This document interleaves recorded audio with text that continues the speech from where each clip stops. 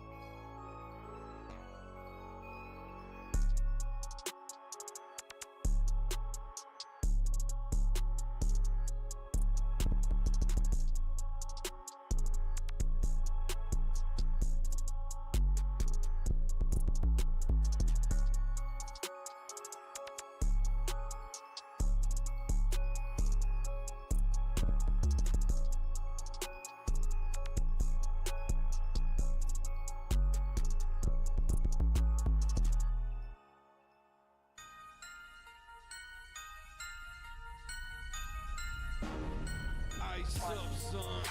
What's up? Ice up, son. What's up? Carolina, keep pounding. Carolina, keep pounding. The Panthers on a prowl, we'll continue driving down the field to the red zone. We just got a first down and 10. Smitty on the loose, wide open Ted again. Stack 6 more on the board, looking like a win. With the 6-game winning streak, put them out their misery. Brady wanna cry when the ref threw the penalty.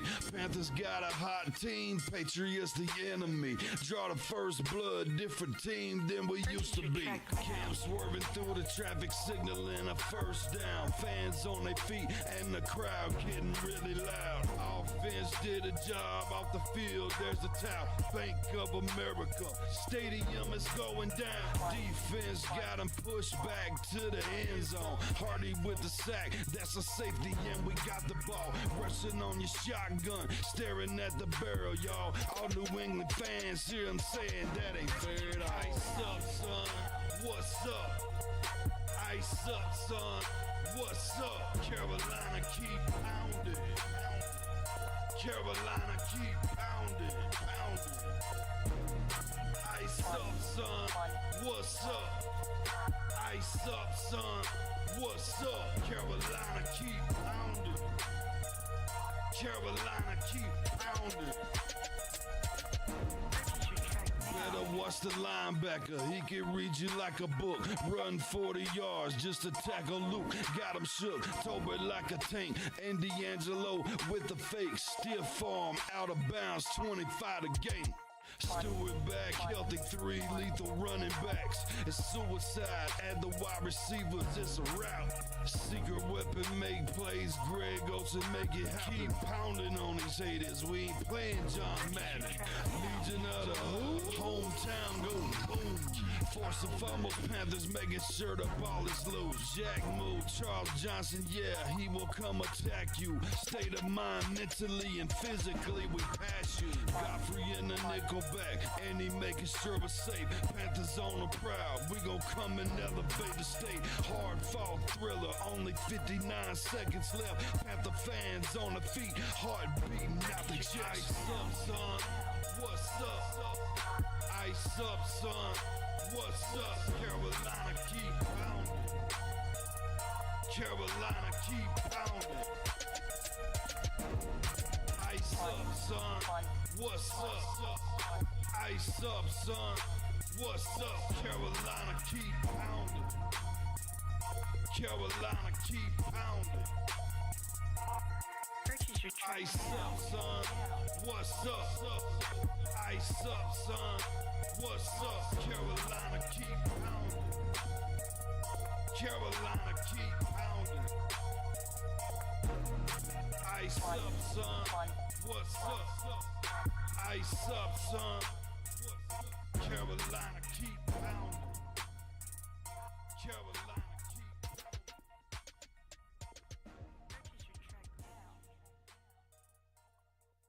What is up, day 1 of the Combine? How we feeling today? Ladies and gentlemen, hit that like button, hit that sub button, hit that bell, select all, leave a comment down below if you feel like doing so, and don't forget to check out the Facebook group page. Keep pounding in all caps for in-game posts, polls, opinions, and reactions to NFL news, such as scheduling for the channel. And for the Yahoo Sports, Keep Pounding Fantasy Football League via the Yahoo Sports app. If you want to get your hands on an intro like the one you see on the screen, go check out Lindara Ty on Instagram using her last name first. Ty, T-A-I, dot Lindara, L-I-N-D-A-R-A, for videos, panels, etc. If you're a content creator, go check her out. Tell her I sent you. Fair pricing, awesome to work with, and just an all-around amazing person. Lindara Ty on Instagram. Alright. We're officially in this, man. We're officially in this. Day 1. I'm not sure if they started the 40 times yet. I believe they have. If not, it will be shortly.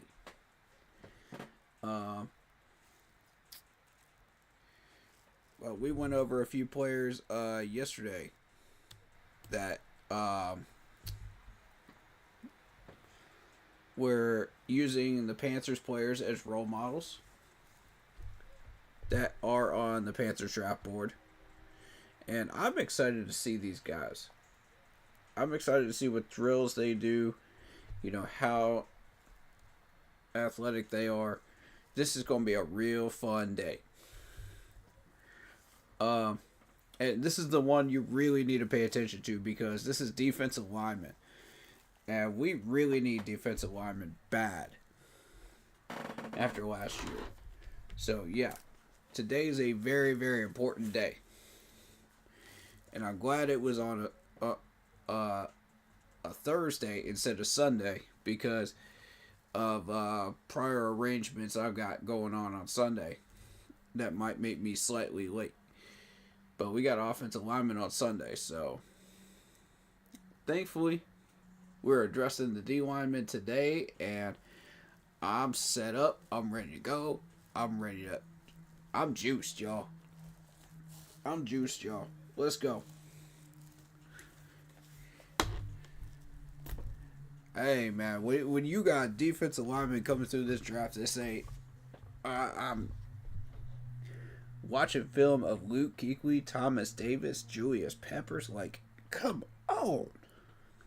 How do you not love that? How do you not love that? And one of these gentlemen is going to become a Carolina Panther at the end of April. Which one's it going to be? Currently, we are at $28.2 million in salary cap space. That just came through my team chat. So, with the release of Dane Jackson, with the release of Ian Thomas as well, I think those are very good moves to make to start out. And they're just getting ready to do the 40 times now. Coach is talking to him now. But, yeah, good moves. I think Ian Thomas had every chance to excel here and push past this glass ceiling, and he just never did. So, I mean, it's about that time for him to bounce up out of here, man. With all due respect, man. He'll find somewhere else. And I hope he finds success wherever he goes. But it's not going to be here. You know, we went through 3 different coaches, Ian. Come on, man. You know, with all due respect, man, you had plenty of time. Don't even act like you didn't. So, my whole thing is, like, with Dane Jackson coming in here and he put up some good numbers, but, I mean, Dan Morgan and Dave feel like we can get a better replacement in free agency in the draft for my man Dane, and I agree. I think that was the right move. So, obviously, we are going to be looking corner at some point in this draft. We are going to be looking linebacker, defensive lineman, at least one wide receiver in either free agency or the draft, and both, probably. I'd say one for each.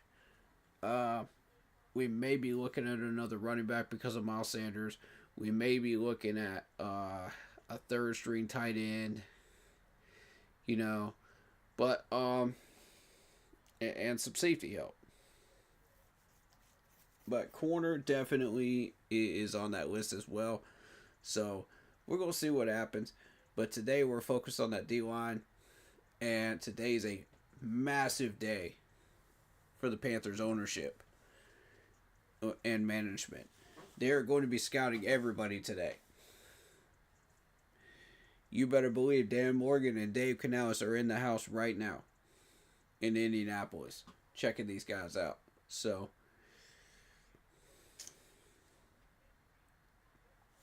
who is going to be their main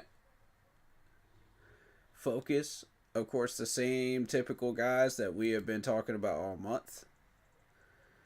Jalal Walker, of course, the main one. So we're going to see how that goes.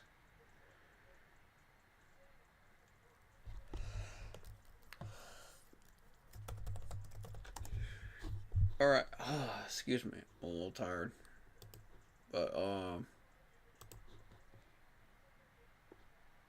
But yeah, we're at $28.2 million with only $3 million in salary dead cap right at the moment as a franchise. And shout out to David Fields. He says, hashtag keep pounding in all caps. That's right, sir. That's right. That's the mentality right now. That's it.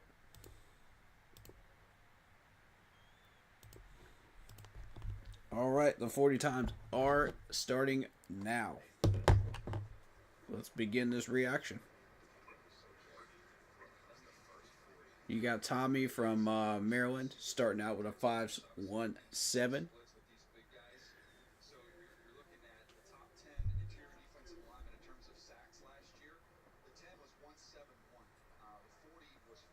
I'll let y'all know if I see Dan and Dave, man. Alright, so this is Pete Carroll's in the house. We got a Pete Carroll sighting. Darius Alexander from Toledo, 6'3", 305.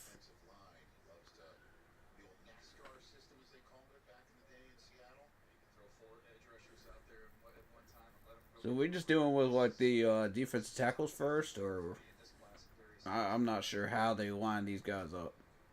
We're gonna see.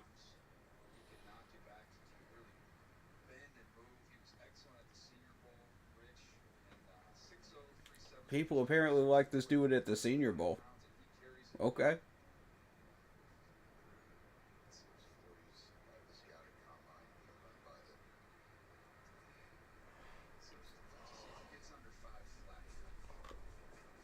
Excuse me. Alright, so there's your 4.96 for him.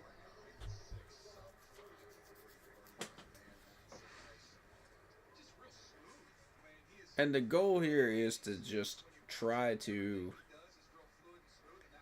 show teams that you have the speed, you know, and the ability to push the offensive line with the 40 time. You got the speed off the jump, you know, so we got Zeke Biggers from Georgia Tech.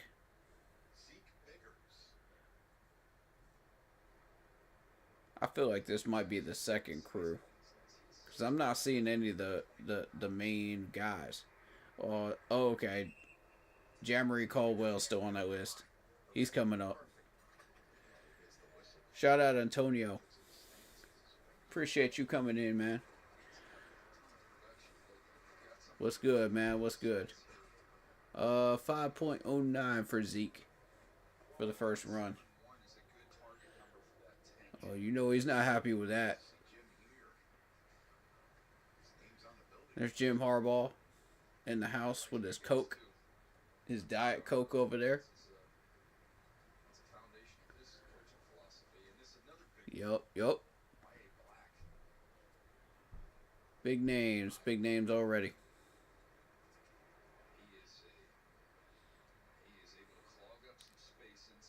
Oh, you know the first thing that Pete Carroll's going to be looking for is D lineman. You already know.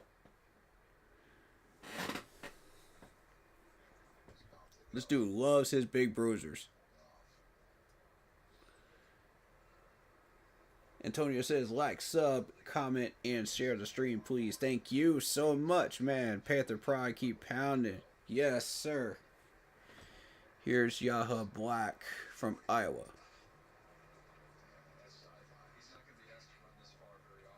Five, 4, 7. Yeah, he'll be looking to try to improve that one. Okay, Brian Schottenheimer for the Cowboys. See him in the house. All right, Warren Brinson. Here's the first Georgia guy, 6'5", 315. Big dude.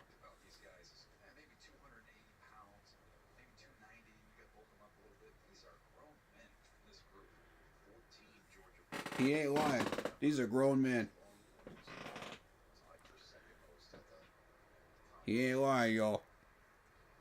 This is a good class, though.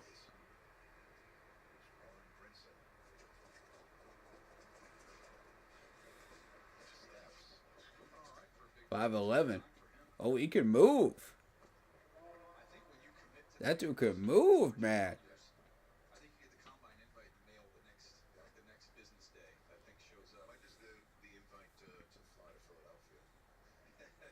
Here's Caldwell. Jeremy Caldwell is one of the ones that's been on my radar for the past month. 6'2", 332 pounds from Oregon. This is one I'm curious to see what's going to happen here. Go, big boy. 5'17". Okay.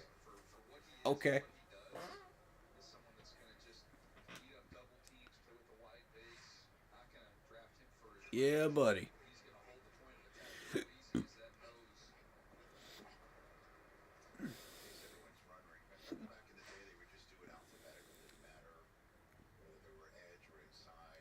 Good God, look at Joshua's arms. That dude is built. Holy crap. 6'3", 305 pounds from Florida State. Golly, those arms. Oh, yeah, he definitely hit that weight room.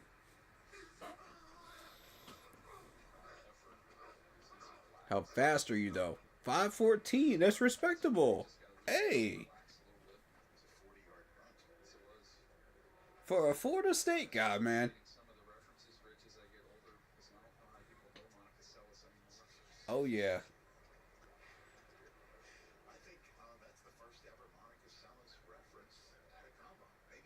That dude's gonna do well in these drills coming up. I can feel it. Eric Gregory from Arkansas, 6'3", 319. See what you got, buddy.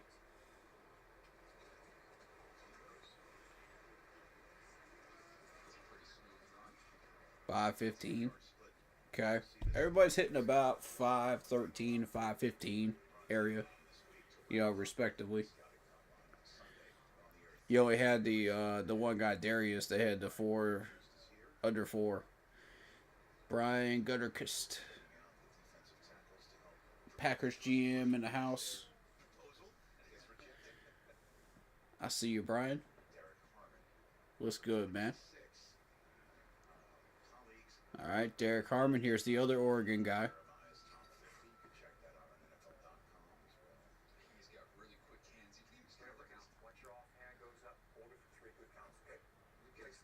Currently ranked at 26 on Daniel Jeremiah's top 50 defensive tackles. So, if you're not able to see this, I'm kind of telling you what's going on. If you don't have NFL Network, you're not going to be able to watch it, but I got y'all, man. I got y'all. Ask questions. Ask anything you want.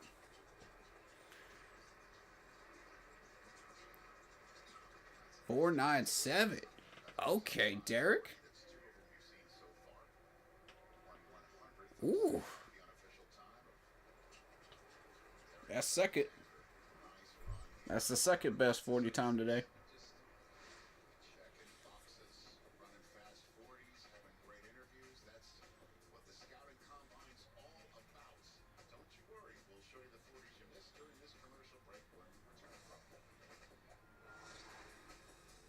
The 40s ain't really what I'm concerned about. Is those defensive line drills they come after. Yeah, the 40 times help with information wise, you know, but when you start seeing these guys like doing line drills and trying to show their footwork, you know, doing laterals, that's where it's at. That's where I'm really going to start scouting, y'all. I'm going to really start paying attention. Because that's what I want to know. How fast can these guys move? How athletic are you? That's what these GMs want to know too. Yeah, you can nail the interviews. You can do all these pressers and all that whatnot, answer all the right questions.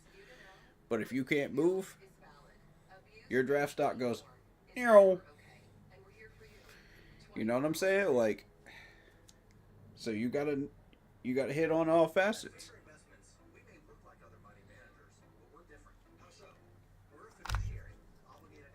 All right, so we saw Caldwell so far. Caldwell put up a respectable 5.15 or something like that. 14 or 15. But you know, that dude's been on my radar. And I'm going to try to do a live tracker on this if I can. They're not going to show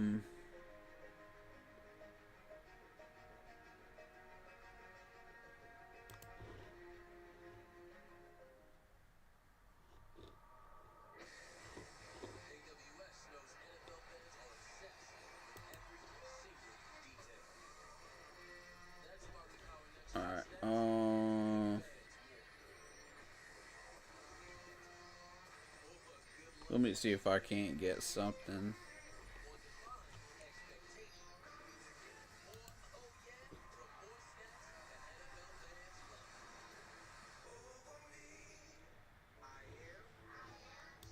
Oh, ESPN has a draft simulator too?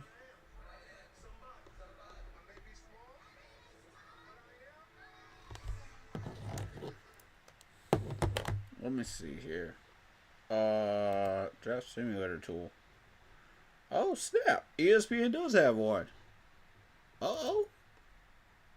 Okay. I was not aware of this. Oh, this just made things interesting, didn't it?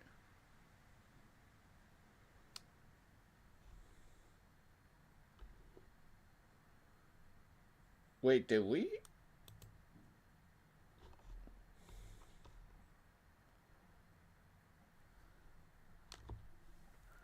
Okay, Tyrion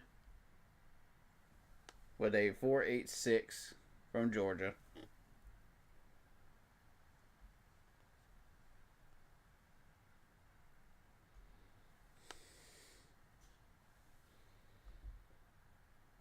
Cam Jackson putting up a 5.25. Sorry, I'm trying to reset everything.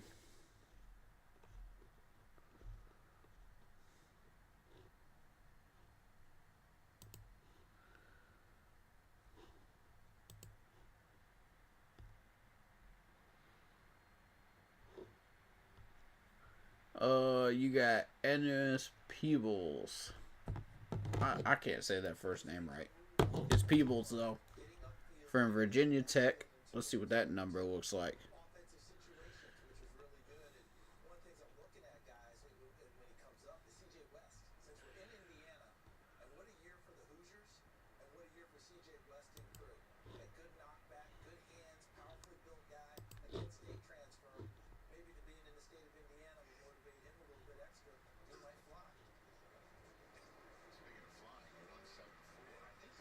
$4.95.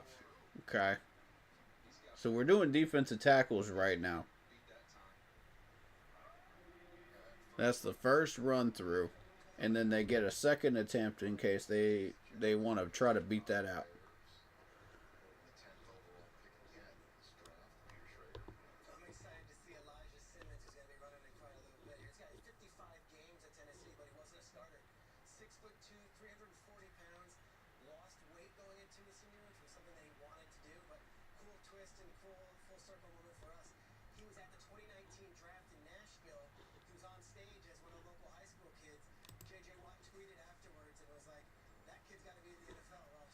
Okay, J.J. Purgis from Ole Miss, 5.16.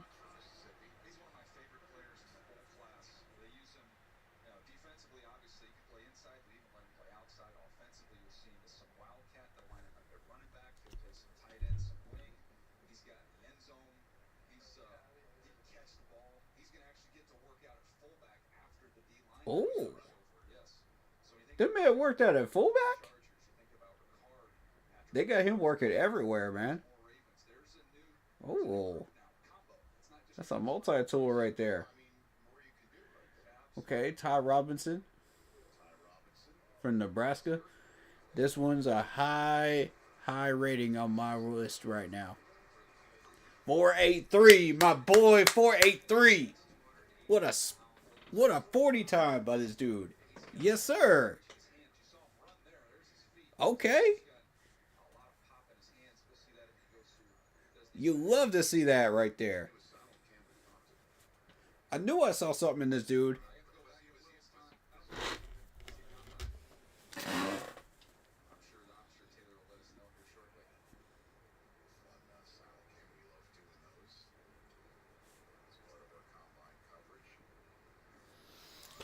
All right. Elijah Simmons from Tennessee, 6'1", 334. What they got him labeled as. You still got Stackhouse, Tafuna, and CJ West to go.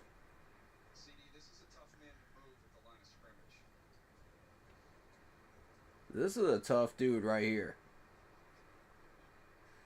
I watched a couple of his games with Tennessee. This dude can move, man.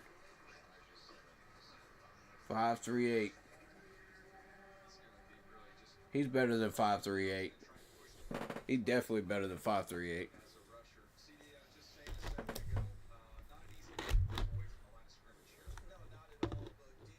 I already know that. I watched him long enough. I know that.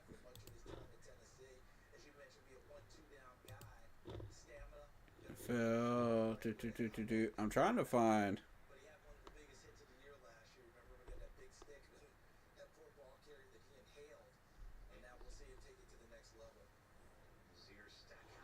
Because they used to put the 40 times up on ESPN. I don't know if they're doing it still or not.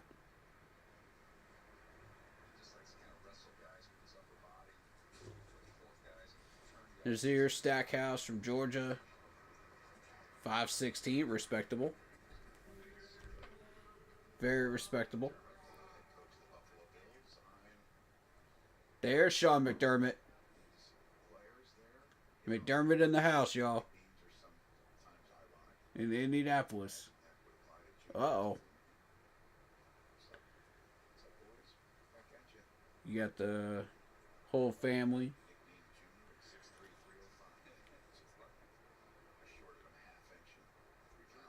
Junior Tafuna. I don't know what university that is. I've never seen that one before.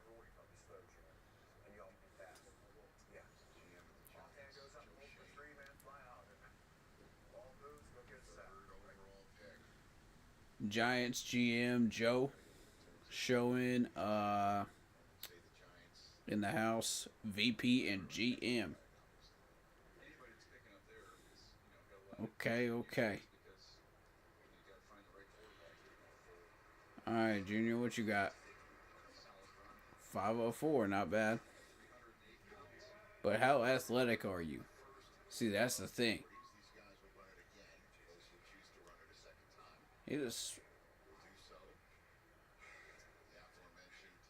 He's kind of smaller than the rest of them, though. So I wonder how that's going to impact him on the drills. CJ West from Indianapolis. Indiana. I don't know why I was trying to say Indianapolis. Indiana. 6'1", 316.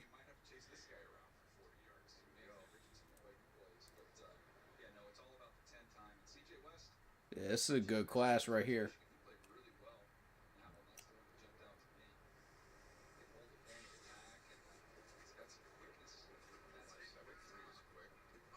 .495, not bad.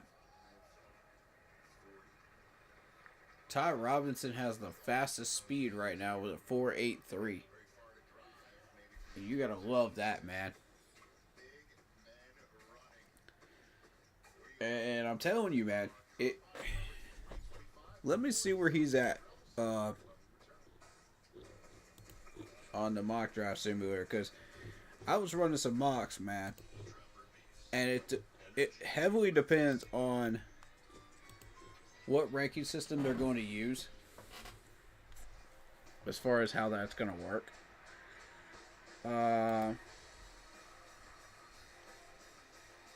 Because I don't know what ranking system they're actually going to use. But he's ranked 119 on here. So what I'm thinking is like 110. Pick 110 might be Ty Robbins. I'm trying to tell y'all right now. If we don't immediately get a defensive tackle in the first round,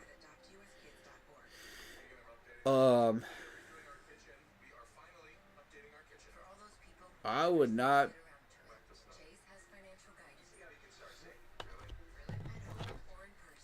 Let me be real with y'all. I'm not gonna say no to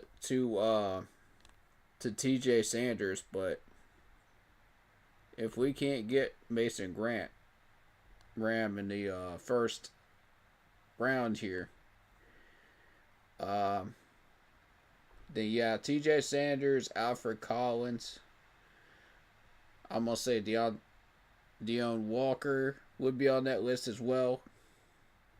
Jordan Birch. But Ty Robinson's my guy, man. Ty Robinson's my guy. I'd go ahead and pick him 110.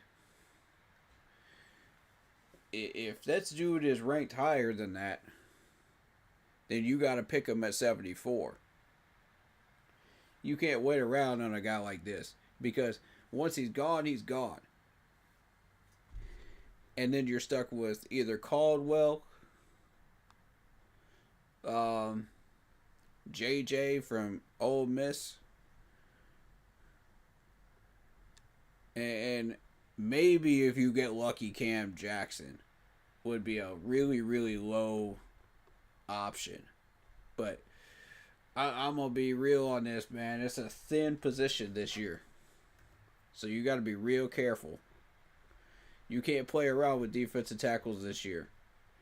You need to grab one in the first 3 rounds. I'm trying to tell you right now. Because if you don't, teams are going to make a run on it. And they will get their man.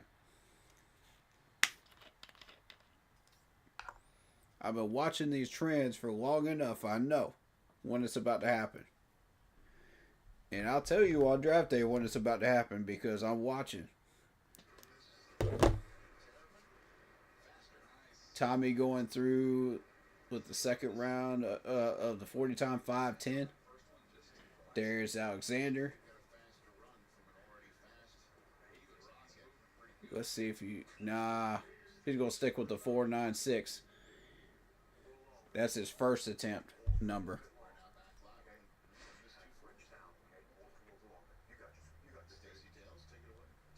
You got a handful of these D linemen trying to go for the second run through.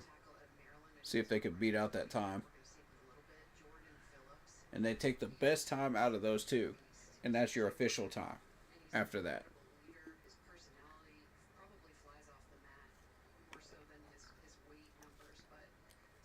Here's Zeke. He had a 5.09 before. See if he beats this out.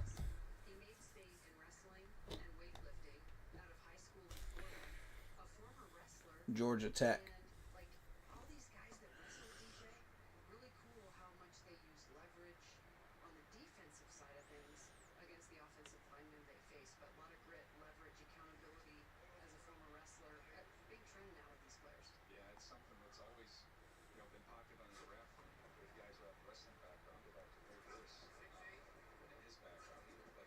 .517. All right, so he's going to keep the 5.09.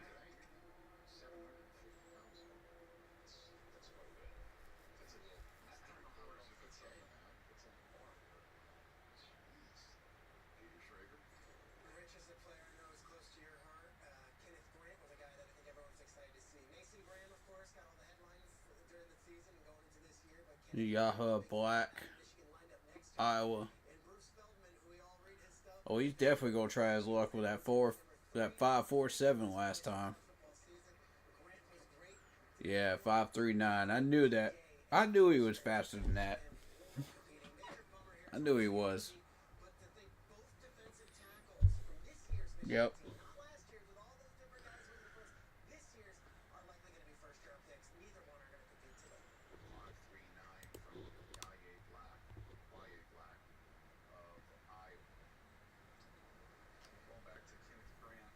You got Warren Brinson, 5.11 on the first run, which is a respectable time, but he's going to try to.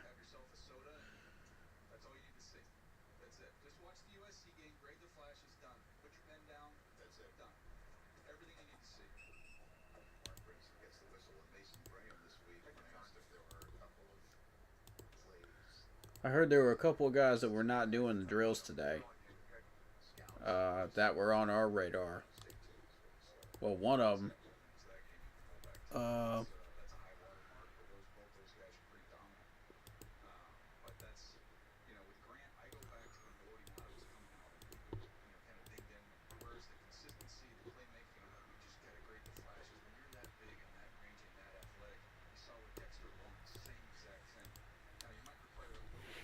Oh, they're comparing Warren Brinson to Dexter Lawrence a little bit. Okay. Okay. Interesting.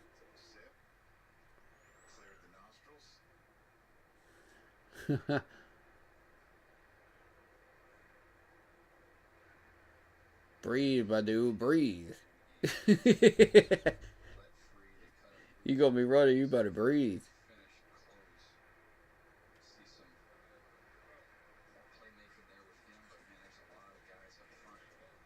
There it is, there it is, there it is, there it is. 5-10. Okay. He was not happy about that one.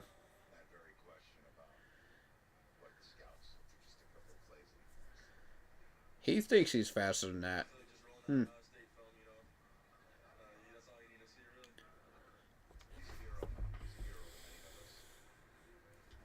Alright, so here's Caldwell. I'm expecting Caldwell to get a faster time than 5:17. I think he's faster than that. Let's find out. Come on. Come on. Dig. Oh, 5:20.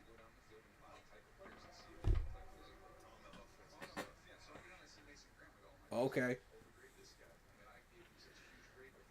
That might be helpful because he might sit there.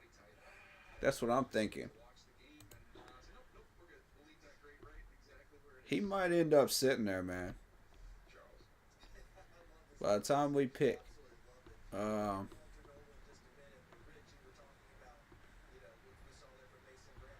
at 110 and 113, one of those two picks might go that direction if we don't get Ty Robinson. I'm just trying to prepare y'all. One of those two picks. Because we need a big burly guy, man. And that might be one of the few that's in this draft class that can move that quick. And I feel like he's better than the 5'10", man. I feel like he is. I feel like he's a 5'10", 5'9".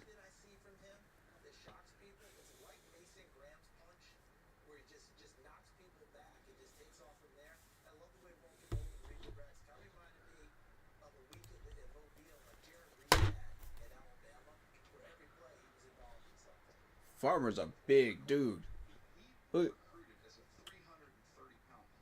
bruh, 330-pound guy. Look at those freaking arms, dude. How much does this do bench, man?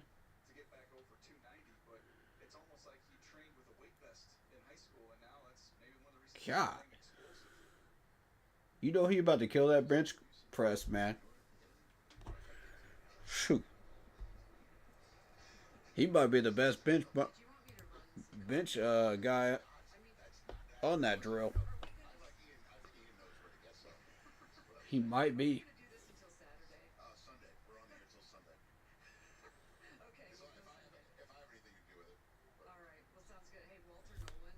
You mentioned about, what, 22 reps, something like that? 22, 23?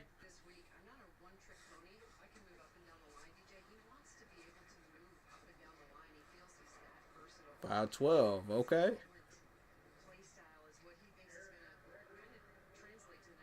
They're going to get Farmer for a 5'12". 40 time, all right.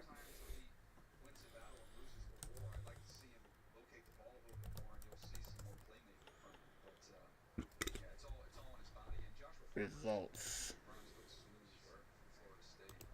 That's what I want. That's what I want. There we go.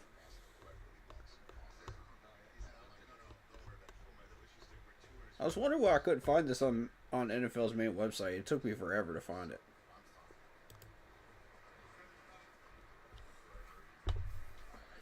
.515, Eric Gregory.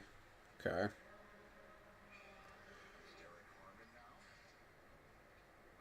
I mean, would I consider somebody from Arkansas? Maybe. It depends on his athletic ability, though.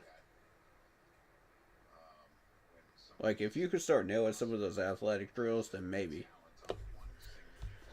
Where's he sitting at?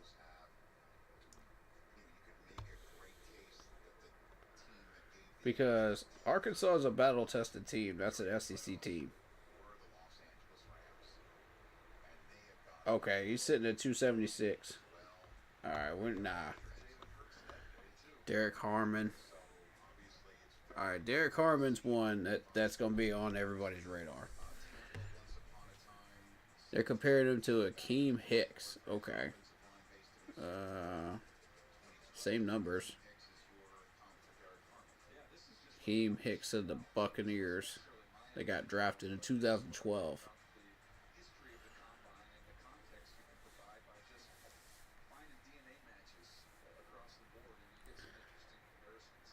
I love these comparisons that they do every year. These are fun.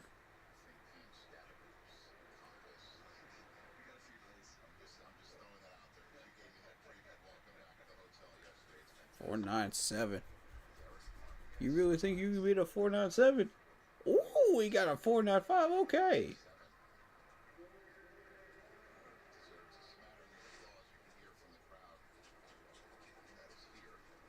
Nice, Derek.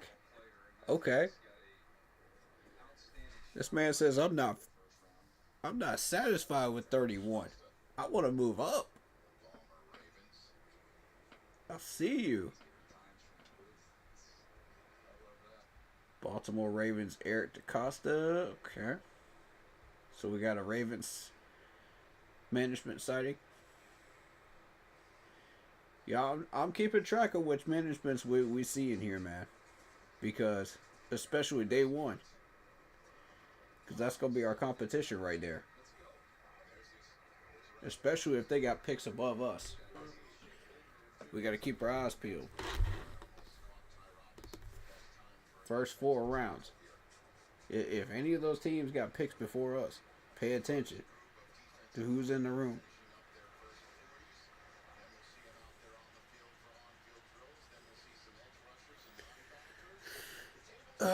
Because we may or may not have to deal with them to get one of the players that we want. It depends. Some people just know they could save hundreds on car insurance by checking Allstate first. There's a handful of factors that go into that. Number one is what are the team needs, obviously. 2, you're always going to have that one team that drafts random players, that they don't even have needs for. And it's just some bull crap, and it messes everybody up. 3, you gotta see where these positional trends are going, So if they start making a run on defensive tackles, we got to start paying attention, because any teams that make a run on that position are our enemy while trying to get this defensive tackle. That's our enemy. Alright. And I still strongly believe we should go for Ty Robinson. I have a high perspective of Ty Robinson. I like Jamery Caldwell. And I like Ty Robinson. I spotted this dude even before he ran that 40. For an entire month, I was looking at this dude, man. Let me see. Let me show y'all something.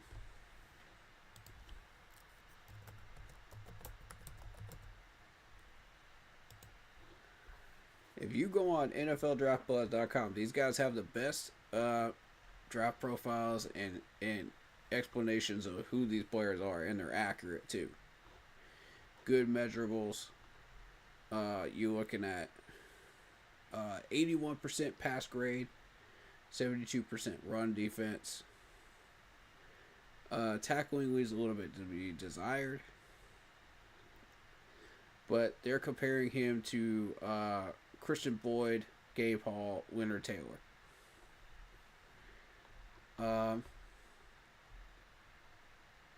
but he's a versatile defensive lineman. So you can move him around. He did well in the Senior Bowl. And I like those tackle numbers. Despite that tackling percentage that we just saw, you got 21 for 37 in solo tackles, which is really good. And a fumble recovered. Fumble forced. And 7 sacks. So, I mean, to me, that dude's solid. Tyrion from Georgia, 4.87. They're going to go with the 4.86 for him. Cam Jackson from Florida, 5.25. They're going to go with the 5.18, which is the second run. All right, so Cam Jackson just put himself in the average category with the 5.10 to 5.15 range. With that right there.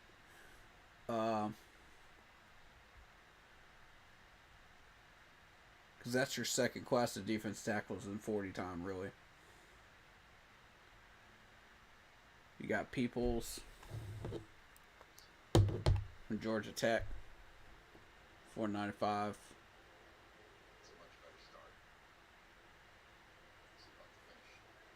5.02. All right, so we're going with the 4.95. And they're still all like a tenth of a second behind Ty Robinson at this point. Stephen Jones announced from the Cowboys. Cowboys are heavily scouting right now. I don't like that. Pay attention to Dallas as we go through this process. I'm trying to tell you, pay attention.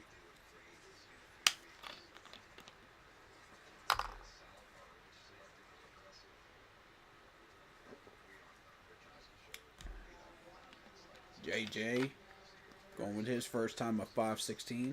Respectable.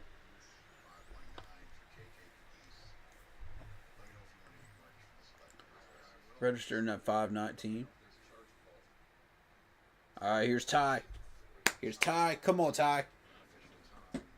Can you beat the 4.83? I want to see it. I want to see this man challenge himself. Don't hurt yourself, though. But I want to see it. Can you beat it?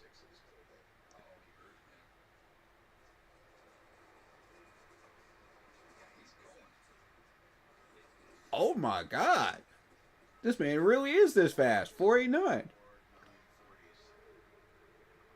Okay, Ty.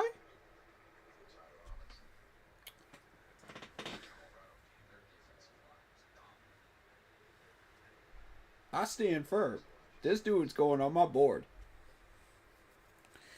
I stand firm on that one. Elijah Simmons, okay, 5.38. I believe this dude is faster than 5.38. I watched him long enough. I know he's faster than 5.38. Come on, Elijah. Beat that garbage time, bro.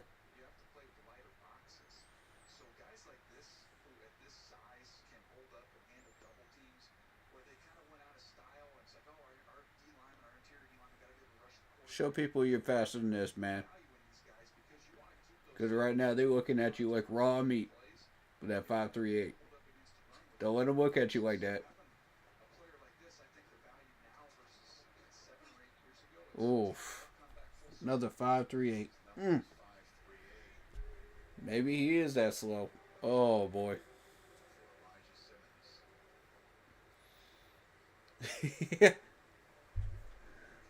Over here got the tongue out like the Lion King.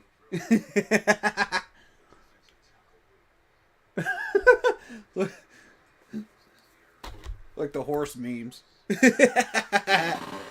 This man tired as heck, man. Bruh. Dude, 0 Stackhouse. Alright, 5.16. I think he's going to run that same speed, though.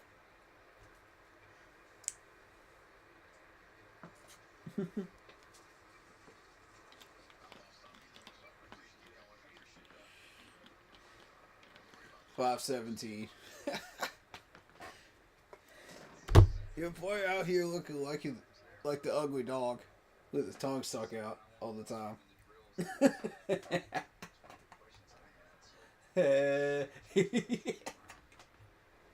Bruh. I'm done. Alright. Junior Tafuna. 504. Alright. What we got right now?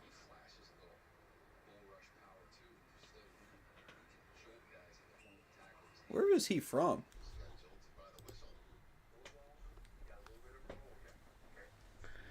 I don't recognize that college logo. Where is he from?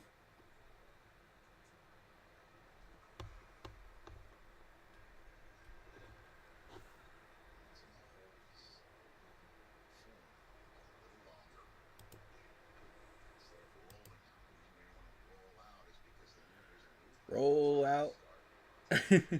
Dun dun. Roll out. Junior Tafuna.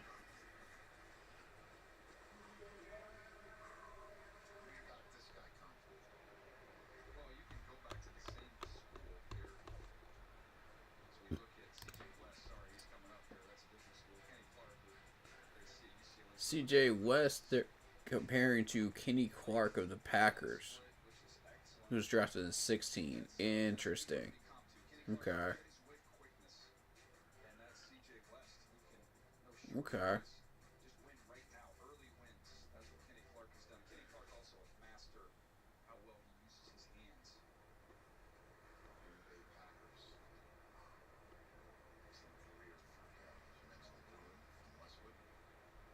Okay, Utah.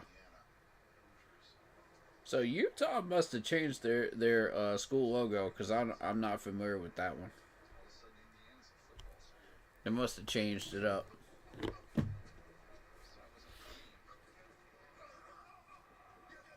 $4.96 for CJ West.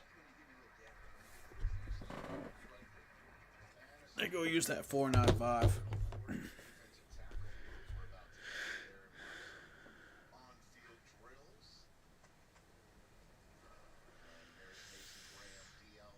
Let's see.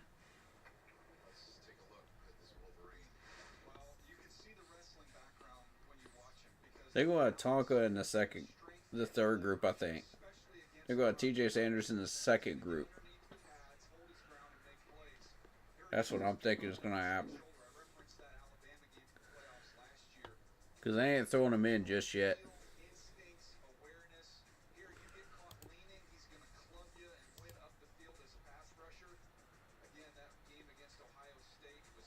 Oh, yeah. Mason Graham, they're comparing him to Braden Fisk. That was drafted last year for the Rams.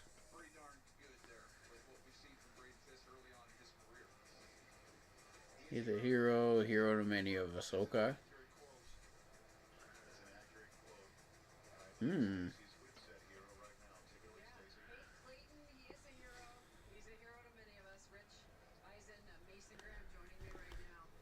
Oh, wouldn't you hate that Rich Eisen if he actually came to the Carolina Panthers? Wouldn't you hate that?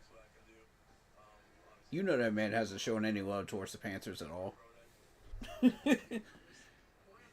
That would make him so salty, bro. What if this dude does actually drop to 8, bro? Wow.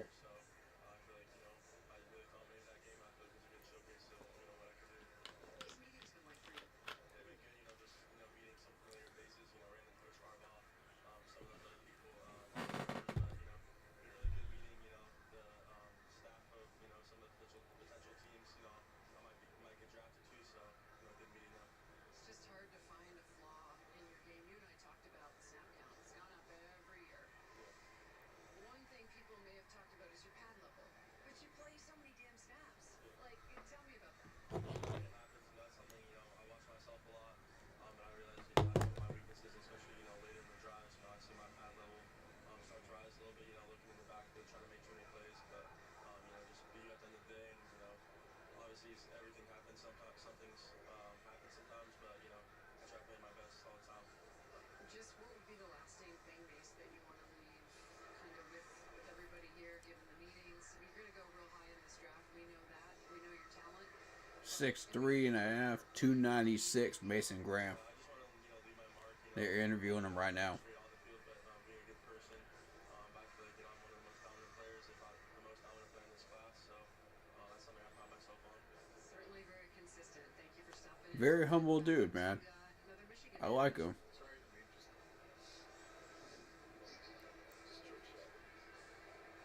he left his mark in Indy a couple of Big Ten championships ago. You know what I mean?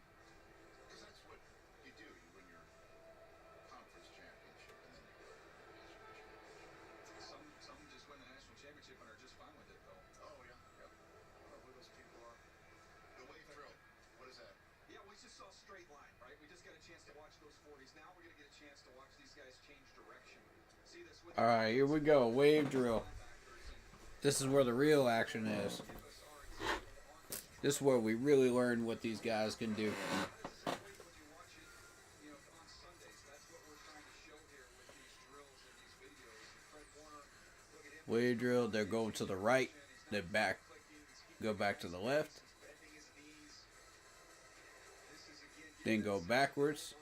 And then go forwards. identify some stiffness at times through this. After about a couple steps to the right. You watch him at the So, why this is important is if you do this correctly and you use proper form, you can make a major impact as a defensive tackle or shut down a pass or a screen play. You know, so it all depends. You know, if you got the athletic ability, you can move. Teams are gonna like that.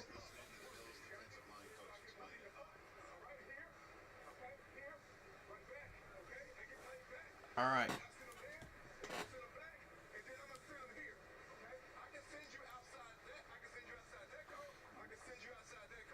They're more interested in like how are you bending your knees, how are you turning your hips, how are you moving side to side, because that athletic flexibility is everything.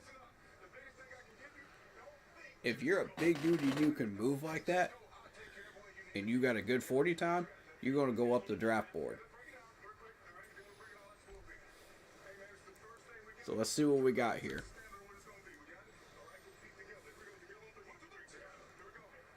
Now my scouting really starts. Let's go.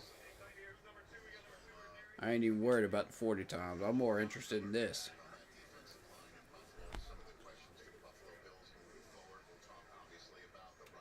What do we got? Khalil Shakir money, basically. Yeah, taken care of. I'll tell you what, Josh is going to have to get taken care of again here pretty soon. Josh Allen. Already, huh? I guess when you win When you win an MVP, I think it's time to get to the table. so now what are we looking to see? So there's drills that are going to mimic what you see in a game. I don't necessarily see this as Oh, that's a slip by Darius Alexander. Oh, on the wave drill. Yikes. You hate to see that. Because as a Toledo player, you got to work extra hard to get people's attention in the NFL draft, man. That's one of the smaller teams out there. And when you look at that bad on a wave drill, oof, that's going to hurt you. You're already sitting down there at like 200 something. Come on, dog. Okay, Warren Brinson. Ooh, Warren Brinson can move. He kind of choked that drill, though. Brinson's being sent back to what they referred to as the bullpen. Yeah, they kind of choked that drill. Once upon a time, the home of Paul Skeens down the street from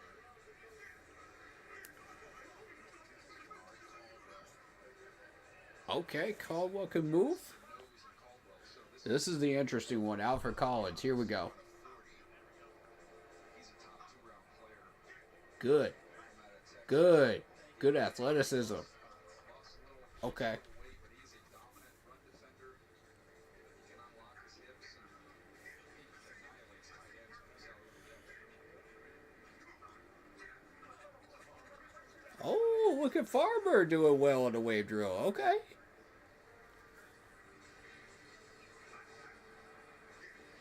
Charles, by the way, this is a lot better as we put these guys together with defensive tackles as opposed to having a 240-pound edge rusher in here. Looks like they're just they'll mess with your eyes. All right. Ty Hamilton, we'll see.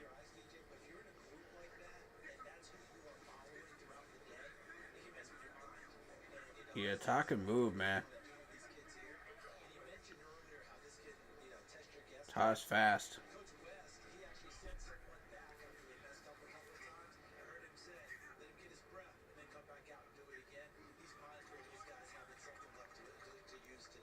we just saw also for the first time that he didn't run a 40. Ty Hamilton from the Ohio State. Just ran this drill right there. Is an excellent looking drill as well. All right, Jared looking slow. Here's Tonka. Tonka. Uh-oh. Uh-oh. This dude is slipping and sliding all over. He lost a cleat. My dude lost a cleat.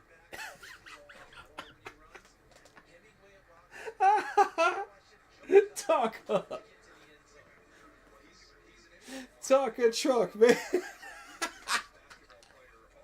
My boy lost a cleat. Bruh. I'm done.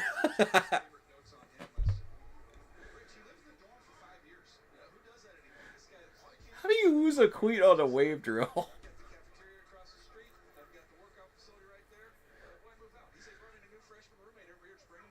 Alright, Cam. Show me something, Cam. There you go. There you go. Okay. Hey,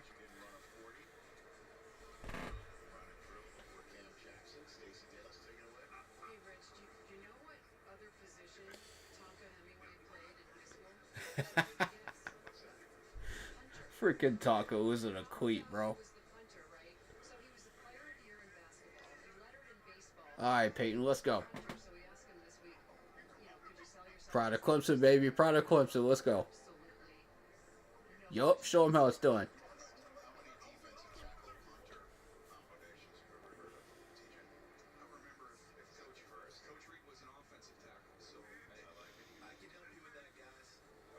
Alright.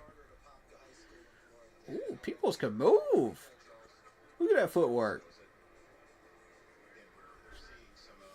Some new names in there. Didn't run 40s, but they're running these drills. Here's JJ Peace. Nice drill there. Not bad, JJ.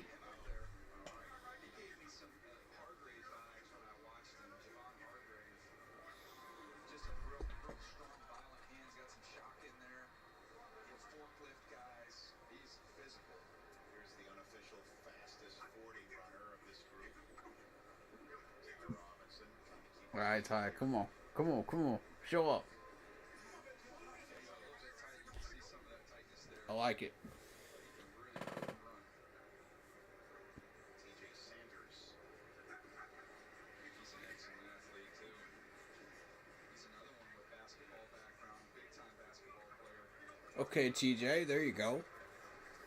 Show up, man. Represent.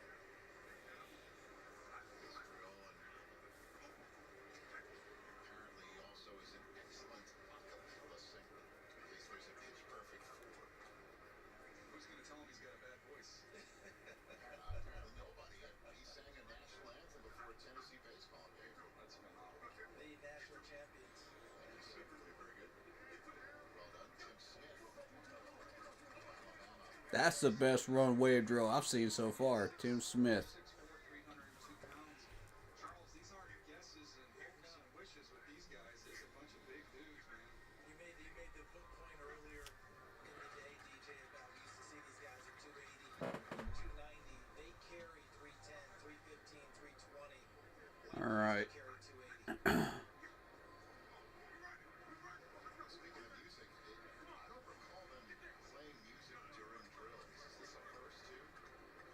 That's a fast guy from Utah. Ooh. John Walker. I think it might have been elevator music. This is like real music. Okay. CJ West. Good. Good. Oh. Oh. Man almost tripped. You almost tripped, man.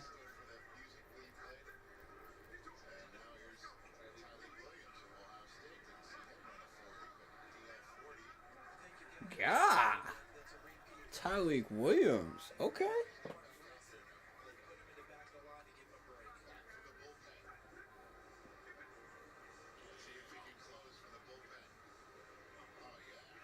Yeah, Warren Brinson. Okay. Nice. Nice. Good finish. We have the awesome technology capabilities here. One of my favorites is just the tracer. Let's watch the tracer here on Alfred Collins, big DT from Texas. See the amount of ground that he's covering. All right. As we look at Ty Hamilton, see him get moving, staying right down the line. The vertical comes straight down that line, and Jordan Phillips finally didn't get a chance to see him run the 40, but as he's stumbling around a little bit, he gets a little squiggly with his line. Looks like my driver's license signature. I was going to say, the symbol of the artist formerly known as Prince, like an etch-a-sketch on the field. See, we can make these references, Daniel, just as the coach says, don't think, just let it flow. You hit my respirator. Yeah, and I agree with what the coach says. You know, just when you're doing the wave drills and some of these smaller drills like that, don't think, just react. You know, and that's been what's the most successful players have done exactly that, and run like perfect drills and just or near perfect drills. And it just feels natural for them. Like, if you go back and you ask some of these older veteran players, you know, when they did the combine, they'll tell you, oh, yeah, I could have done this better, I could have done that better. But at the same time, their advice would be for these rookies to just be natural with it. You know?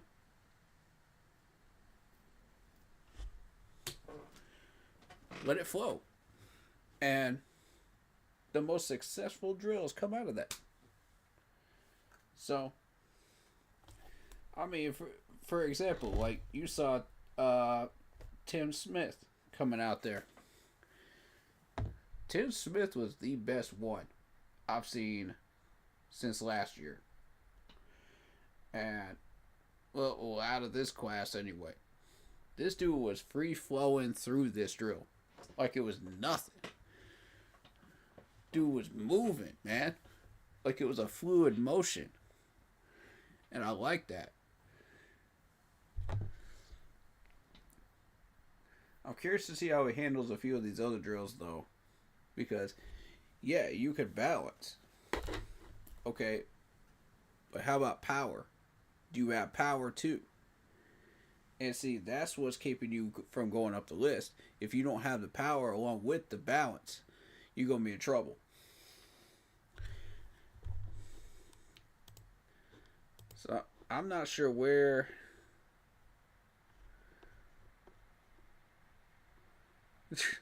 Talk out here losing his cleats, man.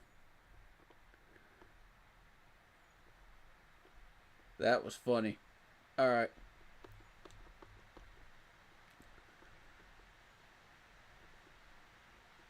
JJ is one of the ones you saw on the mock draft database simulator. He's ranked 139, but I don't know where he's ranked everywhere else.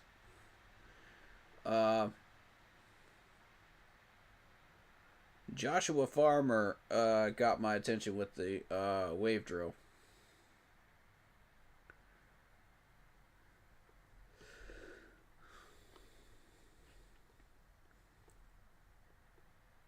But who was it? It was an Ohio State guy, right? Ty Hamilton. There he is. 203. Let me check this dude out.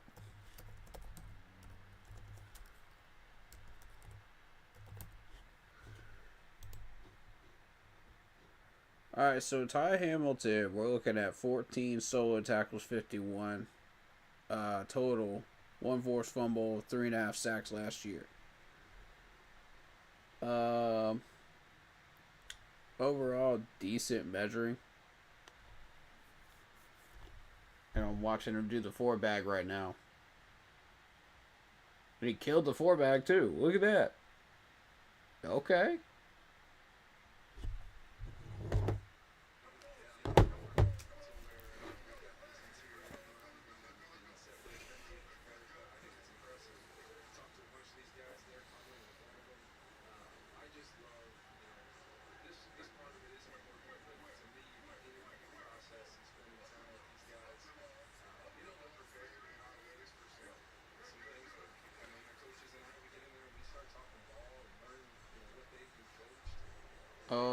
Tonka.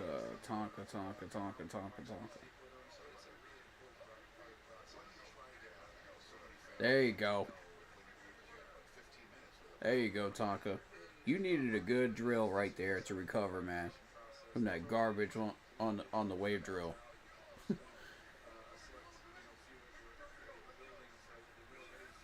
Everybody does well on the 4-bag. Just about everybody. If you're not doing well on the 4-bag, that's definitely not going to look good for you. Alright, Cam Jester, let's see. Nice. Nice. Oh, no. You don't want to see that slip.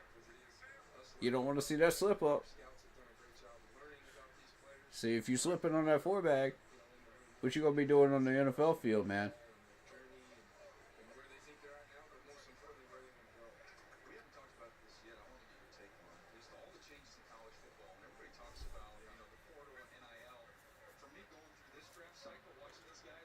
Okay, Peyton, come on. Yup. Peyton Page looking good. Representing. Let's see Peoples. Oh, no. Peoples all over the place, man. Nah. Oof.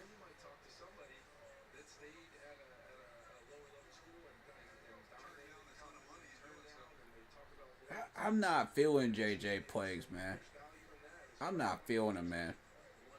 I don't know about y'all. What do y'all think about JJ from Ole Miss? I ain't feeling this dude. Come on, Ty. Let's go, my boy. Yup. Perfect drill. Let's go, Ty Robinson. Let's go, man.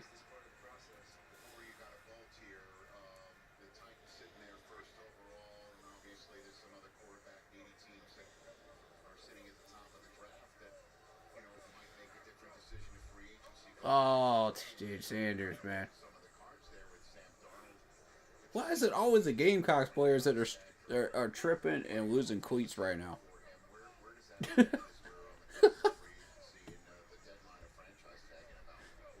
Sorry, I had to take my shot, as a Clemson fan. I had to do it. You already know I had to do it.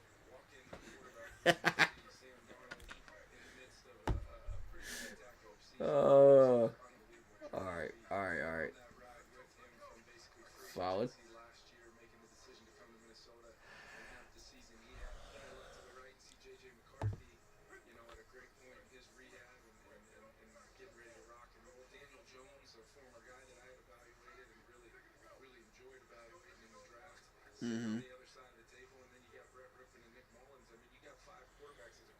Tafuna.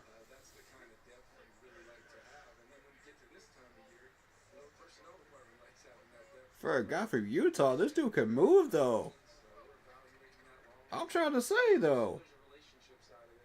Where'd you find him? important to me, and I'm keeping my personal dialogue with all those guys. You don't see many of these guys from Utah moving like that. Ultimately, want what's best for the Minnesota Vikings and That dude's got some speed. now and into the future, but also want what's best for those players. And I feel like we can get to a great place for our team in the short and long term, as well as I think letting this process play out for those guys. But we're definitely a team Okay. that we believe, if you look at just free agent quarterbacks between CJ did well. Daniel Jones is capable. Tyke Williams. Guys that I'm sure a lot of teams are really evaluating. Okay. Okay. Yeah, always I thank you guys. Always appreciate it. Even a couple minutes is awesome up here with you guys. It's special. Appreciate you spending. That's Kevin O'Connell, the Minnesota Vikings, right here on NFL Network's live coverage of the Vikings GM in the box right now. That's who they were talking to. agility drill out, pass rush drill. Coming up next, Danny Jeremiah. What are we about to see here? Chance to see a little pass rush drill here. Saw something Oh, perfect. Pass rush drill. Let's go. Chris Jones. Here he is working through these bags. Again, you see the hands, and then you see the ability to corner and turn. See what kind of This is the one I've been waiting on. Because now we're going to find out. How strong are you? How good are your hands? everything he does is so efficient for a guy that big to move like this. It's all angles. It's all efficient. Like, can you move quickly? You know, and take care of business. Derek Harmon's being compared to Chris Jones of the Chiefs. Same height, same weight, all that. I think that's a good comparison, though. 55 pressures in 2024. 12 more than any other interior defensive lineman. Veteran quarterbacks, a lot of times we get locked in. I'm sorry, hold on a second. Oh, here we go. Just got jumped in. Yes. Football on a stick is being fondled. He's got his own flag. Did he find the one you autographed? No, I think they got a new football on a stick. Go to the football on a stick store. I don't know where that is. Football Bath and Beyond. I don't know. And you're just looking for violent moves that look smooth. That's what you're looking for. Well, you can listen to the punch here, the slap. Then really it's how efficiently can you turn this corner. So we're looking for violent moves around the corner. How aggressive are you going around the corner? Davis down on the field. Hey, Rich. Yeah. All right, Caldwell, come on. Autograph football on a stick. Your autograph. Caldwell look good. It has been retired. It's being boxed for camping. Don't joke with me. Unconfirmed. He said Camden, New Jersey. A lot of good basketball players out of that. I mean, you think if anybody's going to be informed about the retirement of football on a stick, you think I get a heads up about that. We were busy getting ready. Yeah, that's more Eric Gregory's drill right there. He's aggressive. That's not a fun gig. It's all about the Ooh, Ty Hamilton, man. Hamilton from Ohio State. Seeing both these Ohio State Okay. lead linemen get a little loose here in the drills after we've seen in the 40s. That's a second excellent drill of Hamilton and Harmon back to back here.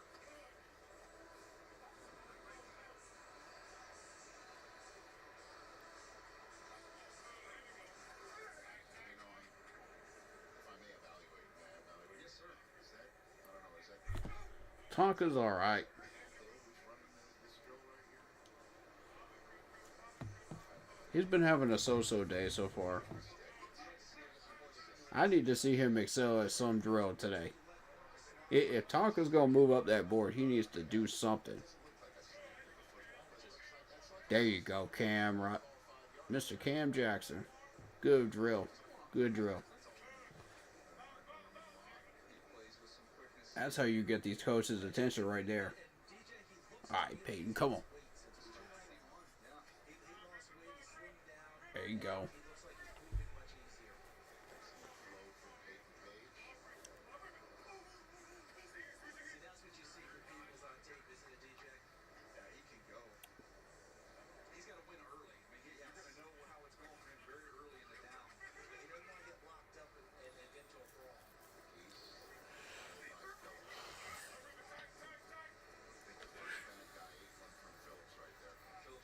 Okay. Here's Ty. Yeah. Ty Robinson killing these drills today. Okay, JT Sanders looking good. Looking good.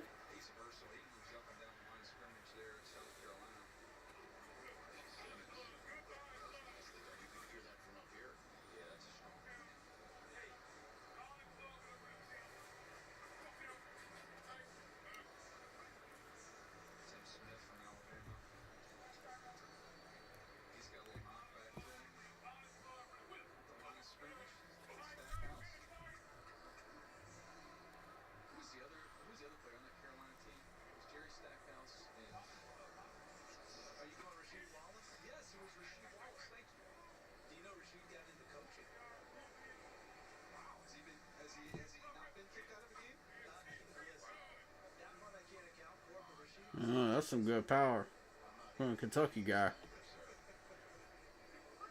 Jay.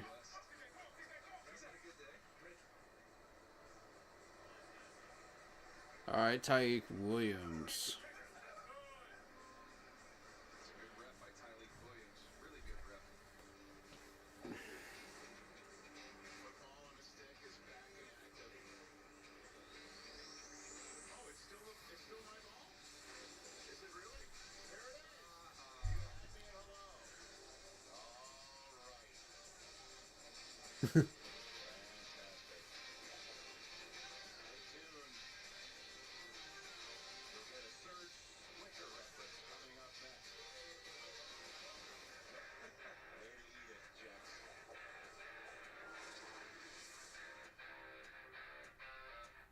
Hey guys, there's a change in the air. Okay, so far, from what I've seen, Ty Hamilton's really coming on strong with these drills. The last two or three, it's caught my attention.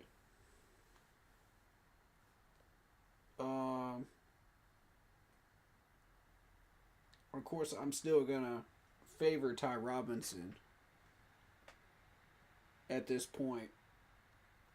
Tyreek Williams is starting to come on strong with a few good drills of his own right now. He's starting to rise up.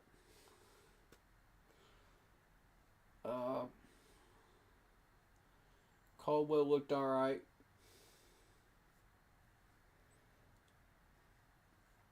Harmon looked good. Cam Jackson looked good. But I mean, if you're judging like pure power, Ty Hamilton seems to be like rising up the game here. You know, he's rising the bar for everybody to meet him. So y'all gonna have to step your game up, man. You want to match this dude in drills right now. Because he ain't playing today. This dude came to work. And I got respect for that, man. Because people see his numbers from last year and they say, not really what we're looking for. But, you know, if you take a look at the percentages, though, 70% in tackling, 67% in pass rush, 76% in run defense. He's trying to do something about that 67% today. He's trying to show people that's not my number. And I like it. And he's being compared to Cameron Young, Ruka Orororo, and Jaden Crumity. I still love saying that last name, Orororo. It's such a fun name to say. Oh my goodness. Anyway, but yeah, this dude's trying to do something about that 67% right there. I would not be surprised to see him put on a very, very strong combine, you know, today with the following drills that he still has left. I would not be surprised. Alright, here we go. Pass rush, they're switching sides of the field. Still same drill.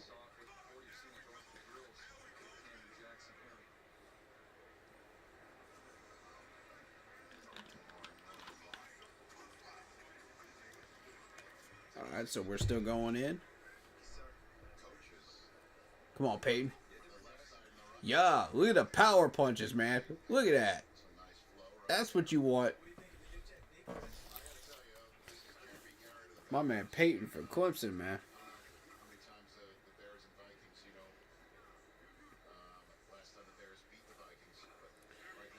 There you go, JJ.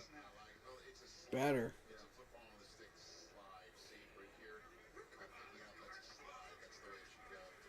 Okay, now Ty Robinson, here we go. Ooh, the power in those punches, dude. What? Dude, Ty Robinson is strong, man. This dude's... Ooh, yeah. Ty Robinson is killing these drills, y'all. I'm trying to tell you, this man is killing these drills. Ty Hamilton is raising up the bar right now. He's getting hot with these drills, but they started ramping this drill up now. Now they want to see how much power you got in those hands.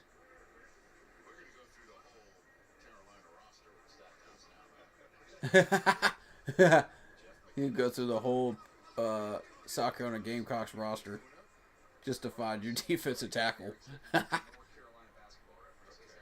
Dang. Ooh. Deion Walker, nice.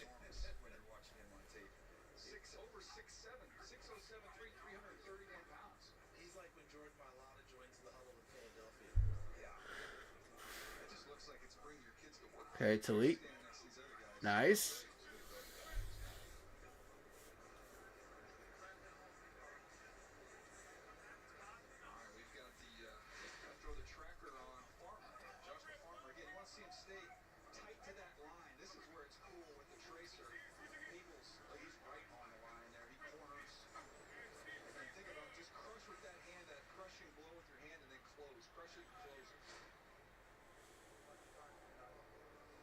It's the run and club drill. And what are we looking at here? It's the Deacon Jones drill if you just lower the target by about 6 inches here. And this is Jalen Carter. His good club move is in the NFL right now along the interior. You see him going to the back. What's up, Lock Poppy? Welcome to the stream, buddy. Open his hips and turn his hips. You are just in time because we're starting to see some drills heat up right now, and the scouting is in full force right now. Going one way, lean him.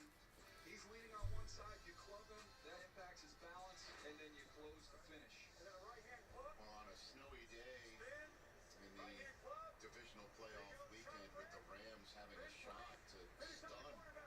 All right, so the running club drill is essentially to measure your balance, measure your footwork, measure your hands.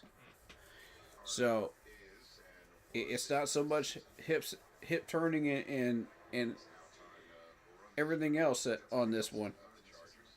It's those elements that they're measuring.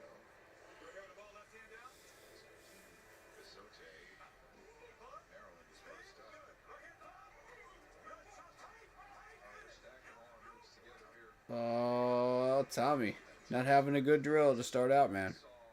That ain't it. All right, so Darius Alexander, you need a strong drill right now. There you go. There you go. You looking like raw meat out there, man. Because with Toledo, they're not a. That's not a strong team, you know.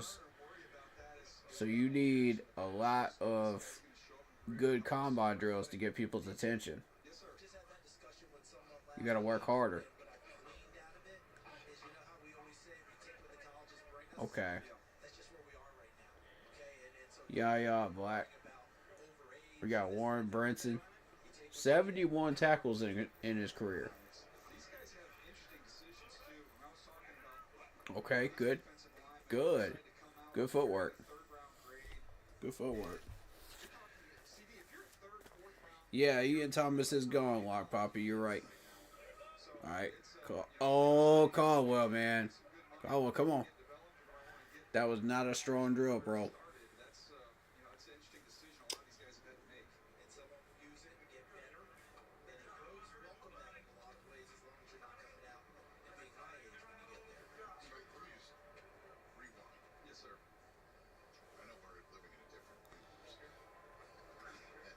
All right, Farmer. Come on. Come on. Yep. Yep. Yep. If you're an SEC defensive lineman who's played and been somewhat productive and you would be carrying a third or fourth round grade, there is $1 million waiting for you in the transfer portal. From somewhere. I'm talking about getting into the portal, opening yourself up to the rest of the college universe. You personally wanted to see him leave on a team-friendly drill? Yeah, I agree. Team-friendly deal. Ty Hamilton, another good, solid drill here. Very nice, Harmon.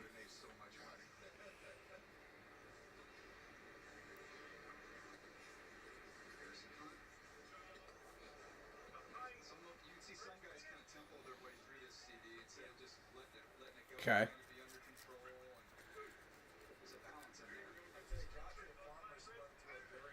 Oh, Tonka, man. Tonka's struggling today. Come on, Tonka. Tonka over here losing cleats, man. Tripping over stuff, man. Come on, Tonka.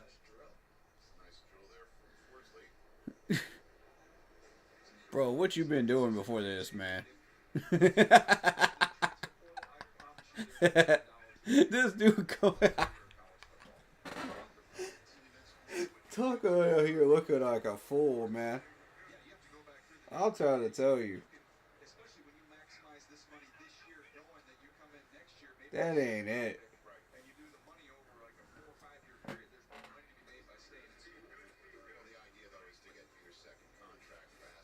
Oh, Omar. Omar from Tennessee tripping. Can't be tripping on this drill, bro. Can't be tripping. There you go. There you go. Peyton Page showing them how it's done. There you go.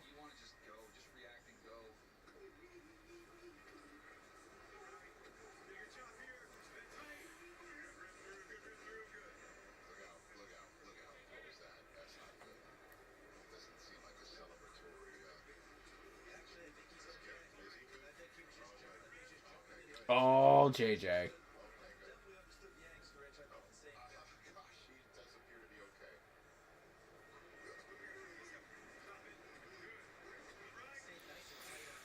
Oh, Jordan Phillips still slipping, man. Still slipping.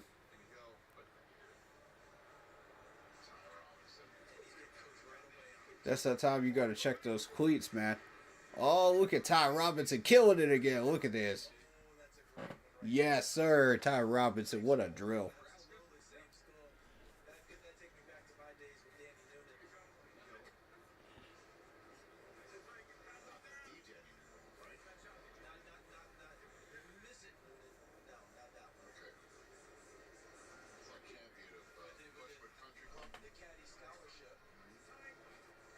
Oh, Elijah Simmons. That's a slip, bro. Nah, that's a slip.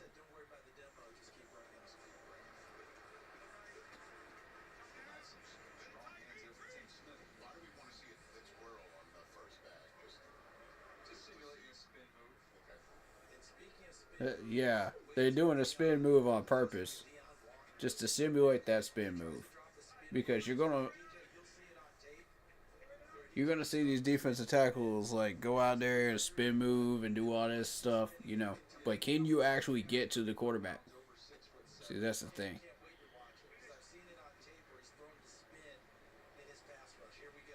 Junior is a fast dude, man.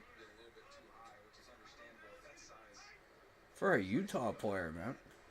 I continue to have that same impression of him every single drill I've seen of him.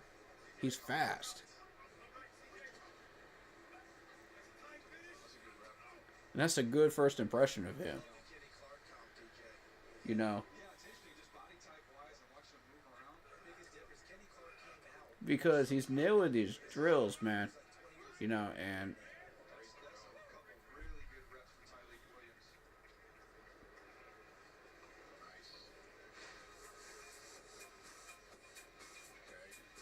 okay.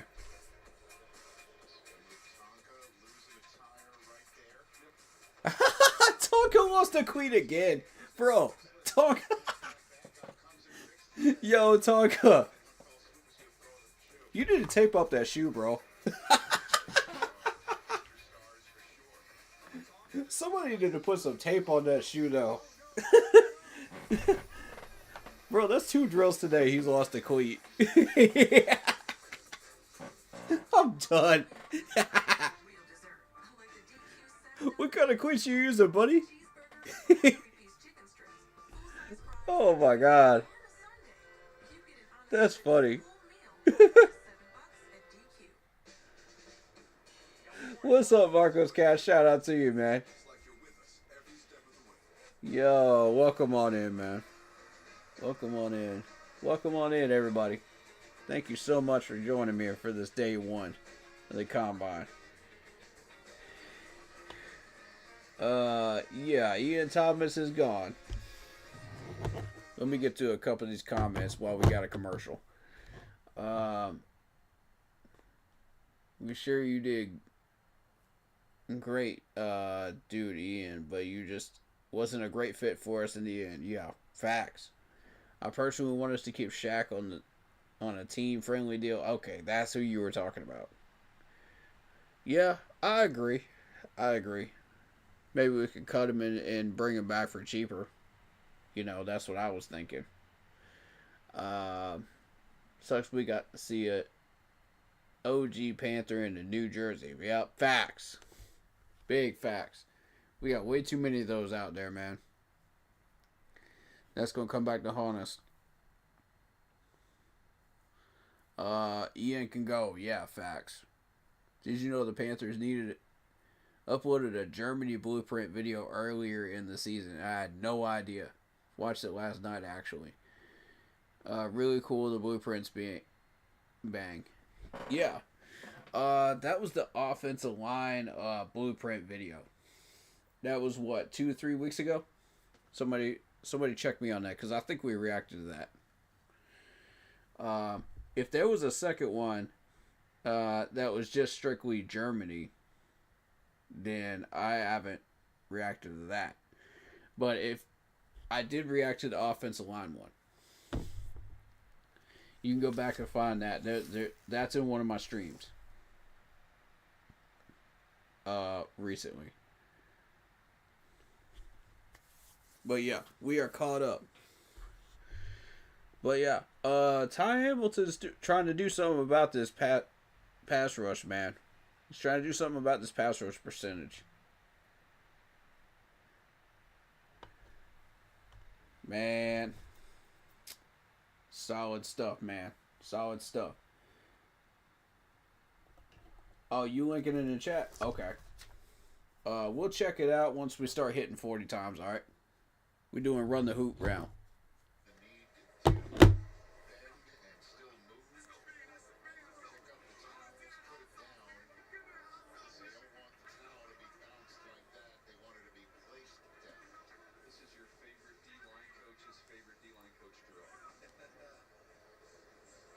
Let me take care of something real quick. Alright, Alfred, come on. Run the sticks. Run the hoops.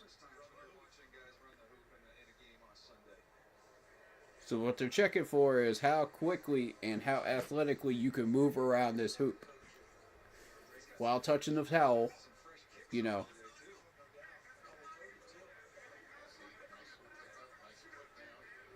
Alright, so this is mainly athleticism.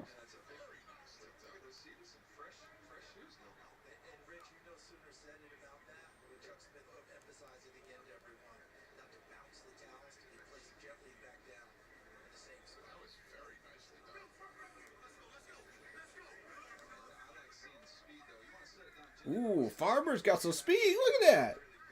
Uh-oh. Okay, Farmer.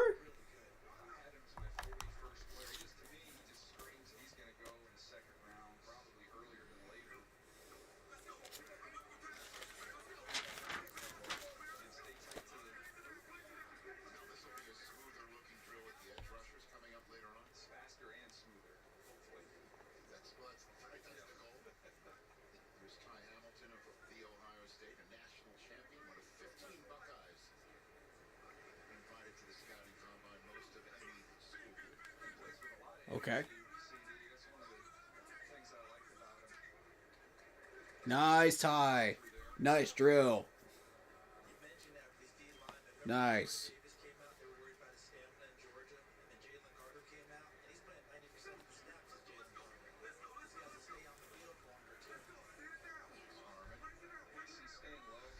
It's kind of hard to mess this drill up. I'm going to be real with you.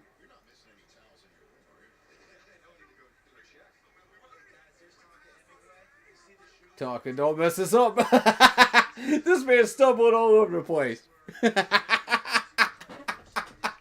Yo, I'm dead. Tonka, man. Yeah. Tonka looking like, oh my god. Yo, how do you mess this drill up? How are you stumbling?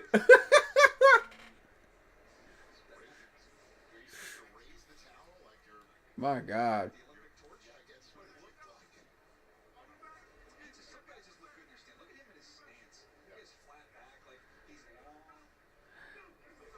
Yo, much love to Tonka, man, for making this entertaining for us. Oh, Tyrion looking bad on that drill.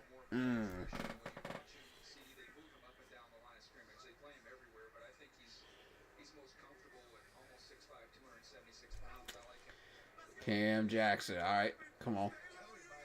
Yup. There you go. Cam Jackson looking alright. Run the hoop. Run the hoop drill. Oh, Peyton's about to kill this one. Come on. Yup. Yup. Yup. Yup. That is his area, man. That's... These Clemson guys can move. They got some balance to them.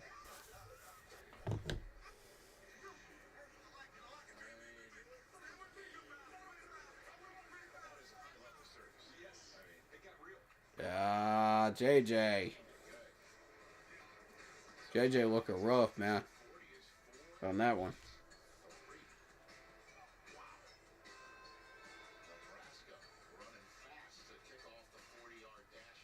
I mean, Junior from Utah is sitting at 8th, though. Junior is sitting at 8th in the 40 times, which is very, very respectable.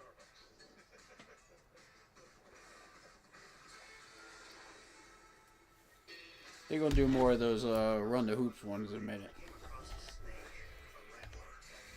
I'm calling it hoops drill.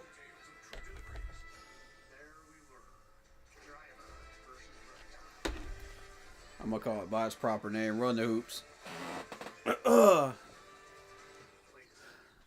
But yeah, Hamilton with another good drill. This dude is starting to really have a good day so far. And I don't know how many more of these drills we got left, but yeah, I like Ty Hamilton right now.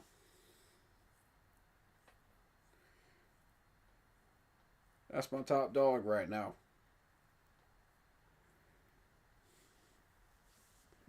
Ty Robinson looking good too, man. It's Ty Robinson, Ty Hamilton, and I'm gonna say Harmon's having a good day too. Yeah, Harmon's having a good day too. For sure.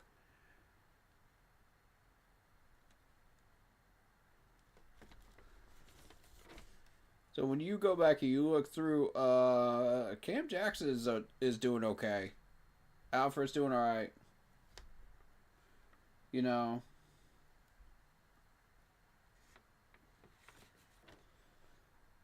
Tyleek Williams, though. Tyleek Williams is starting to rise up and do some stuff with these drills. And you wouldn't think so when you start looking at some of those,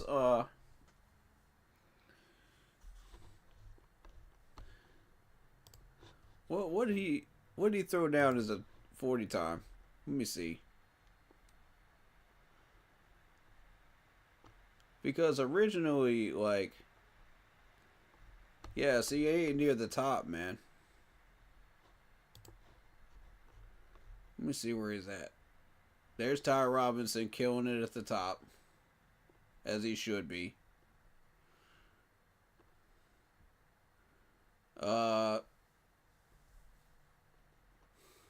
Yaya Black, yeah, he's not on here at the top of the list. So this is where Tyleek has to get some good reps in, and he's getting some good reps in with some of these drills. He's got to work that much harder. And there he is right now. Let's see how he does the run the hoop drill.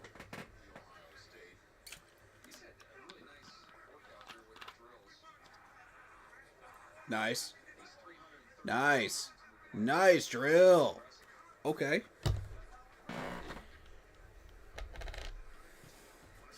Tyleek showing some skills.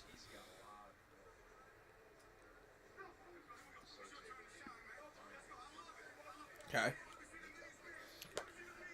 I'm doing my own scouting here as well. Warren Brinson has not impressed me so far. He's looked average so far. He's got to show me something in one of these drills, because he's kind of lacking. Come on. It ain't going to be this one. Good drill, though. But it ain't going to be this one. You got to show up in a different one, man.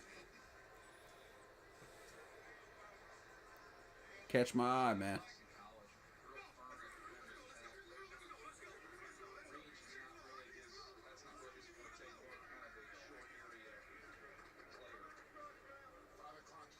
So basically, you're going in an 8 pattern.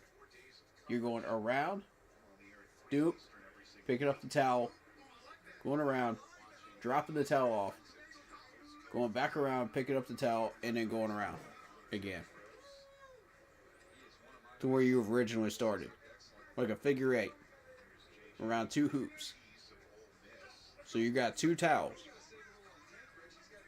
So what they're measuring is how quickly you can turn your body. How quickly can you adjust your body?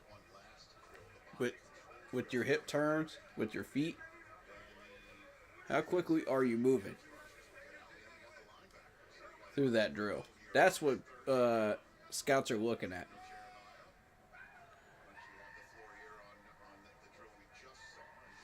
So that's a pretty good drill. I like that one. Darius Alexander from Toledo. Pretty smooth. You see the eggs, he's staying right where he needs to stay, tight on the hoops. You want your body almost to be over on the inside. And Alfred Collins, man. Alfred Collins has been average today. He got to do something to catch my attention, man. I'm not seeing it yet. Right there is Derek Harmon. Oh, this is the fun stuff. Yes. Look at that. That is pretty. And this, Look at where the hand is, where he's getting low. He's bending his knees. this on-field. So you're bending down. You're picking up the towel. So it measures your upper body and your waist as well. It's body control, essentially. And they're saying body control drill on this one. That the hoops drill is body control as well, though. They're all body control, in my opinion. Right here, and then, man, he cut it loose once he got to the Rams. But here it is. Here's that change direction, that retrace. You get So now you're measuring the change of direction. bubble screens, the ball smoked out to the perimeter. So they're showing you like clips of a pro player demonstrating, what this drill is. How quickly can you change directions? How quickly can you adjust?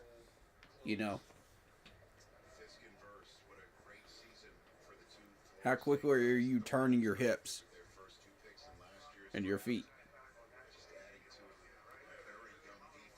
So this is what this body control drill is.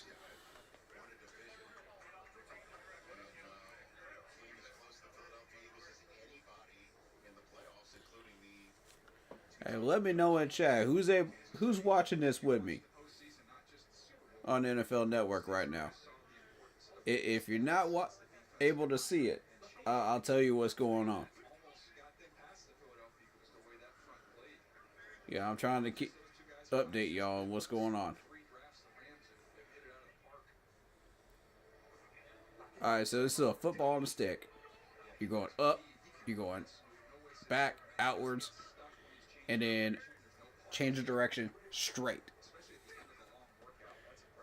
So, how quickly can you turn that direction? How quickly can you turn that hip?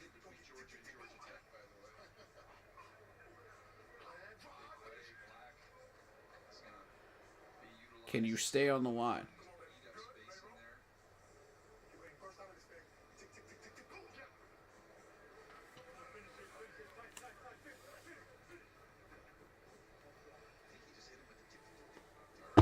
All right, Alfred Collins, come on.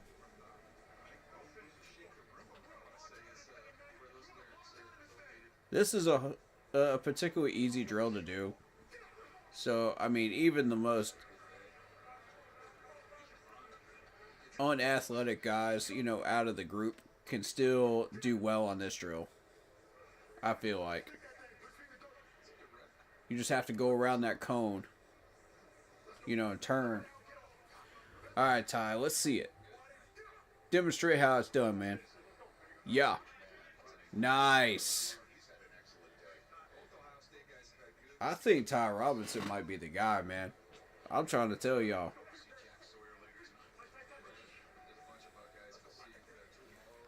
Ty Robinson, Harmon. Tonka's still over here slipping, bro. What you doing, Tonka? How do you slip on a body control drill? How? Bro, how?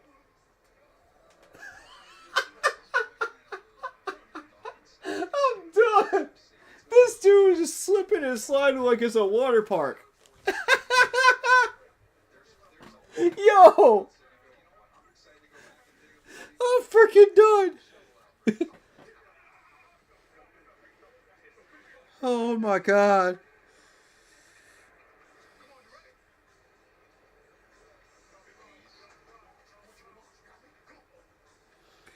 Oh my god.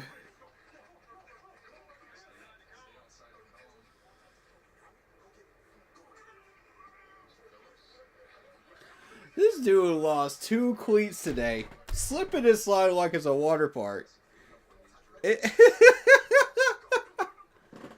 Yo. Oh. Okay. Ty Robinson looked good. He did extend a little too far. Because you got to be able to stop on a dime and then move. You know what I mean? So, that's not really Ty Robinson's drill. Although he did okay with it. They're not going to really fault you for that if you're a scout. But they will mark that down, though. That it took that fraction of a second longer to stop. But I mean, granted, this is a big dude, though. They're all big dudes. Not bad, Junior. Not bad.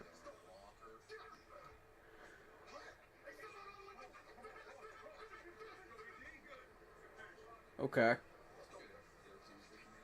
CJ West.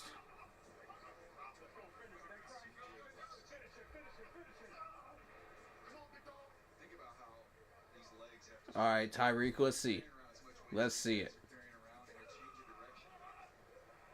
Oh, yeah, Tyreek could definitely change direction. Look at that. Uh-huh.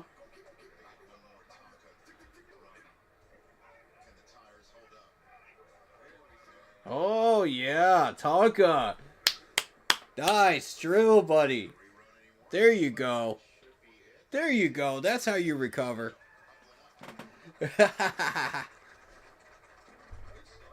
People got you looking like a clown all day today. That's how you recover right there.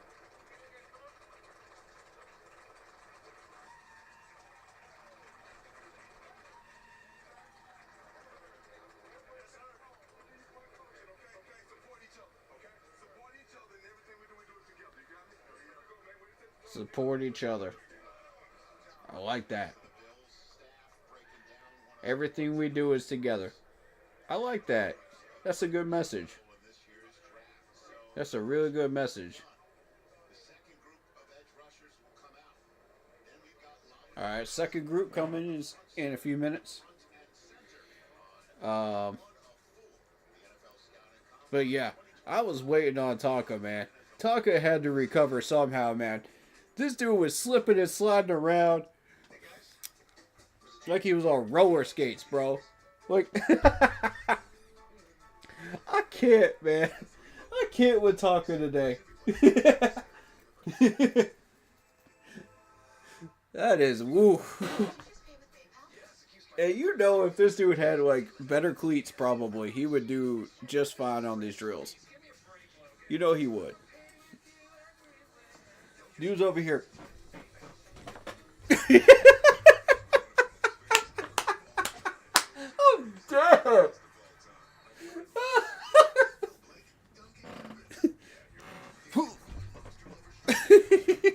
He just almost does a freaking face plant. Bruh. Tonka crazy, man. Tonka is crazy today. Hey, much love to the Gamecocks people, man. Much love.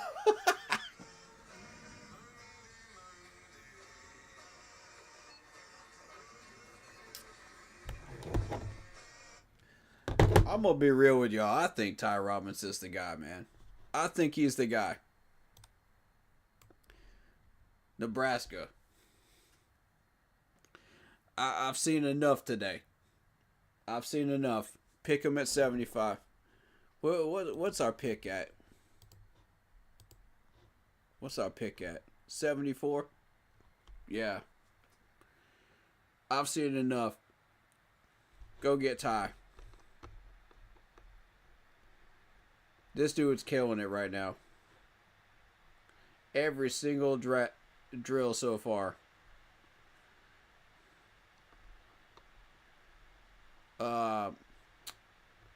Mason Graham ain't working out. Harmon's been okay. Tyreek Williams is having some good reps. TJ Sanders is doing alright. Alfred Collins is average right now on these drills.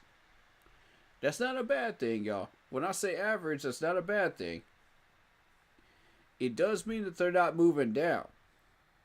But they're not moving up either. So that's not a good thing either. You know what I mean? So to have an average day, that means you're not moving. So you, as a player, you should strive to try to really show up on one or two of these drills and push that, man, so that you can go up. Jordan Burch was alright. Farber actually impressed me on a couple of these drills. Caldwell was pretty good. Peebles, had a couple of drills where he stood out. JJ was alright. Elijah Roberts, we haven't seen him yet. Cam Jackson was okay. Tonka all over the place, slipping and sliding like a doggone slip and slide at a water park. But, you know, Ty Hamilton, absolutely killing it.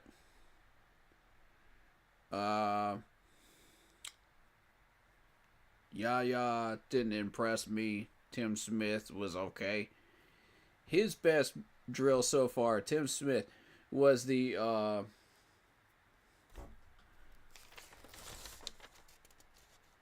running club. It was the running club.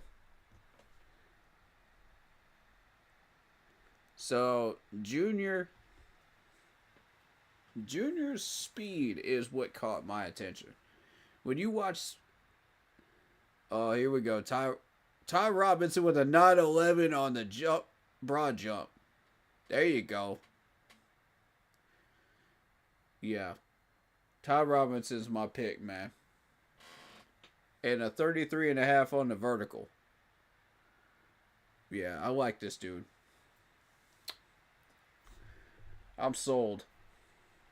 I'm sold on Ty Robinson right now.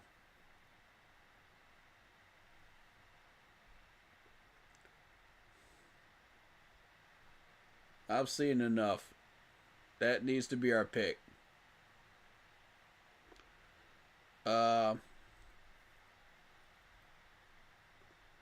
Eric Gregory, I mean, he had one good drill that caught my attention.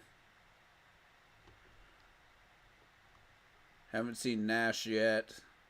Haven't seen a lot of these guys. Warren Brinson, yeah. I mean, everybody looks good on the hoops drill, though. Let's be real. And the 4-bag.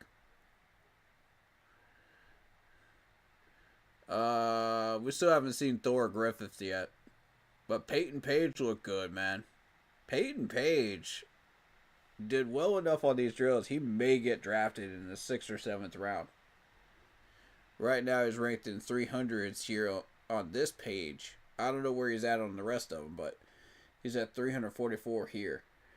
So, I could see him getting into the 200s range and actually getting picked by somebody. Which makes me happy. You're going to see Ritzy here in a little bit.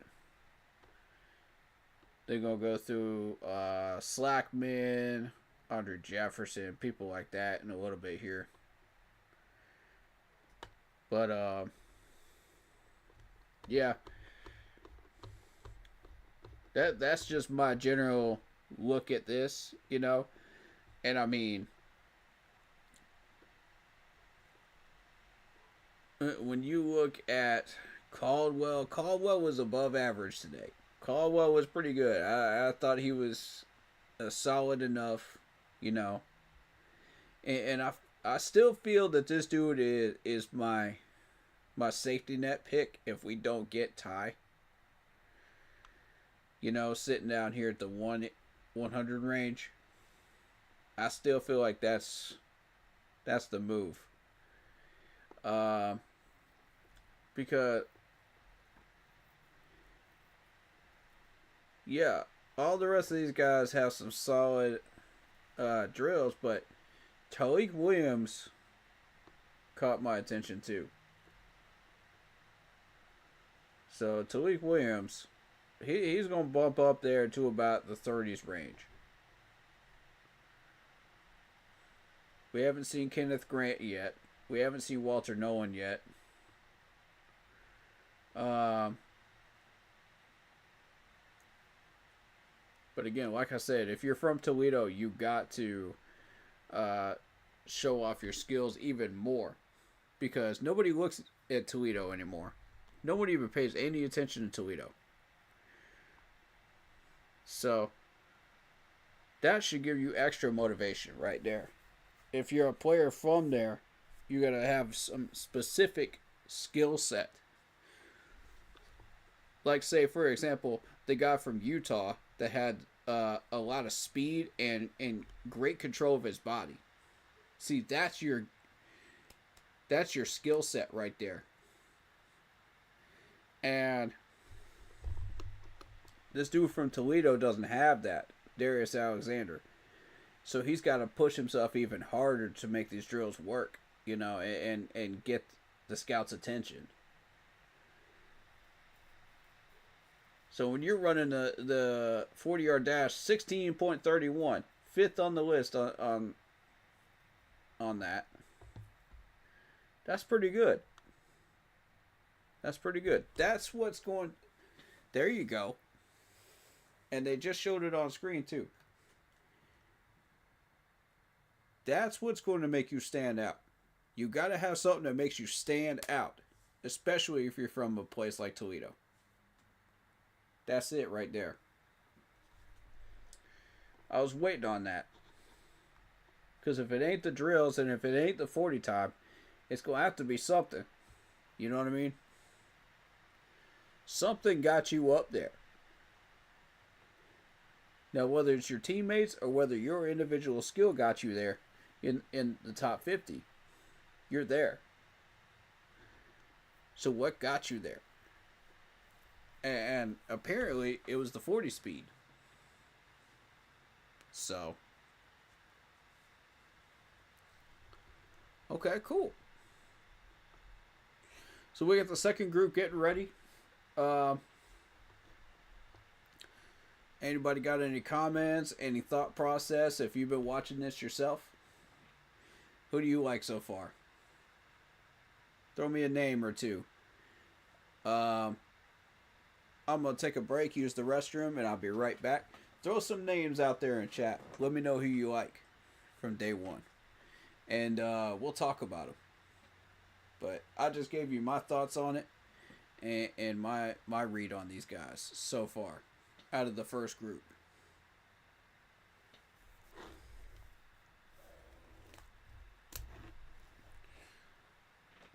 All right, guys. Be right back. Pound that like button, y'all. Share the stream. Let them know we're live, man, for day one of the Combine. This is an important one. D-line. D-line. We got to have everybody on board for this. All right? We got to scout this correctly. All right? Be right back. Don't touch nothing.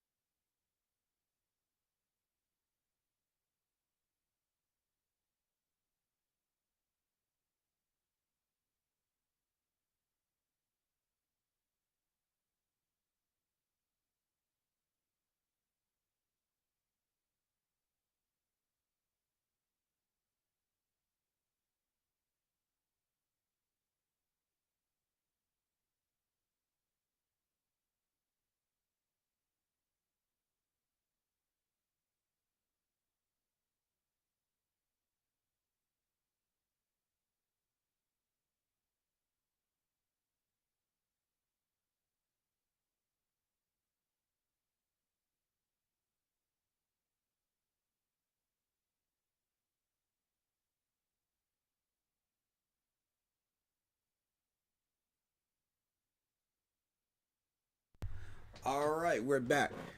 So the Cowboys are working on an extension of defense tackle Osa. She's planning on putting a franchise tag on guard Trey Smith. That's your newest news here in the NFL right now.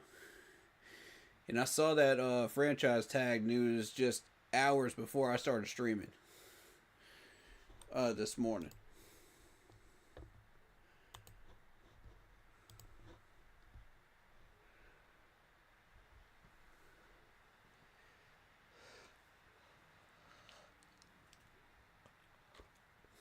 All right, so we're waiting on that second group to get together. Mike Vrabel is in the booth right now talking to him, along with Rich Eisen.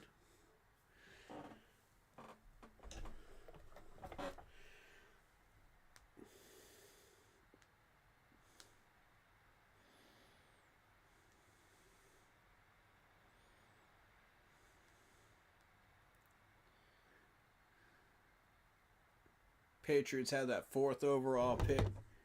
See what he's saying. My roommate, I have some funny stories about that, but we'll get on to the good stuff, which is you now being the HC of the New England Patriots. I mean, has that hit you at all? That just hearing that title, obviously an HC is a I think it does. But we've been busy. We've been putting the staff together. We've been, meeting with the personnel staff, the college scouts that have been out on the road. They came back. It was important to get to the Senior Bowl to meet them, encourage them, to talk to them about the vision and some of the players that we've used at different places and at different positions, and they're all real excited. And then we'll continue this process through free agency and now into the draft.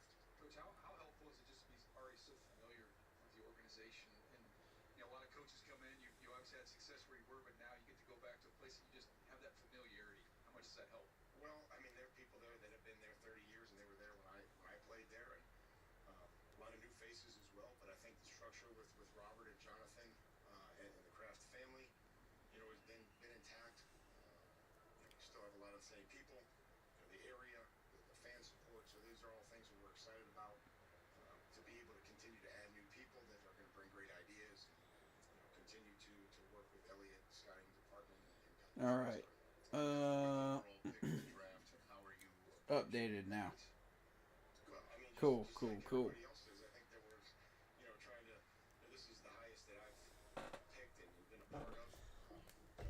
Just get my phone updated. It's a busy day today, so my apologies.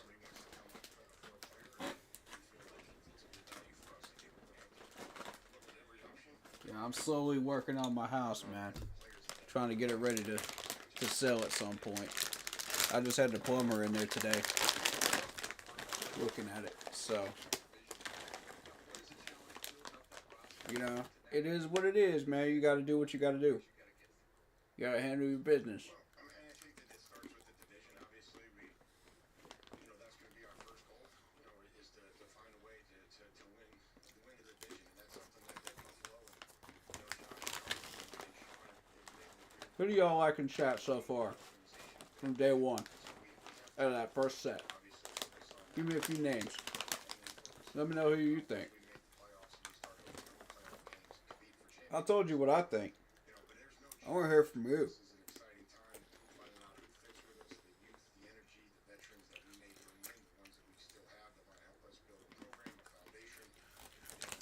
Patriots had 28 sacks in 2024, fewest in the NFL.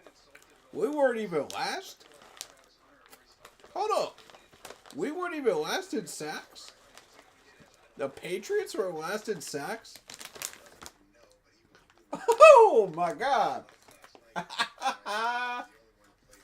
That's a good feeling right there.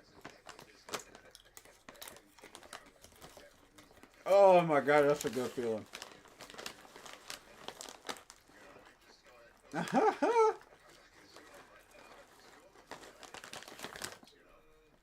Boy, y'all know I got no love for New England.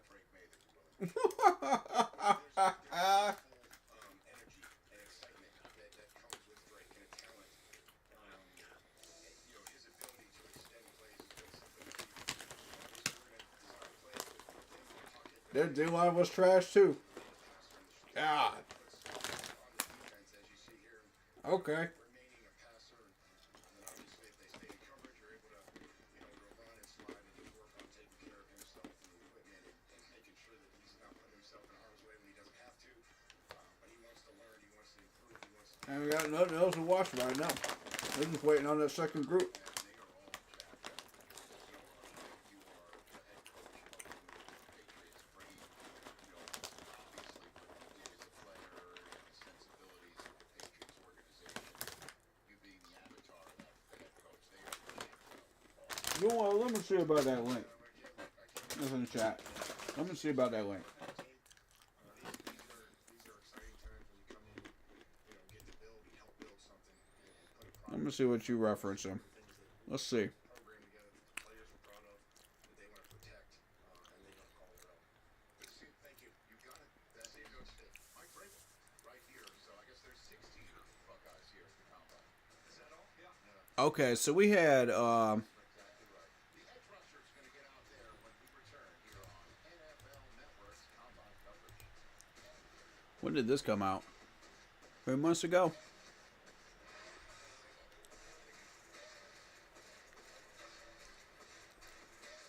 Okay, so yeah. Sorry, guys.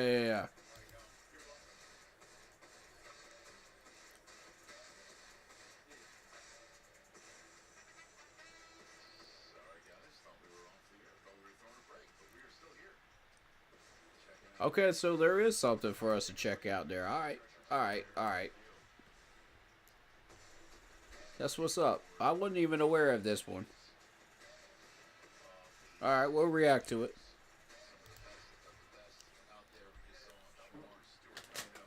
Shout out Lock Poppy, man. Appreciate you for that. Getting us set up with that one.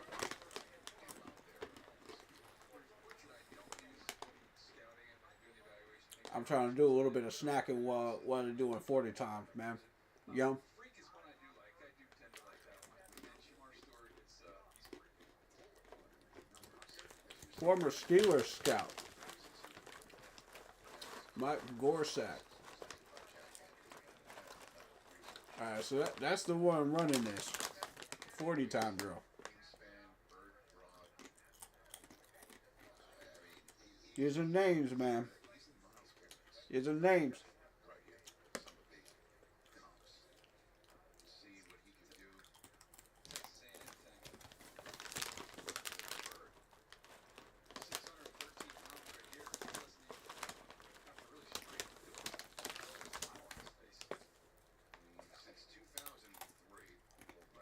Got Shamar Stewart with the bars. With the weights. What is that, a TikTok? Alright. Tyler Barron. 6'4", 258. Let's see what you got from Miami.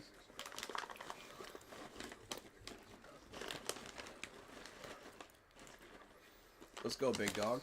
What you got?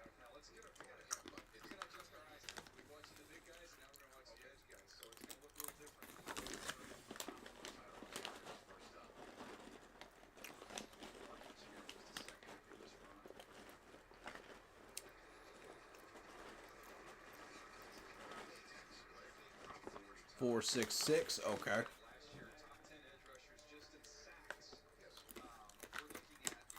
All right, so this is the edge rushers. So those are what those benchmarks that you're aiming for here. Size-wise, 6'3" and 3/4 Tyler Batty. BYU. 6'5", 271. All right.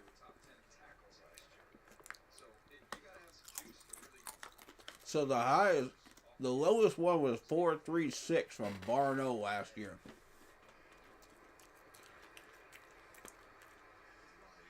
And we're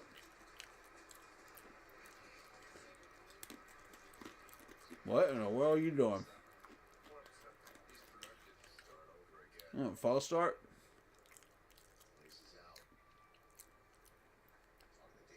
Dan Marino. Dan Marino in the house.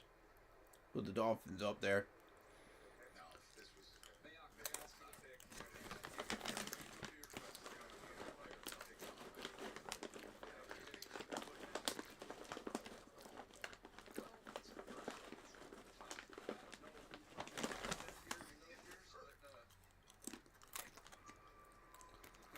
They gonna show Dan Morgan and Dave Canales at any point. Just trying to reverse engineer what used to be an annual tradition. You know, anytime Yeah, everybody knows that's the biggest need is our D line. he was at BC and Marino was at Pitt. Everybody knows it is. Where they at? Let's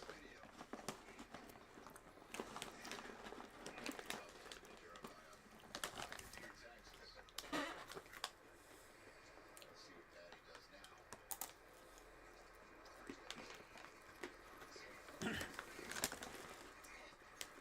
486. All right.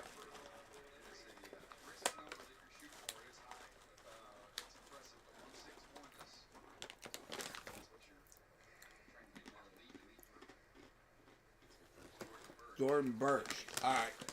Here we go. 6'4", 279 from Oregon. This is one of the guys I've been looking at. What you got for me, Jordan?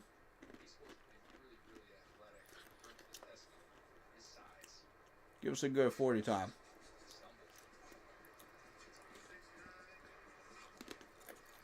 Or 70. All right. Respectable. Respectable 40 time.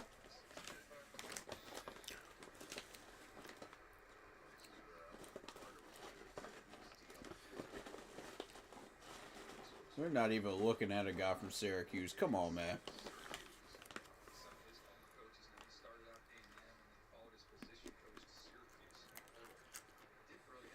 6'4", 257.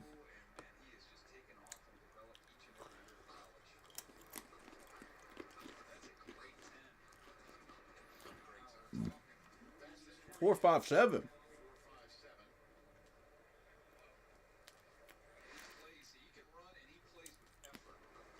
Now, see, that's how you get my attention right there. Because I'm not expecting you to do anything in the 40 time. Okay. You got my attention, good sir.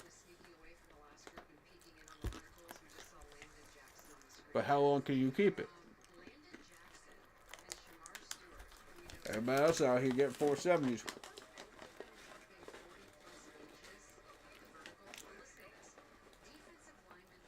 He's not beating a 4.57. I'm telling you right now. He might as well not even run. Just don't even do that second one, man. They gonna take that 4.57. I'm telling you right now. Nobody's beating that.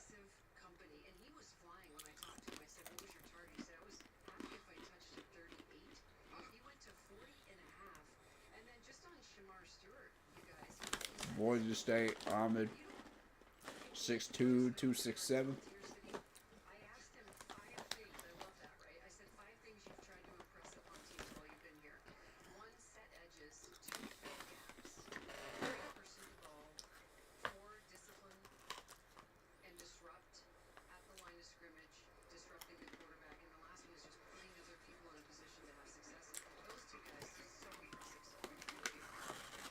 Four, 8'2".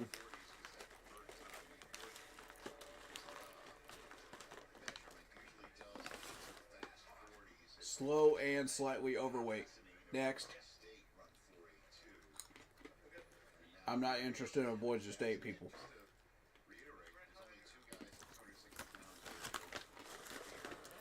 Landon Jackson. Here we go. 6'6", 264. All right.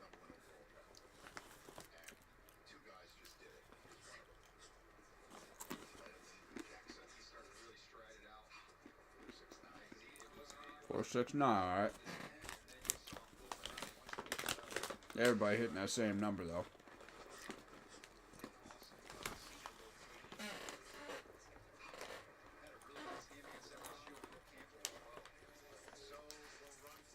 So you run that 4.7 right now. You're not standing out.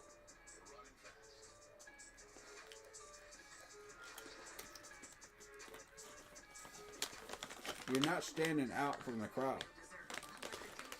it's just a 4-7, bro. Everybody running 4-7 right now. You want to stand up? Do what they do from Syracuse just did. Catch my attention. Be somebody, man.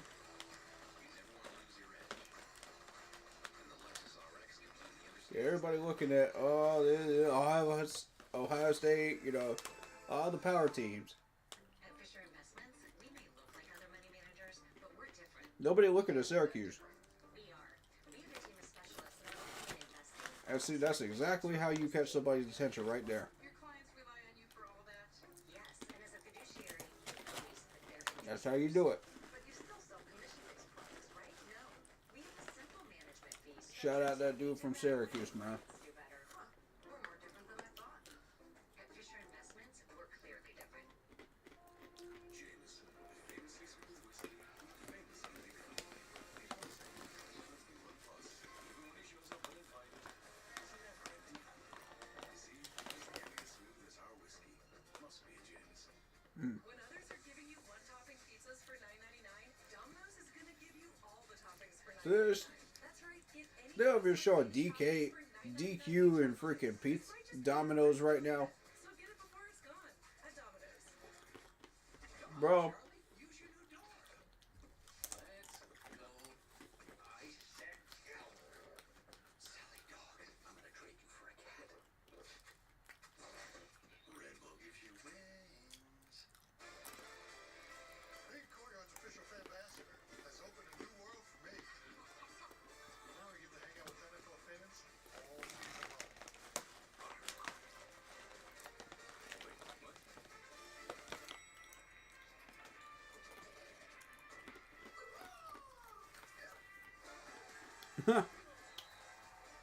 See you on game day. Learn more at courtyard.com/NFL. they already got Jason Kelsey in commercials right now, man. Play is big arm, gunslinger mentality. I'm a versatile player. You go low, I can go over top of you.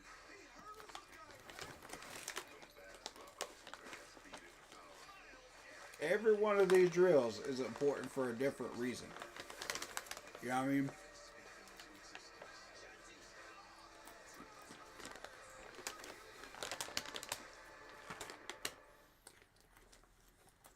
DBs and tight ends tomorrow. So again, that's an area where we got to look at somebody, man, because we just got rid of Dane Jackson.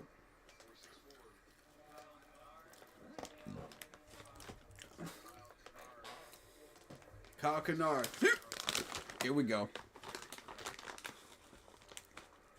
4.76. Okay, he's a little slow.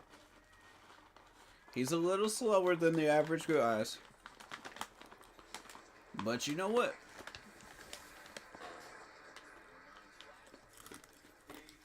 The man can tackle.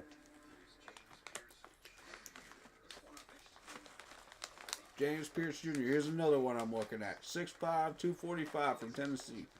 Here we go. Show me something. He doesn't have the compression shirt on. This one, it's got the Like I said, everybody hitting 170.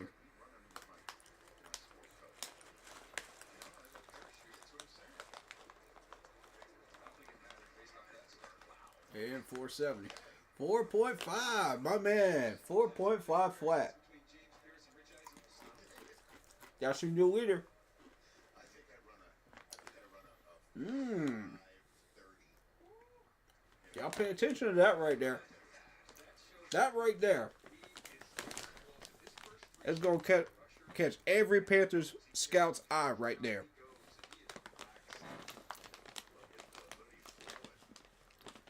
When you're already jumping out there and getting a 4.5 flat on the first run, if you could do that on the second one, they might shift focus to you, bro. I'm not lying. Second round, they might shift focus.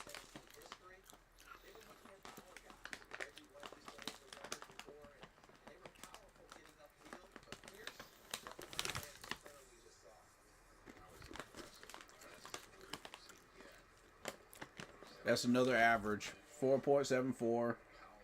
Antoine Powell Rowan. Ain't nobody paying attention to Virginia Tech, man. That's just the typical ACC team right there.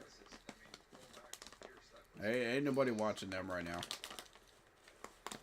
Alright, Elijah Roberts. Here we go. We had, according to rumors, we had Panther scouts watching Elijah Roberts. 6'3". Miami transfer.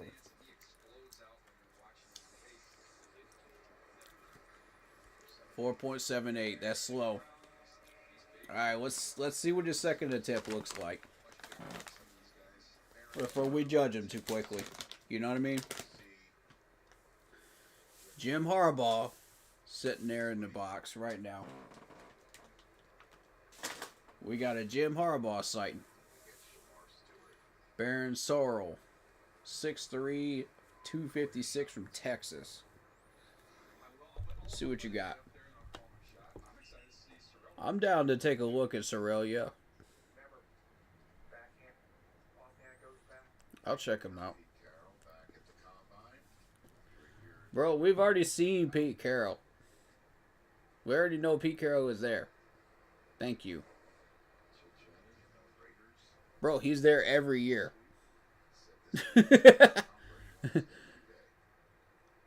What y'all need to be showing is Dave Canales and Dan Morgan, because Dan Morgan ain't there no more normally.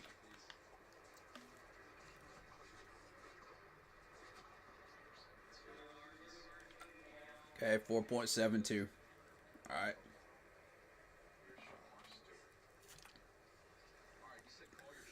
About an average number right there.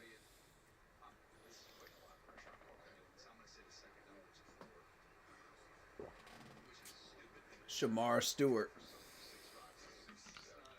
6'5", 267 from Texas A&M. Isn't this another dude that we were paying attention to? I think he is.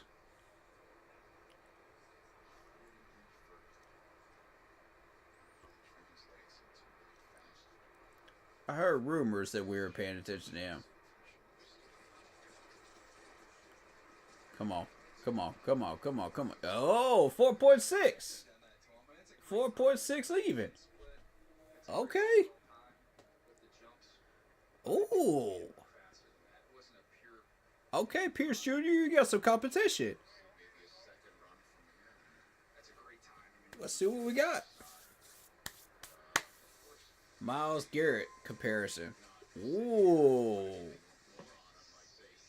Oh, snap. Are they seriously comparing him to Myles Garrett? Ooh. Okay, hold up. Because that's about to change everything right there. That's about to change everything right there. Where's this man ranked at?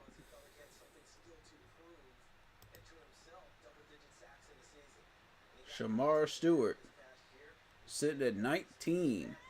Ooh. Hey, Zoe. Oh, you want to get out? Did you want to get out, girl?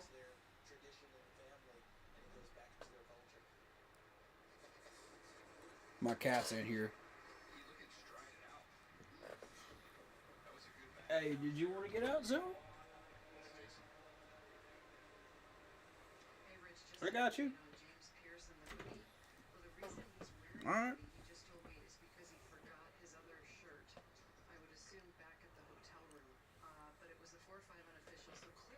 So is this another one of these where if you run the scenarios where you trade back, where we got Mike Green, Shamar Stewart?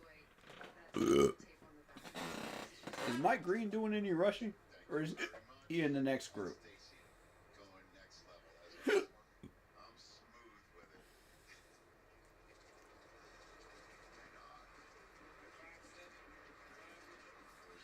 4.7 flat.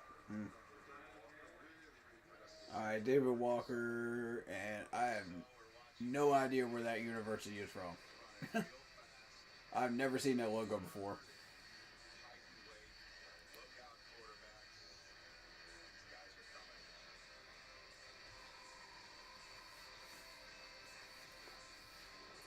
Good morning, football. It's our show that we know and we love this with you. I love y'all. I can't wait. Zoe, it's okay. NFL. They added so many pieces. That team was so good last year. Just enjoy the show. No, it's all good, girl. If you just want to chill up here with me, that's fine.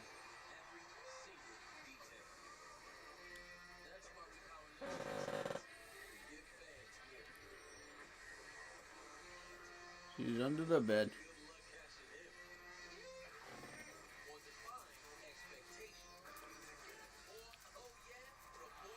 She's under the bed right now. What's up, bro? Meow meow. Meow meow meow meow. Alright. She just want to be left alone. Alright. I feel that though. I try not to let her in my office, you know, while I'm working, you know. She'll get stuck in here though.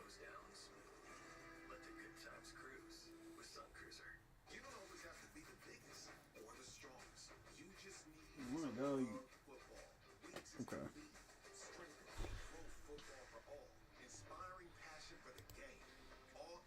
Do do do do do do do do do. 40 times.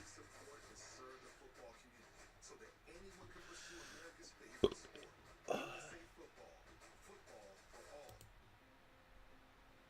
lot of my friends told me that I wasn't going to be able to do it. You don't need to start out with a teenager because they've had all these things that they've gone through. Could we give him the things he needed to be a successful adult? What parent isn't worried about what am I not doing right? What am I not doing enough? That's my son. My dad showcased a sense of love that I never had before. I had a rough time, but I saw that even though the way I was acting, they didn't push me away. She says that we're her heroes, but Alright. I don't think they've run Mike Green yet.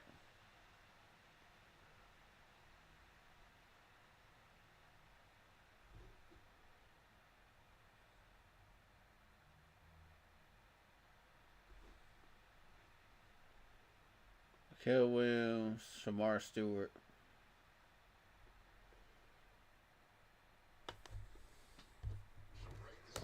Alright, so here's the second run. 4.63. Okay, Tyler Barron. Very nice.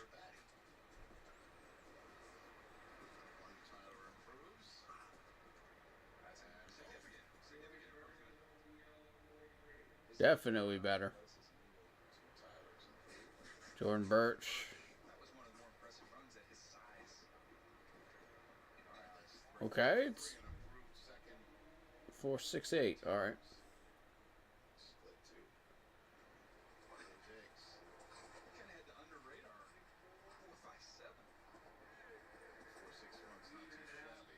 Ah, 4.61. Even he had a 4.57 and he went back to a 4.6, man.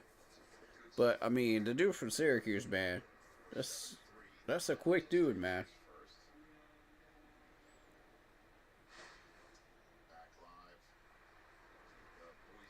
You got my full attention. I want to see what you can do during these drills.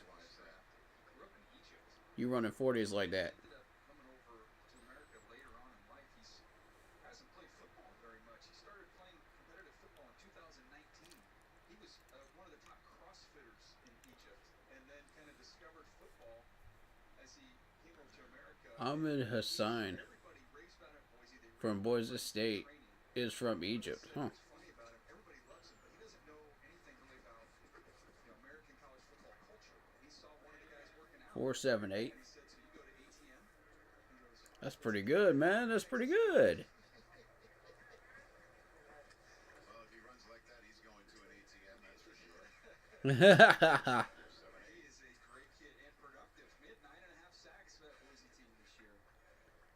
Good man, good man, good man. All right, Landon Jackson. Idaho, and now is going to be in the NFL. He's going to get drafted in the middle rounds and have a career as a professional football player. Landon Jackson. 4'6", 8". Okay. Shaking his head. 40 and a half. That's a great time, man. 16510. It's a pretty good time. It's a pretty good time. 4'6", 8" is pretty good. Well, I mean, the elite one is 61, 161. Boy, that Brandon There's Brandon Bean. Bills are hooking up Brandon Bean sighting. steam coming out of there. It's like, Oh, snap. I hope that's food.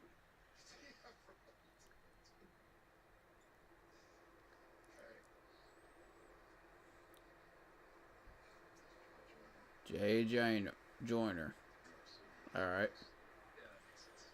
I think that's how you say his name, Jay. They pronounce the H as the Y. 461. Nice. Nice, nice. Y'all correct me if I'm wrong on that pronunciation, though.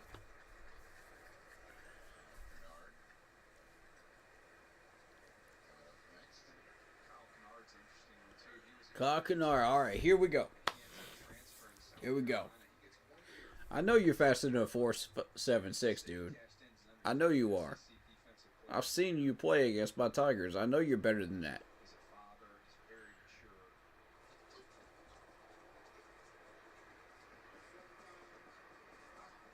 4.73. Okay, maybe not. Okay, maybe not. Maybe this dude is average. In this class. Alright.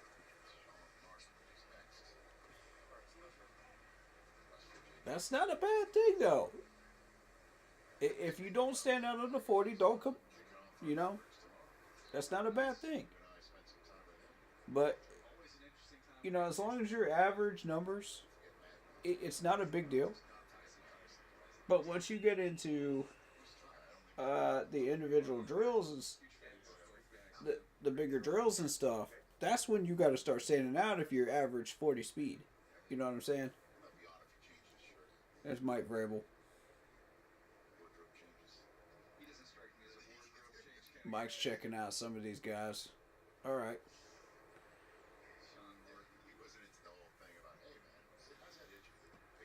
4.9 for Sean Marty. Ooh. For a West Virginia guy? I know you're faster than that, Sean. Come on now. Ugh, 4.88. Nah. Maybe he is that slow. Alright. James Pierce Jr. compared to Brian Burns. There it is, y'all. There it is. There it is, James Pierce Jr. compared to Brian Burns. Wow. Okay, he ran a 4.5 flat on the first one. Let's see what he does on this one. You got my full attention, James. Let's see what you got, man. Ain't no way he's beating that. Ain't no way. Ain't no way. Uh-huh. Remember, offhand goes back, then hold it for 3 counts. Your offhand went back and you took off. Offhand goes back, hold 3 counts. You got it, man. Try it again. Offhand 3 count. That's how you're supposed to do that. Alright, cool. Now that we know that. Just watch how relaxed he is when he runs. There's no strain or effort. Just smooth, fast. Smooth and fast. Remember, this is your offhand. Hold it for 3 counts.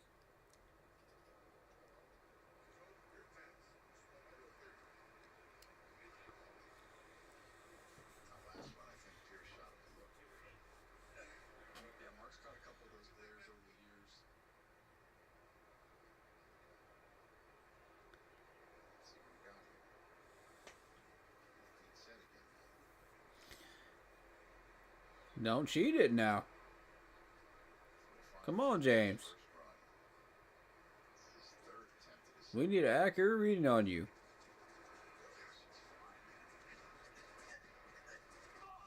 Oh my God, 447. Yo! This man just said, nah, 4-4 flat ain't good enough for me. I want a 4-4-7. Oh! Oh, snap. Oh, that smile says he'd get drafted by the Carolina Panthers if he does these drills right. That's what that smile says. I see you, James. Let's go, my boy. Yeah. That's what gets these scouts' attention in Carolina right there. You do stuff like that. My dude. Now let's see how he does in these other drills, man. That's a great start.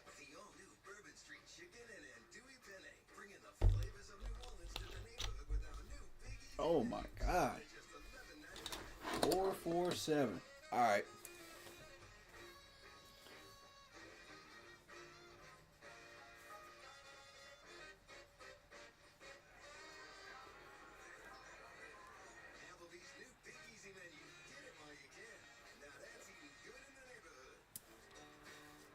Nice. Alright, now I need to see what he does in these other drills. We still haven't seen Mike Green. I don't know if Mike Green's going to be in the next squad or what. Nobody said he wasn't going to be doing any drills today. So I think it's going to be the second group. We're going to get to see him, though.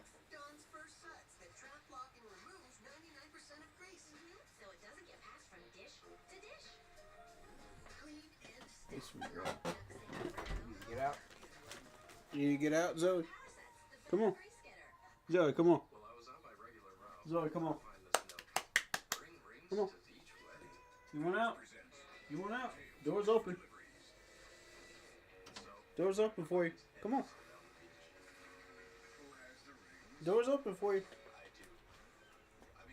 There you go. There you go, girl. Ugh. Got my cat in here. Her name's Zoe. She's a tabby. She's a sweetheart. I love her to death.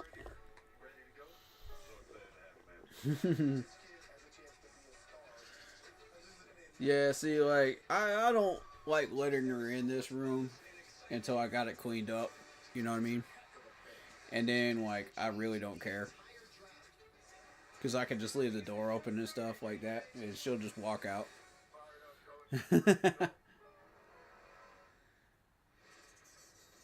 Alright.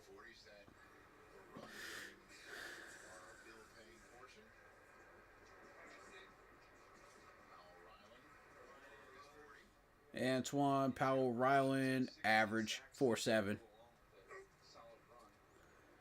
Elijah Roberts, here we go. Ooh, they're gonna go with the 4.78 for Elijah.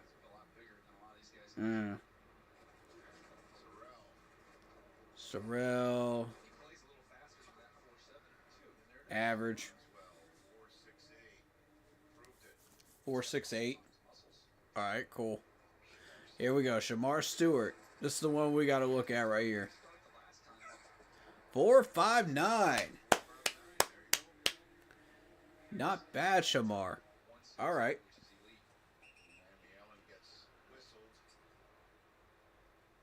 Okay, so Shamar.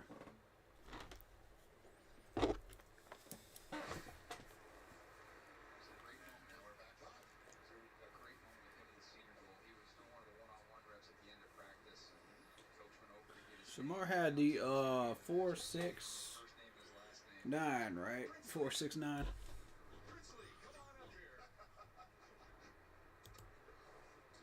Let me double check that.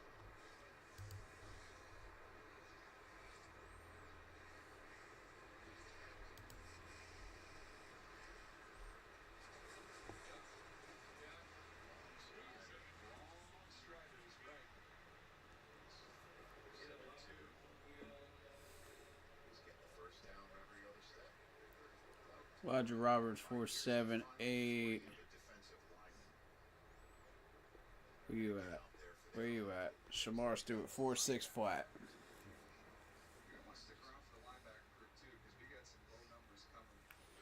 Okay.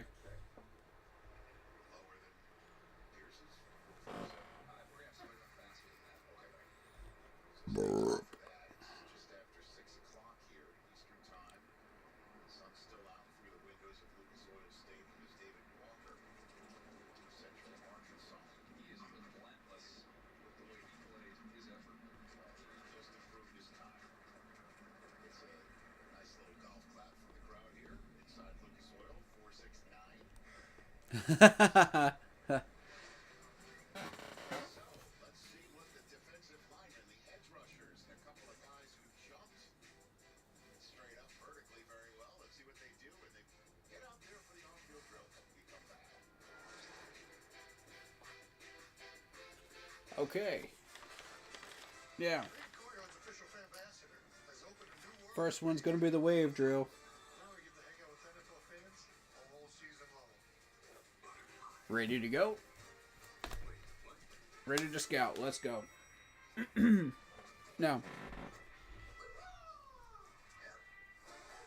we're looking at Shamar Stewart. Learn more at coryard.com/NFL. Birch.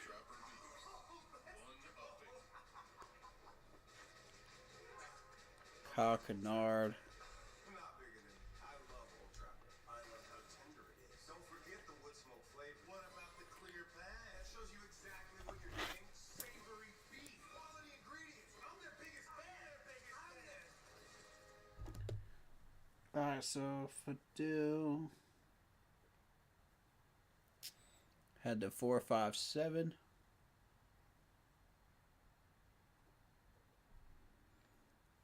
And then you had Shamar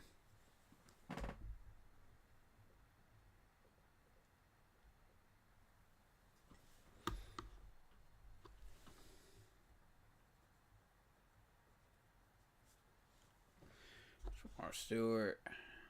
And the other one was Kyle Kennard.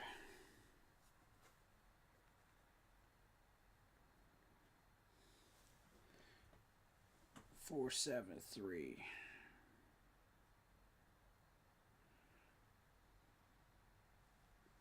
And honestly, the 4.73 is not impressive enough to really catch my attention. Elijah Roberts was the other one, right? Yeah.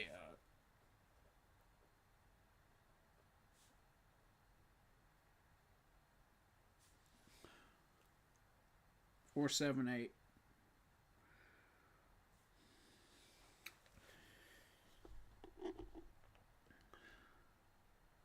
Was there another one that was on this list that we were looking at?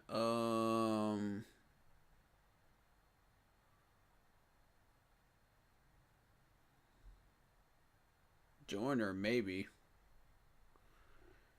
I wouldn't even really look at a Joyner, to be honest. Because, like, look, everybody's hitting this the 4.68.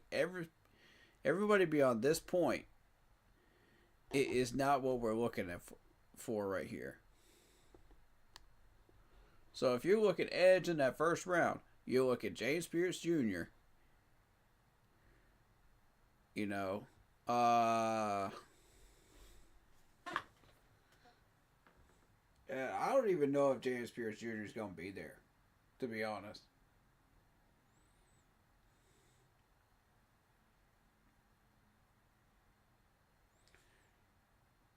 I don't even know.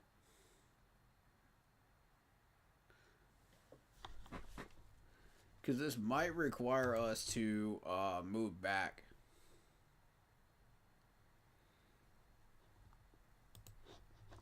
I'm just trying to check where everybody is.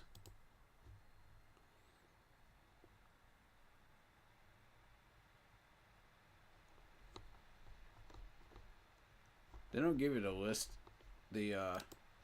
listing. You actually have to go into the mock draft to do it. Okay. Edge rushers, right? I mean, we're still looking at Jalal Walker. But I mean, James Pierce Jr., if he has a really good day, man. I'm just saying. I mean, people wanted us to trade down from Mike Green. I'm starting to think that maybe we should trade down for James Pierce Jr. He's showing that kind of speed. I mean, this might be premature. This might be premature. Let's see the drills first. But this man's got my attention already.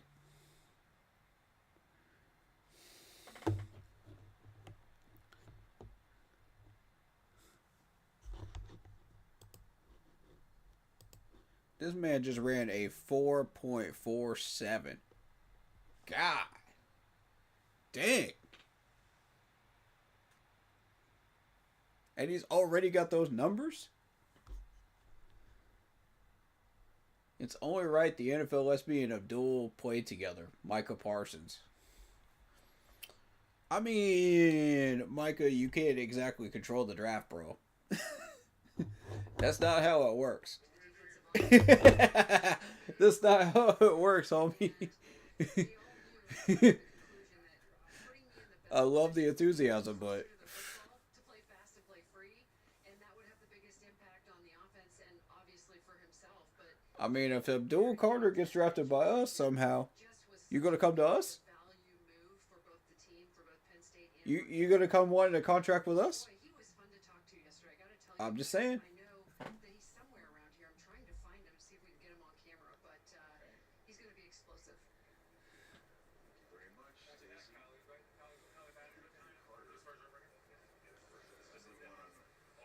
Oh snap! Wave drill. Here we go. Now the real scouting begins with these gentlemen.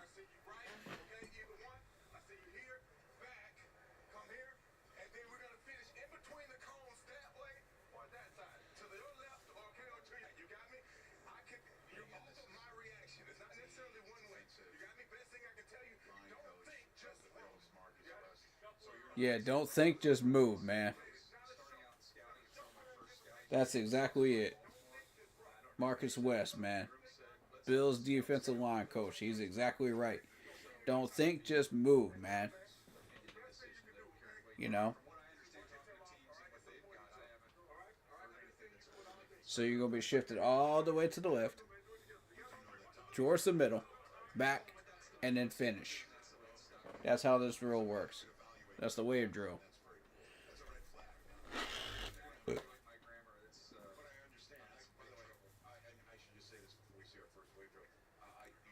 Show me your driver's license signature. Can confirm it does look like the squiggly line on the screen. But the evaluation I have of your photograph is it's developed in another section entirely.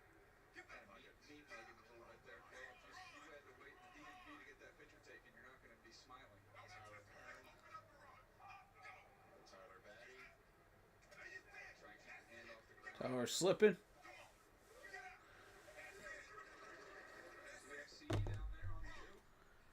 Okay. Here, Jordan Birch. This is one of the guys I'm looking at. Oh, he outran it. He overran it. Recover, finish. All right. He did all right. All right, Fadil. Yeah, that's the key here.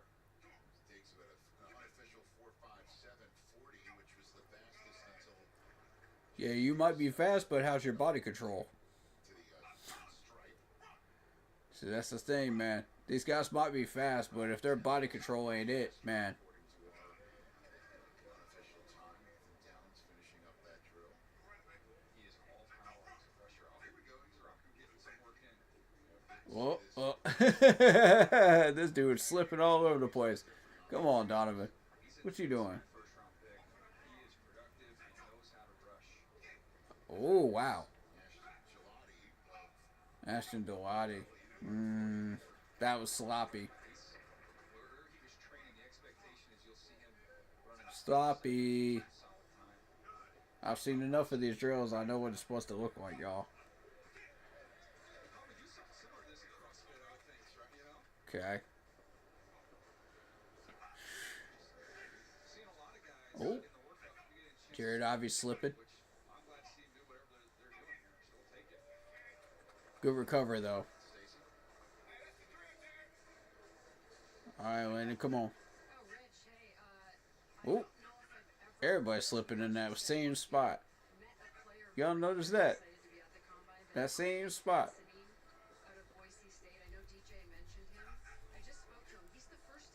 Oh.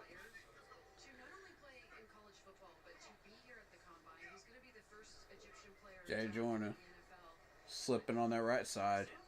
Hash mark. Alright, Kyle, come on. There it is. There it is. Yup. Nice drill, Kyle.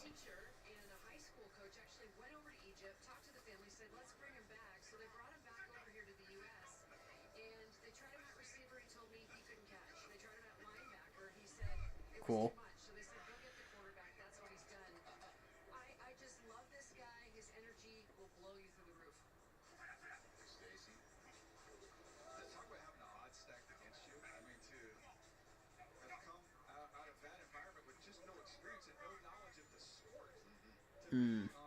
Okay.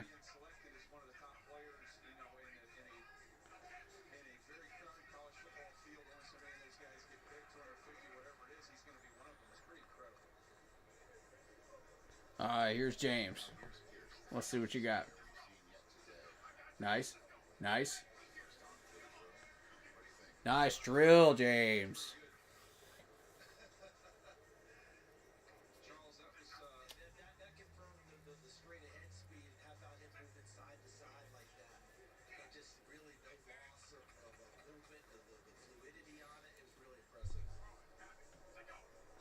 Roger Roberts.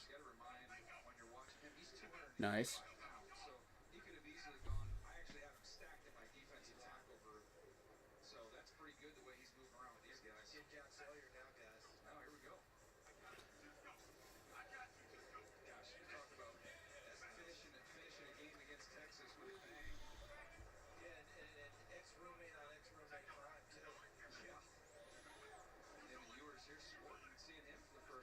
Oh, horrible drill from Nick Storton. Nope.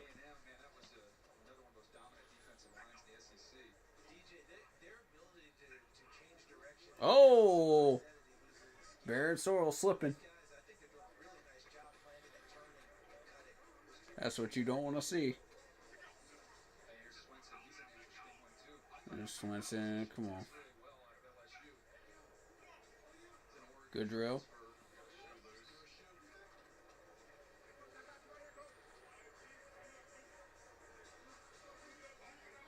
Princely. Overran it.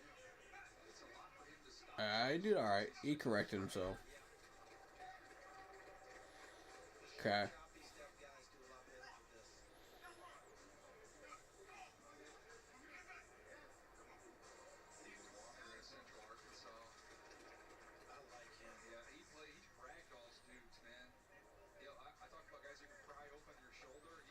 Nice. Alright. So that's the wave drill.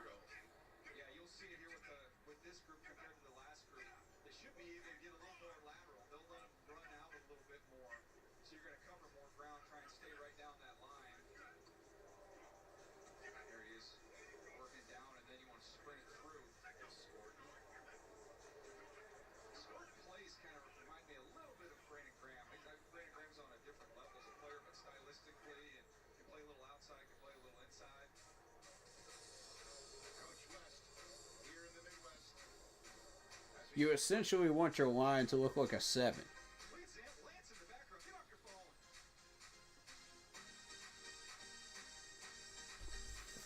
So when you got the line looking like a 7, you're doing it right. Because you're going all the way to the left, all the way to the right hash mark. You're coming back. And naturally your body is going to shift back into that curve. or it can go straight. But I think naturally your body will go and curve that way. You know what I'm saying? Because that happens with everybody's bodies, because nobody can do that straight line. It's just not possible. You know, you're not going to have that straight T. They want you to do a straight T. But, I mean, 90% of them can't do it. Because your body's going to shift. So how much of a shift is your body going to move to the left on that? That's what they want to measure. Because if that shift is too far, then you're in trouble.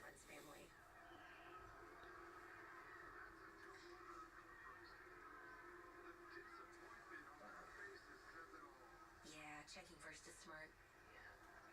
So check Allstate first for a quote that could save you hundreds. You're in good So that all depends, man. That all depends.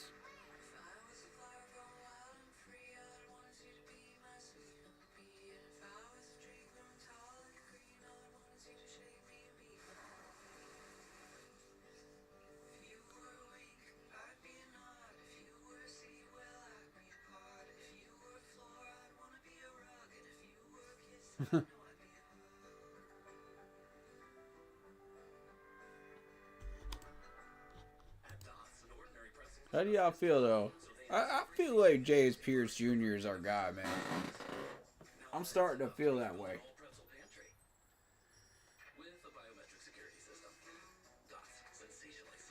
We got a few to go, man. We got a few to go. No one does it like Tucker Craft. The greatest thing that he does is being able to highlight our Lakota community. Where I come from has made me into the player that I am. I play the way I do is for the people that help me along the way. Cheyenne River Youth Project, they have a way to help people out. I hope these kids see that everything is achievable, whether you're from a reservation or not.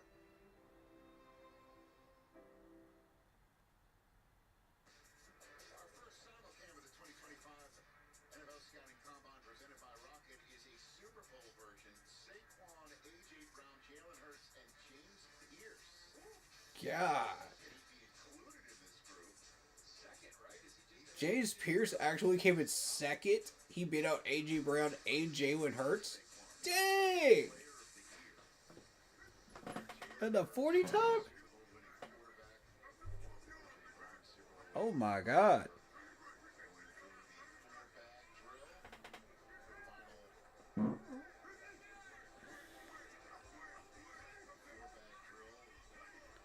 Of course, you're not beating out Saquon Barkley. You're not going to beat him out on the 40.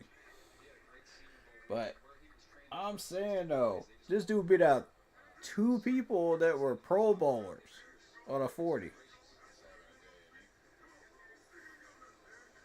Nice drill.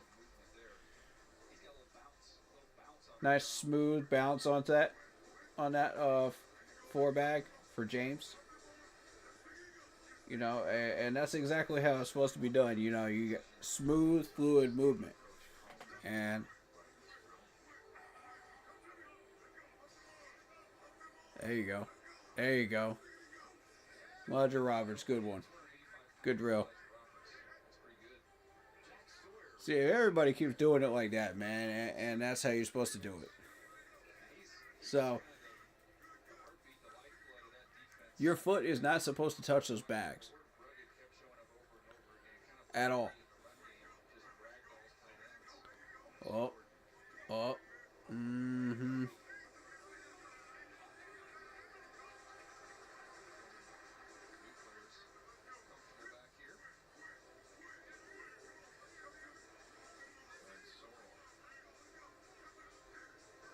Nice.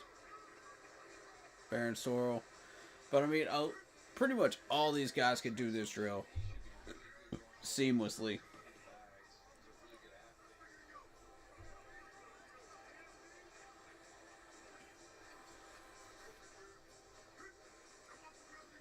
If you mess up the four bag, I mean, oh shoot, Presley.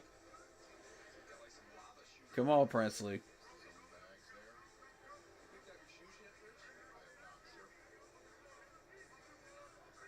Yeah, there you go. Good recovery. I was about to say, you messed this drill up. You doing something seriously wrong. Everybody can pass this drill.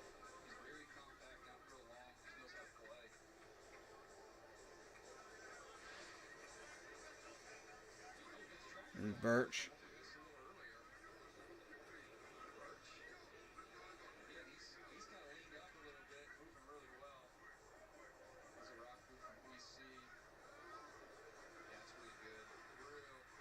That's real quick. The guy from Boston College did that one well earlier. The guy with a really long last name.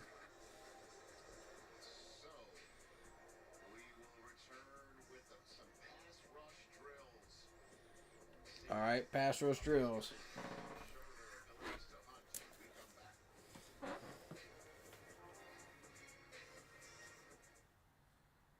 No, you're just not hearing me. Puppy, why don't you take my keys and go for a ride?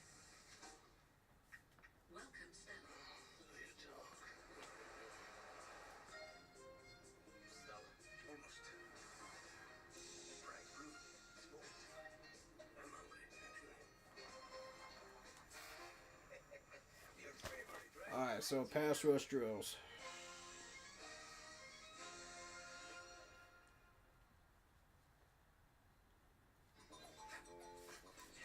Set up and ready to go.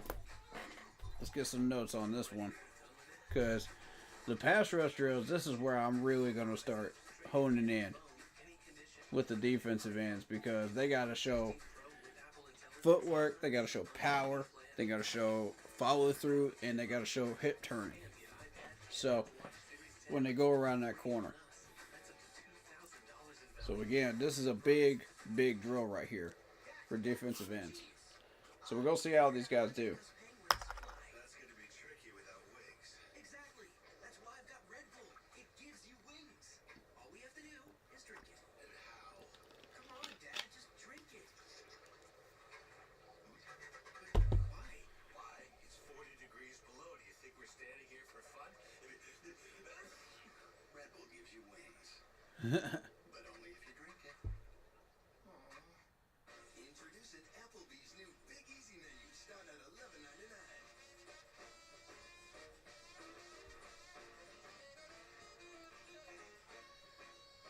Applebee's new Big Easy menu. Get it while you can. Jameson, famously smooth whiskey, famously big family. Meet Jose, must be one of us. Even when he shows up uninvited, he's never empty. What do y'all think so far about this defensive end group? Give me some thoughts, man.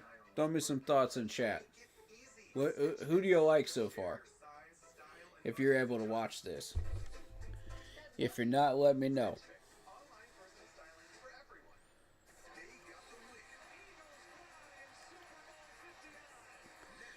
Yeah, the Eagles won the Super Bowl and then they trashed the city again. Man, you see them clowns just tearing off a light pole somewhere, man? Bruh. I'm saying, like, you can't let Philly win these championships, man.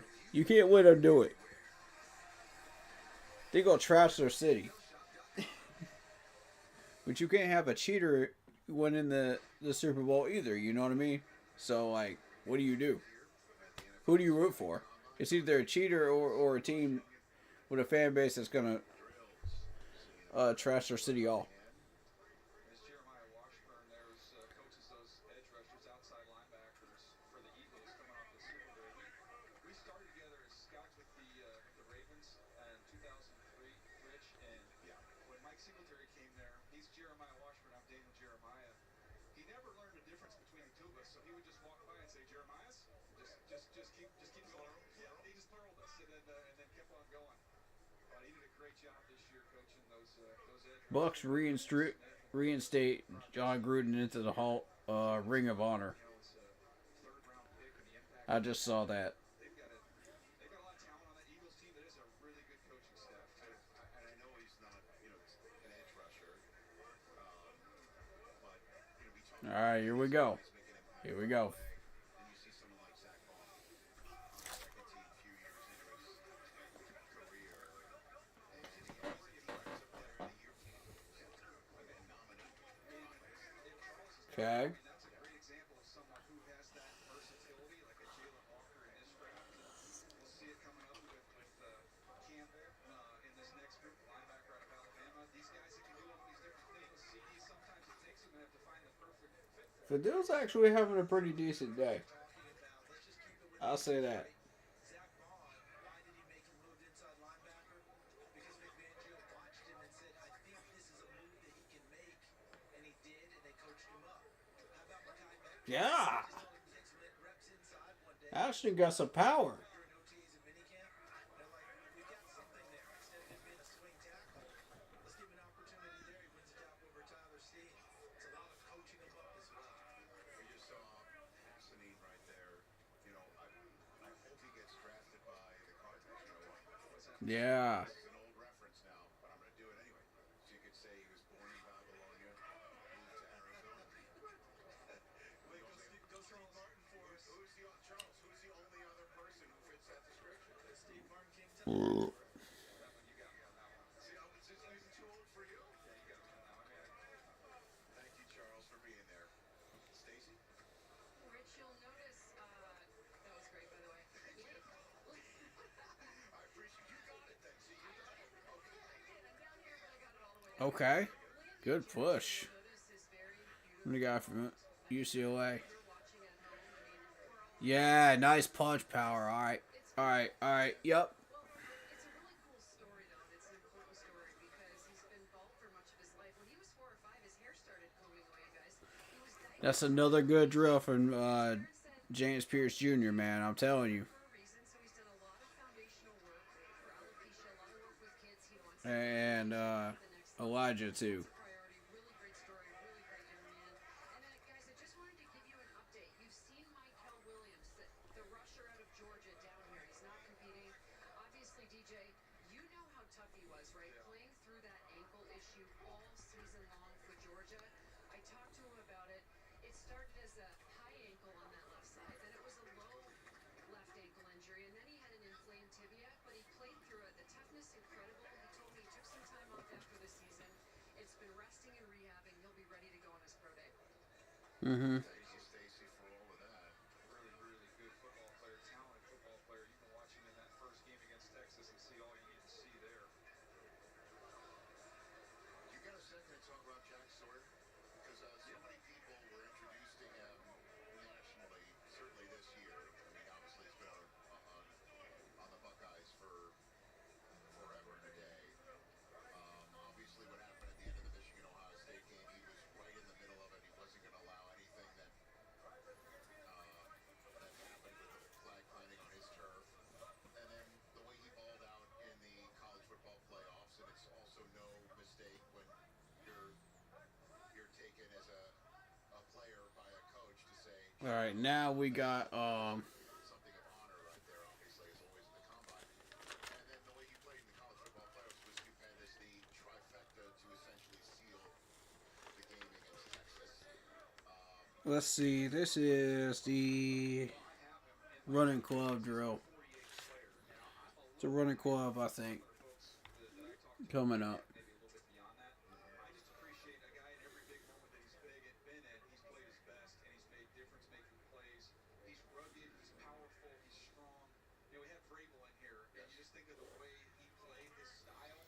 That there's a lot of similarities there in just how rugged he plays, and then also finding out about Yep, running club. We'll see. everything that took place at the end of that ball game, Rich. But there was a meeting with Ohio State, kind of a players-only meeting. I was told Ryan Day was still in the room, but it was player-run, and he was a key part of that, of saying, hey, it's still out there in front of us.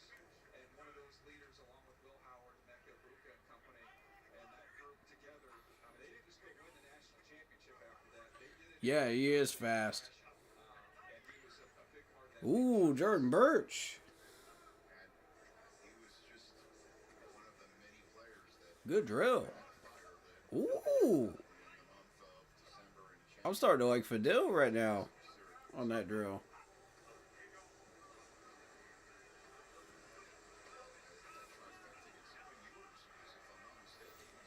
Oh boy, Ethan Downs.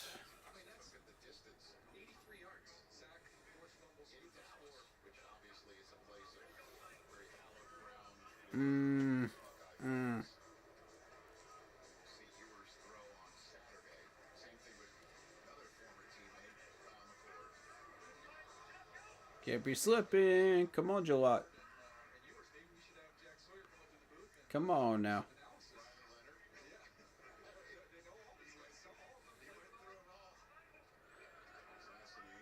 Nice. Jared Ivey. Let's see it. Okay, good spin move. Good. Good. Oh, okay. Good turn.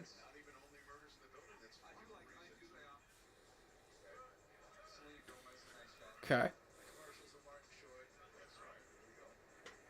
I'm not paying attention to Landon Jackson, man. I don't care about Landon Jackson. Jay Joyner.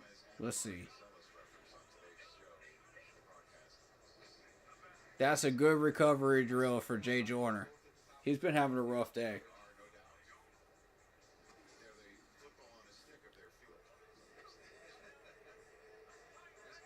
Nice, Kyle.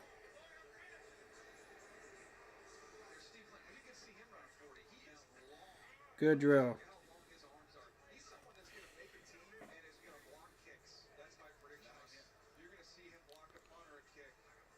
Sean Martin. All right.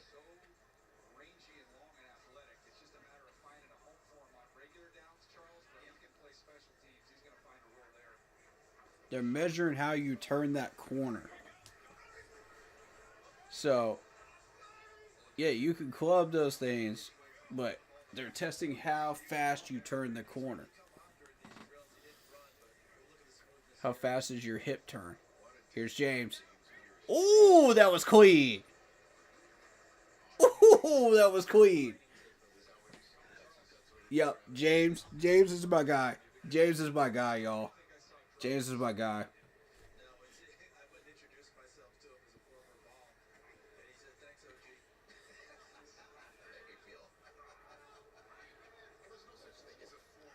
Oh. God, that turn was so clean by James.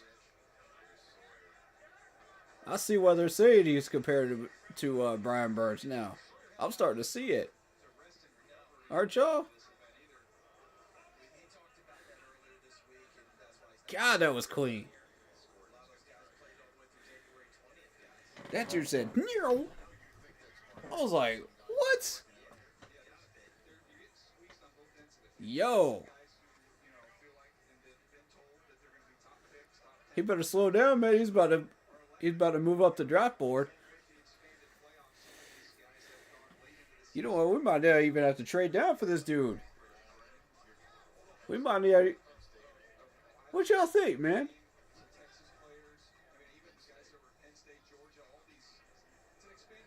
I mean, I'm taking bias out of it right now. I'm taking bias completely out of it. I'm a Clemson man, but I'm taking bias out of it. And I'm by no means a Tennessee person at all.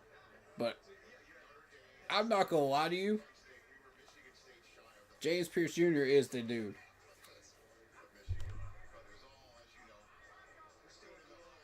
That's the one. I'm starting to feel it now.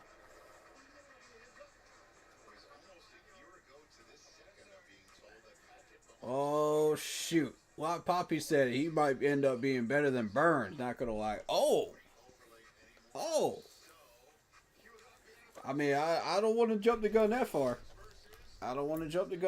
But nice drills today, James. Nice drills. This dude is moving up my board. I'm telling you right now. Look at this.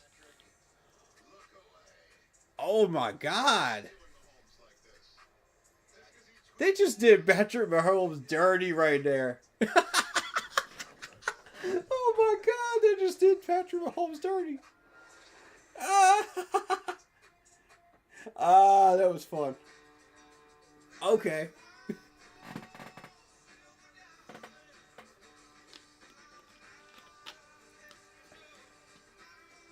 Oh my God. Jawan Walker isn't doing these drills today, I don't think. That's what I heard. We haven't seen Mike Green yet. Mike Green might be in the second group. He might be in the second group.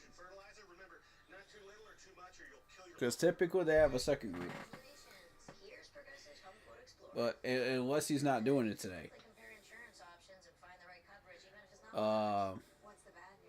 But yeah, this dude is fast though. A lot of Poppy says, no bias, I might be a Tennessee fan for college, but I just really like James for Carolina. Yeah. Fair.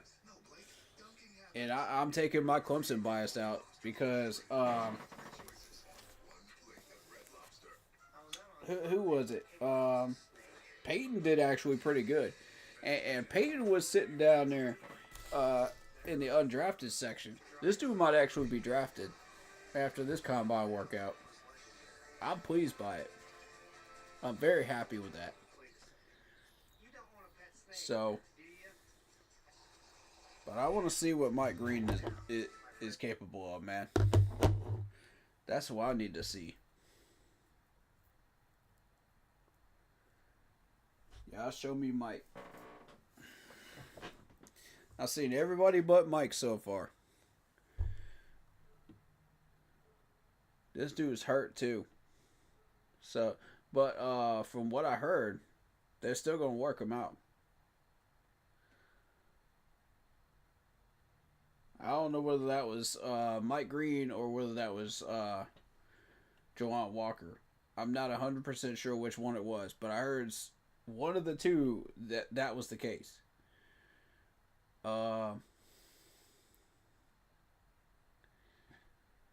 Shoot.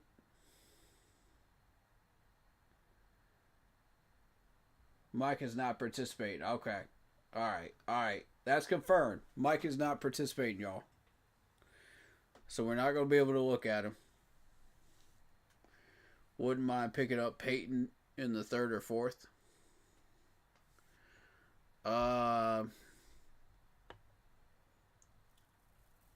Sell me on him.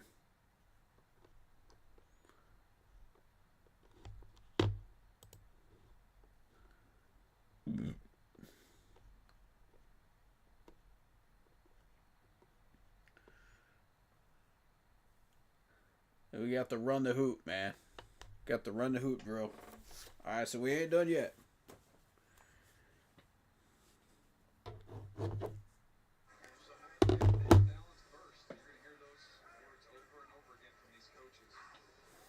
This is a pretty simple drill and not hard to mess up.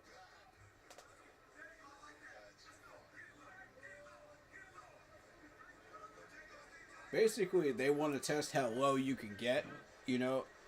Test your hand-eye coordination, test your footwork. You know, they're looking for all the little things. So you're running a figure 8 around these two loops. And you're moving these towels from hoop to hoop.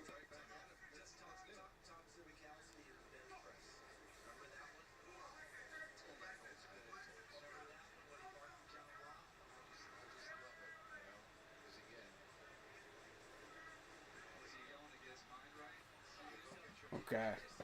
We got one more test for James Pierce. If he passes this one, I'll say we draft him.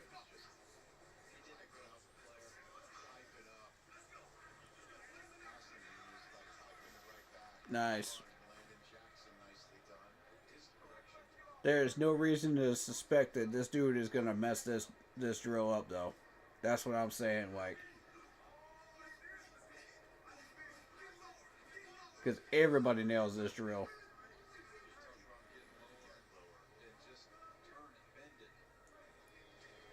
Here, Kyle Kennard. Here we go. This is another dude.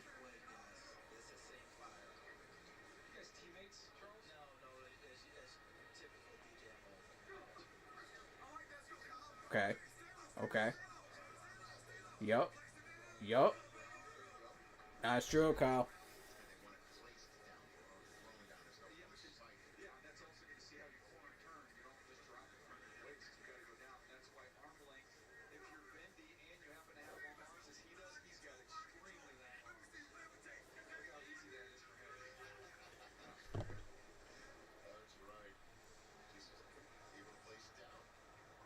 Yeah.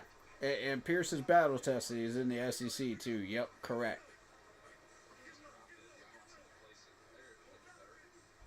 Yeah, so you want to place that towel if you're a player. And you also want to make sure that you get low. They're testing your athletic balance as well as your footwork and your hands. How quickly can you get that done? Technically, this is more of a DB drill than it is a defensive line drill. But I like it for both, though. Because it tests them both. You know what I mean? Here's James. Here we go. What you gonna do, James? Nice. Nice. Nice. That was so clean. Oh, yeah. This is our pick, man. This is our pick.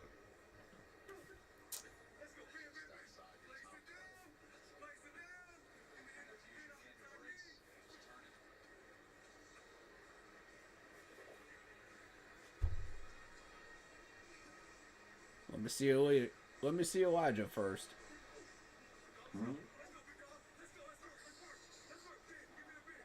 Oh, he's slipping. He's slipping. Yeah. Elijah doesn't have that body control.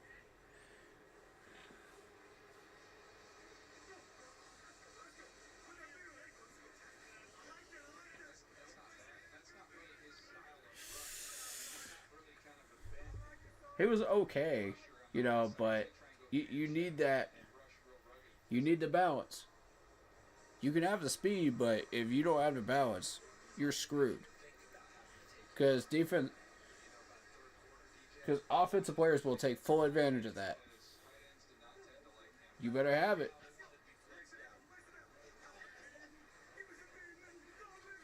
Nah.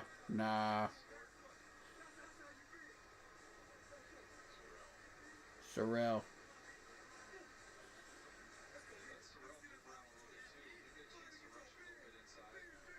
Clean. Nice drill, Baron. Nice drill. Sorrell, okay.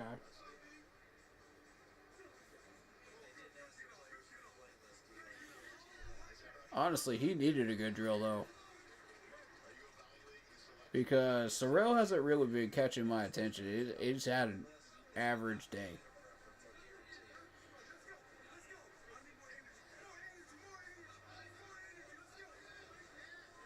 And if he's not catching my attention, he's not catching the scout's attention.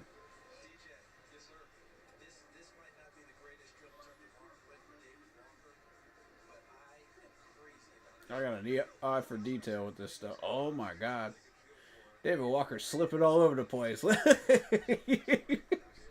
This dude ain't ready for prime time, bro. I'm telling you. David Walker ain't ready, man.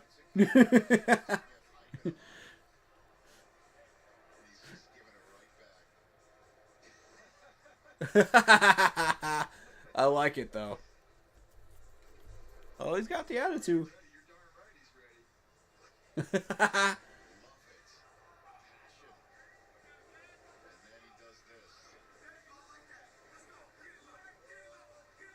That's so clean, though.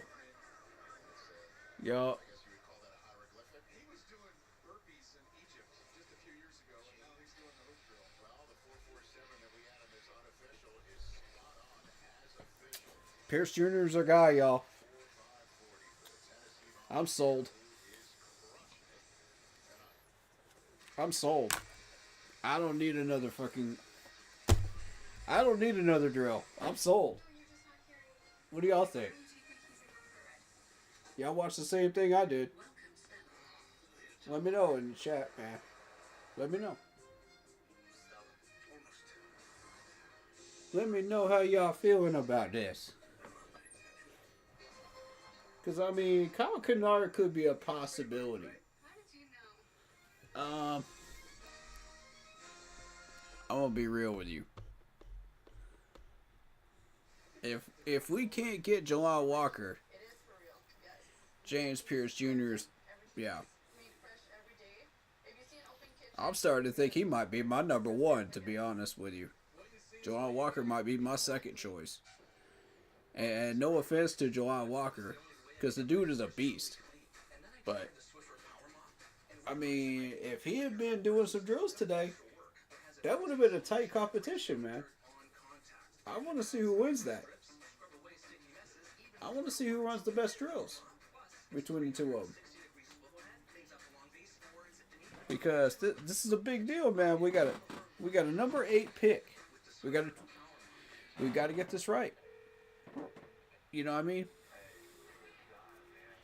We got to get this right. So if we pick this correctly,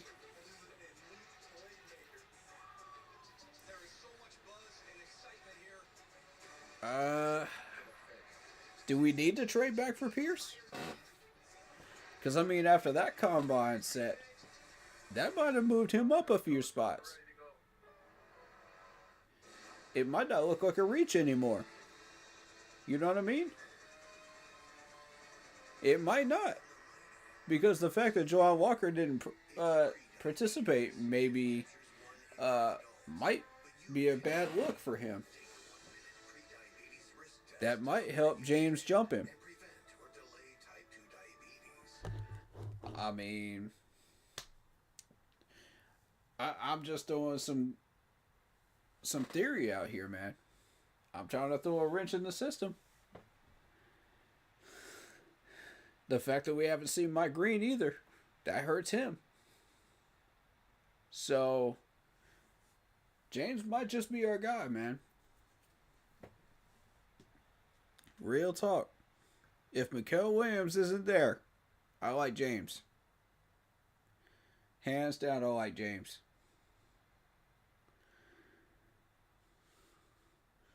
Alright, we got one more test. Body control. And I mean, really? That's not even... At this point, is this worth reacting to?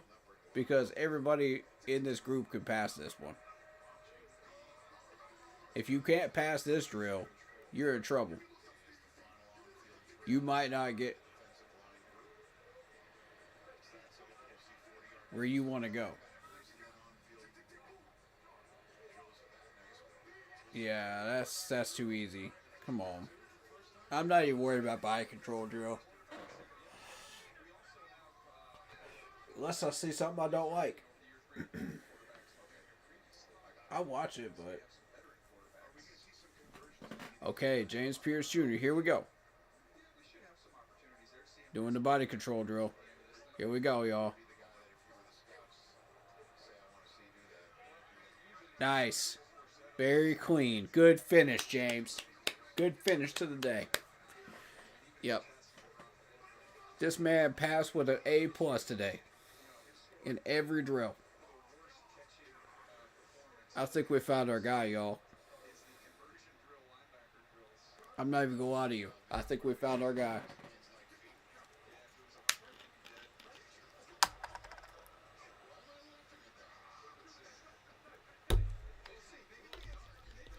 I don't even care if it looks like a reach, because it shouldn't.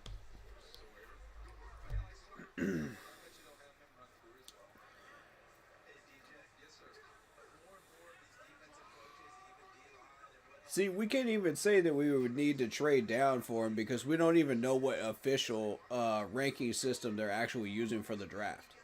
That's the thing. If we knew that, then we could say definitively, okay, do we need to move down or do we need to sit right where we are? Because after this combine, that might move him up 2 or 3 spots. You see what I'm saying?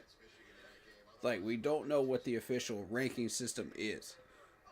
And that's what I've been getting on people about for the past 2 to 3 years. I've been trying to find out what that is. And nobody seems to know. Is it like a combination of like 2 or 3 different ranking systems? Or what is it? You know, we don't know. So all we can do is just go off of what we know. You know, what's your favorite ranking system? And just go from there. You know, are they the same ones? No. Some of these guys move up and down 2 or 3 spots, you know. after this combine, so it's going to be shaken up again. You know? So how do we know for sure where these guys are going to actually land on draft weekend? And see, nobody can come up with a definitive mock draft because they're not even using the ranking system that you're using. That's the problem. I've said that for 5 years now because we don't know. And it pisses me off. That's why I don't do mock drafts until May. Until March. I don't even mess with the mock drafts until March. March and April. Because I already know. But this year, it's become so critical to get this correct that we can't waste that time, that preparation time this year. We got to get this right. And it's different this year, man. We got that winning energy. We got that winning culture about us now. To where, you know, these guys want to be a part of it. You know, they want to show us that they want to be that playmaker. You know, and they're coming out and they're saying, well, I emulate this player. Or I have interest in this player. You know, growing up. So, with that being said, okay, so this is a different drill here. Alright, so you're going back, you're drifted over to the left, you're going back, and then you're coming back to the right, moving up, catching the ball, and then finishing.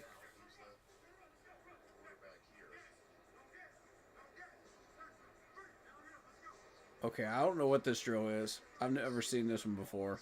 This is new. Backpedal and react. Backpedal and react. Alright.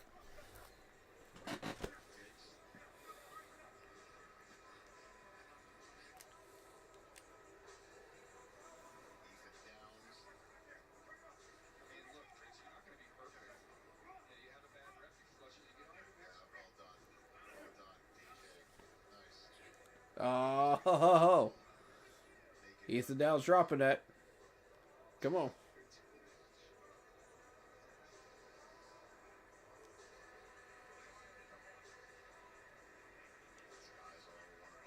Actually, this drill isn't new.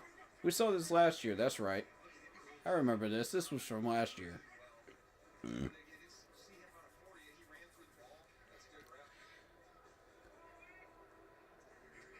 Aston Gillot.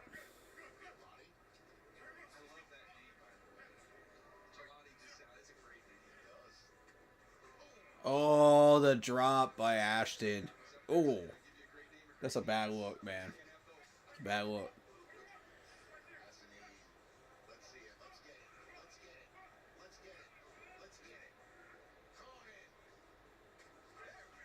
Yeah.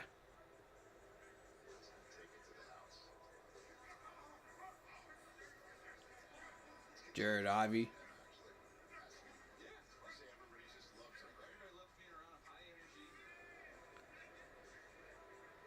And it's crazy because when we actually started looking at James Pierce, I actually had that energy like, this dude could become a Panther, man.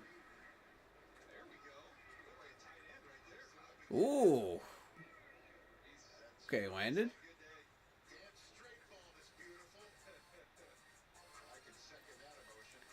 Like, I had been putting James Pierce Jr. on my draft board like all month, you know, during mock drafts.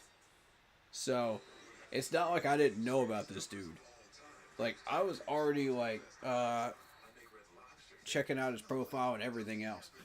So, I already had like kind of a beat on who this dude is. Yeah, I am going to react to the blueprint. But we still got some drills to scout right now. So, for right now, we're focused on that.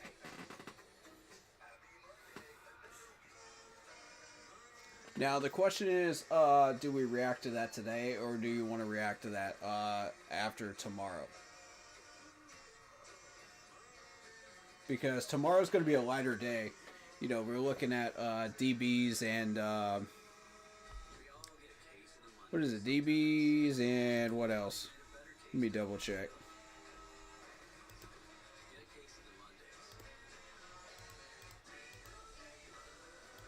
My bad, y'all. I got God knows how many messages going. Hold up. It's DBs and tight ends tomorrow. So it'll be a lighter day tomorrow. So do y'all want to focus on,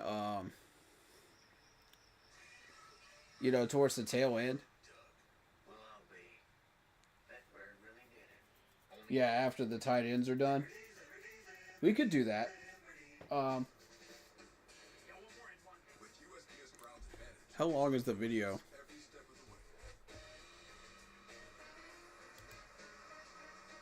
Yeah, let me know.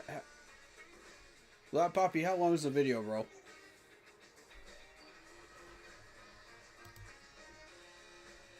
Because, I mean, we got a lot of content to cover, with this combine. So I'm trying to put it towards the end of each day if we got to react to something else,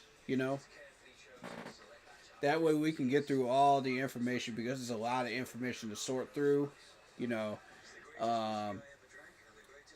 Okay, 45 minutes. Got you. All right. I'll see if I can plan for that tomorrow. It depends on when we wrap up tomorrow. Because if we're wrapping up about 8 o'clock tonight, then that's going to wrap the stream up tomorrow around 9, roughly. If we do that 45-minute blueprint. Possibly 9:30. So I'm trying to do the math here. Because I gotta get enough.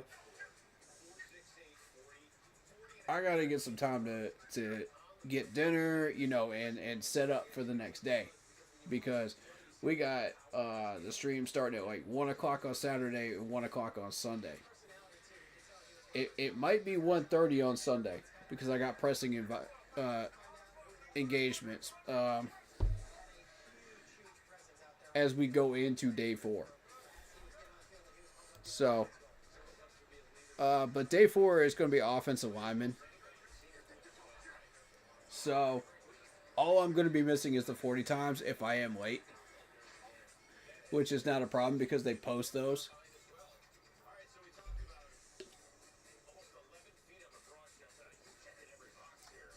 And see, I'll only be 30 minutes late. So it'll be just the 40 times. And I'm more interested in the offensive line drills themselves, as far as movement, lateral movement, stuff like that, body control, when it comes to offensive linemen. I don't really care about 40 times with offensive linemen.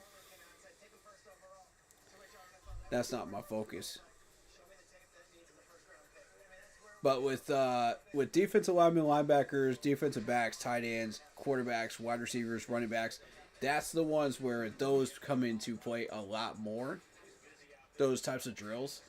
Because you got to be able to measure their movement a lot during those drills. And if you're not able to properly test that, then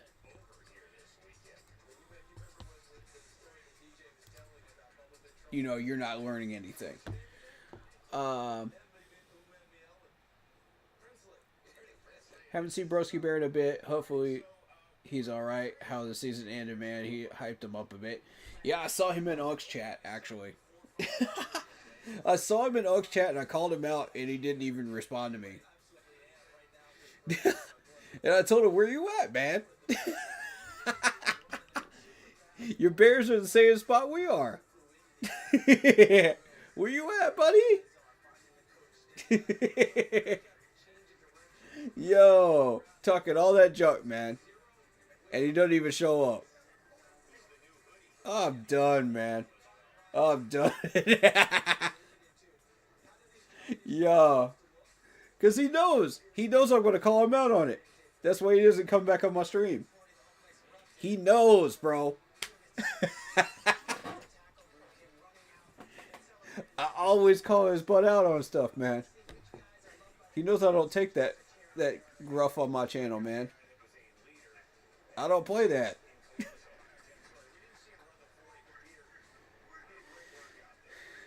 It ain't about me being right or wrong, man. It's about him just talking all that junk, man. You know what I mean? Like, if you go come on here talking all that junk, you better be right.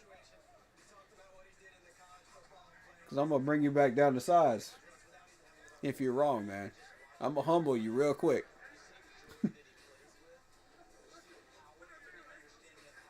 Because that is something I do around here.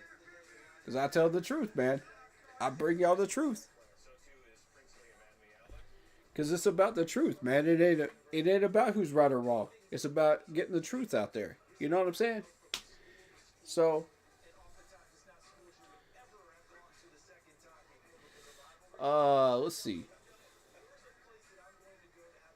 I want to see if we can somehow trade back for Pierce. I mean, we talked about that, so. Yeah, tomorrow for that video. Alright, sounds good. If there's no edge rushers available, would you pick Tet or Warren?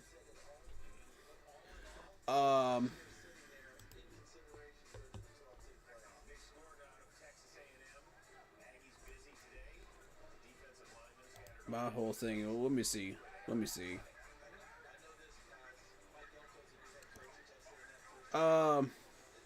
We don't need a tight end first pick. So I'm going to say no on Warren. We're looking for a third stringer. We're trying to replace Ian Thomas. We're not trying to replace the guys we already have. You know, and push them back down the roster. We already have our tight end. It's Sanders. We got him last year. As far as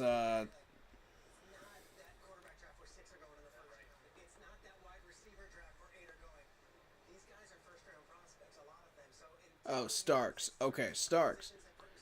We do need safety help, but that's not the most immediate concern. I think there's going to be edge rushers available because we're going to be sitting here looking at James Pierce Jr. He's sitting at number 15 overall right now. And, like, this dude might jump up to 12.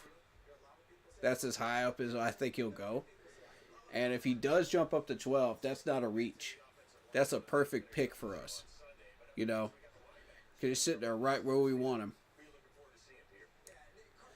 You know, he's within that safety net area where we want him at.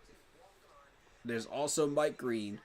You know, so we've got Joel Walker, so there's no shortage of defensive ends here. That's 3 right out of the gate. And Mikel, if nobody picks Mikel, that's 4. But I don't see Mikel dropping to 8. If he somehow does, I'll be surprised. But we've seen weirder things on draft weekend. Alright, so they are officially done. Linebacker on the field workouts.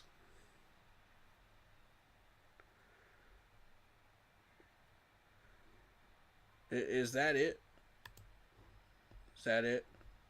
Because we're doing linebackers. We still have linebackers. Okay. Oh, snap. Oh, we're going late tonight. All right. Fair enough. Well, I'm settled in. Let's do this. You know, I want to learn about some linebackers today.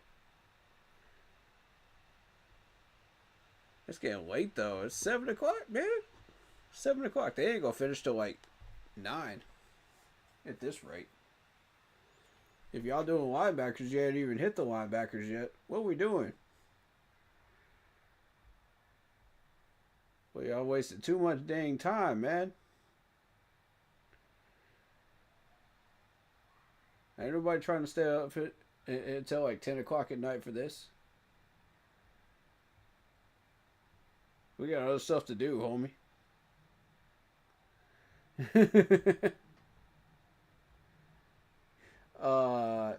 Lap Poppy says neither. I'd go Will Johnson or Starks.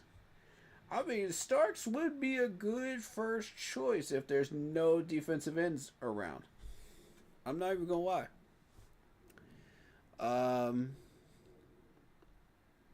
I might be tempted to go Starks on that one.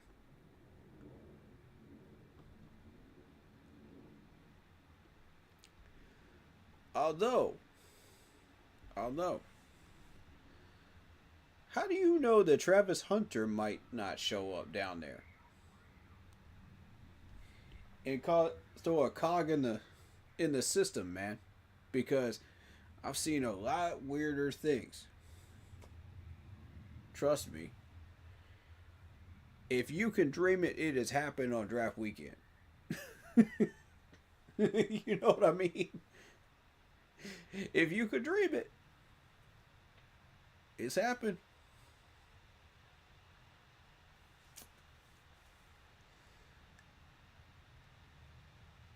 That's crazy that I haven't gotten to linebackers yet. I know, right? Like, this is the longest day. You know, when it comes to the combine, because you got to go through all these different drills for the D linemen and the linebackers. So I can see how it would take a while, but this long, yeah, y'all should have started at 1, man. Y'all should have straight up started at 1.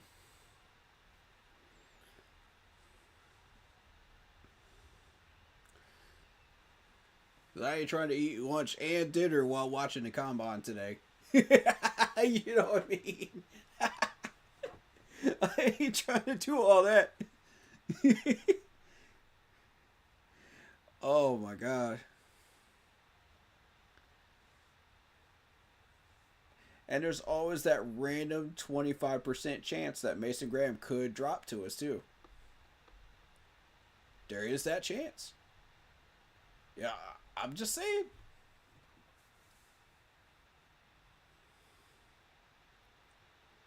Now here's my real question for y'all. I got a question for y'all. They got me doing overtime work. Facts. Yeah, a lot coming in with them jokes, man. I love it. But yeah, here's my question for y'all. Since you got a question, I got one for you as well. If the choice is between Mason Graham, should he happen to fall down to 8, Mikael Williams, Jalal Walker, or James Pierce Jr., who you picking? Choose wisely. You can only have one, because the other 3 are gone. By the time you pick again at 57, the other 3 are gone. Who you taking?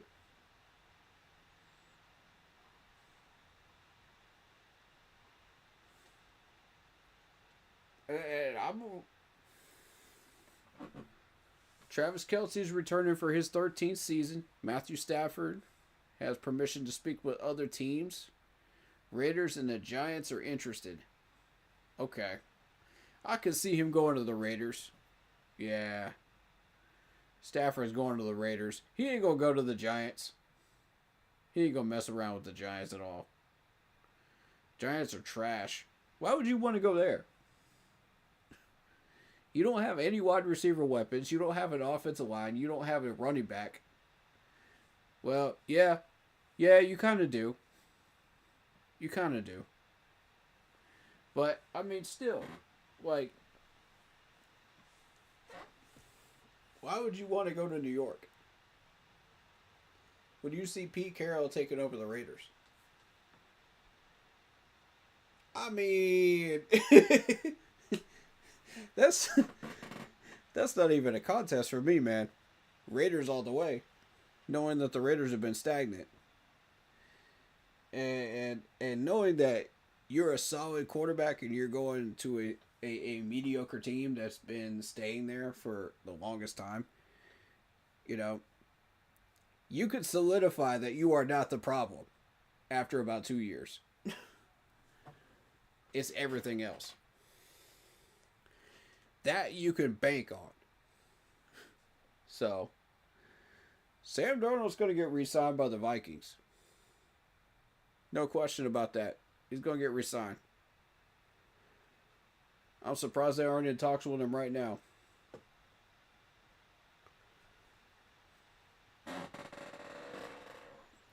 If he doesn't get re-signed by the Vikings, then it becomes very interesting.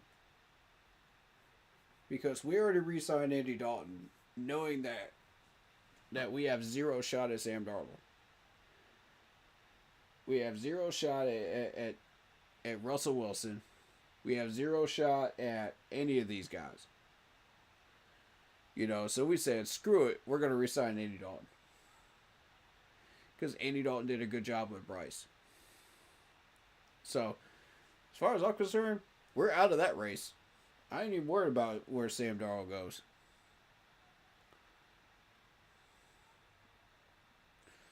I ain't even worried about it. He gonna end up somewhere. I ain't worried about it. As long as he doesn't play us twice a year. That's my only concern. Just don't send him to a division rival.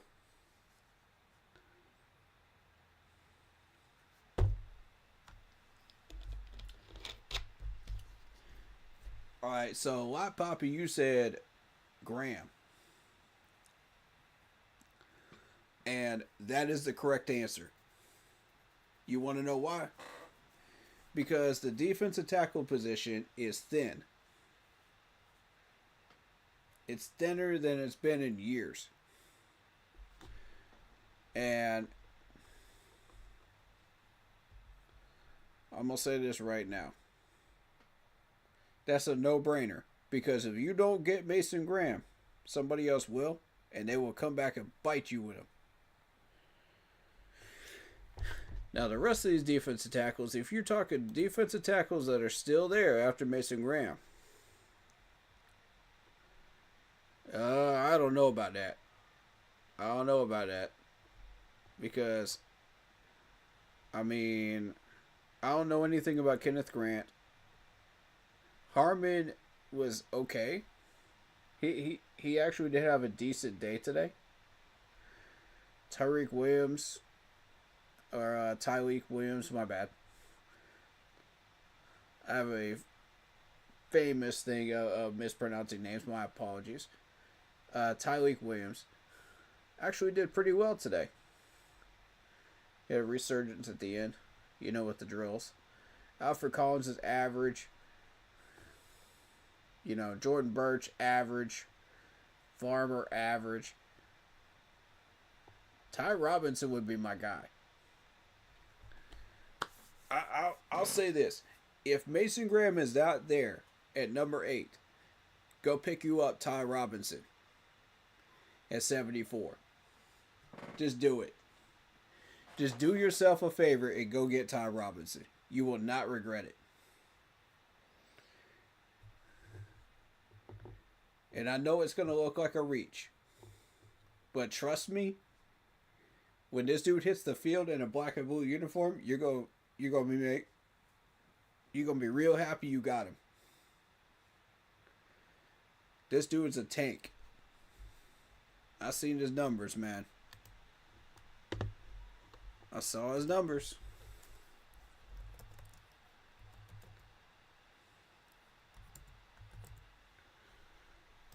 I'm going to show you his draft profile again. Hold up, here it is. 7 sacks. 1 forced fumble. Look at the solo tackles. This is what I'm trying to show you guys. We want people that can solo tackle on this D-line. 21 for 37. Look at this beautiful number right here. And you can get him in the 3rd round. You can get him in the 3rd round. I doubt he's going to be there in the 4th once we pick at 110. I doubt it.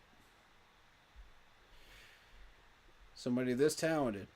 Look at those measurables, man. Those measurables are beautiful. Those are gorgeous measurables. They just updated them today. They just put the 40 time up there. Look at that. That's what you want. Alright, so 53% on tackling, but we saw the solo tackle number, so I ain't worried about that 53%. Bump that. What I'm more interested in is this 81% pass rush and the 72% run defense. That's what I want right there.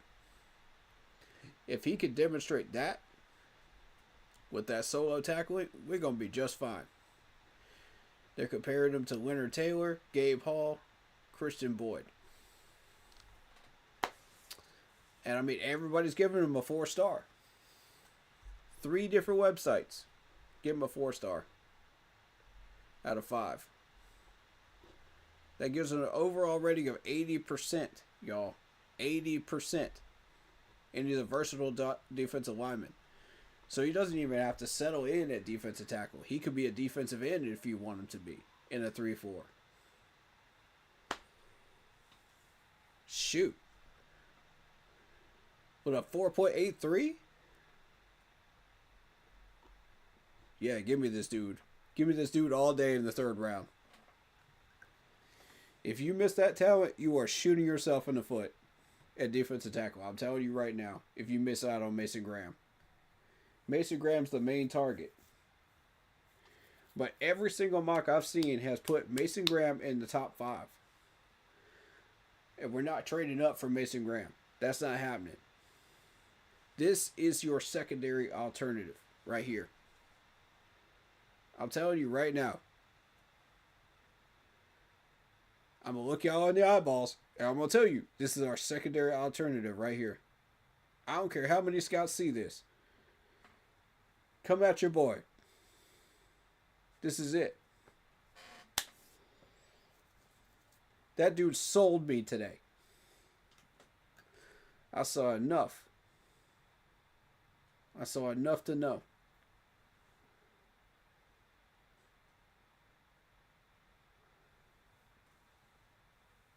Alright, so are they setting up for linebackers or what are they doing, man? Here come the linebackers. Here they come. Here they come. Doing cartwheels and crap. Alright. Alright. Okay. That's cute and all. I like that re-signed Andy. Yep. I'd be pissed if we played Sam for a year. I'm not gonna lie to you. Yeah, agreed.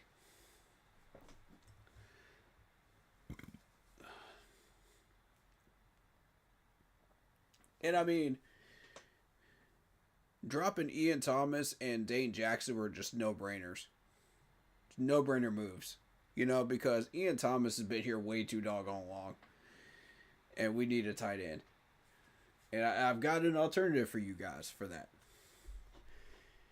And I've already shown you guys in a handful of mock drafts. I already know who I want.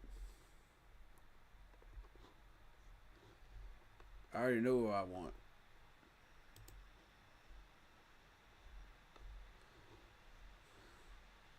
Now, if you're not going for Arroyo this early at tight end, you have the option of Mason Taylor, Terrence Ferguson,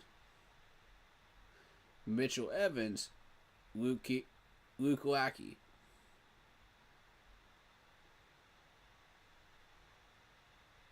And that's about it. Yeah, I don't trust the rest of these guys. I don't trust the rest of these guys in my offense, man. I'm trying to tell you. And that includes Jake. I don't trust Jake in this offense. I don't think he's a good fit. As a Clemson fan, I vouch for the dude, but I just don't think he's a good fit. You know, there's a difference between the two, you know.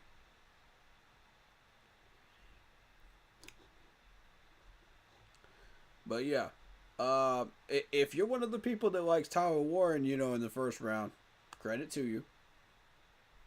Credit to you. You know, if that's why you want to run your mocks, go for it. I'm not picky. I'm not gonna tell you what not to do. You know what I'm saying? I'm just telling you what I want to do with my mocks. Because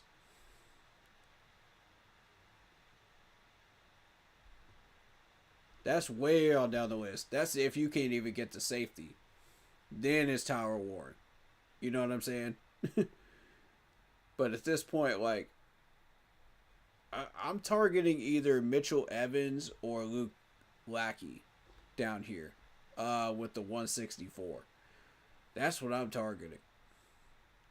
And I don't know if you're going to get Mitchell Evans at 164 or not. That's why I'm saying you need to trade those 2 sevens up into the 6th round so you have a 204, 205, something like that. So you can go after a guy like Luke Lackey, you know, and not have a problem. And just lock that in. You know what I mean? So, because what are you going to do with 2 sevens? What are you going to literally do with 2 sevens? You're going to draft a kicker in the 7th round? Who's going to still be there?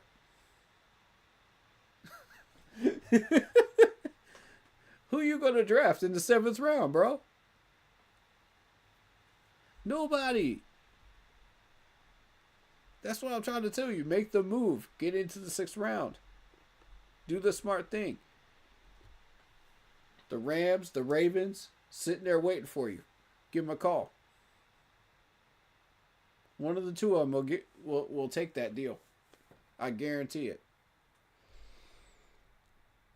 Get yourself in the 6th round.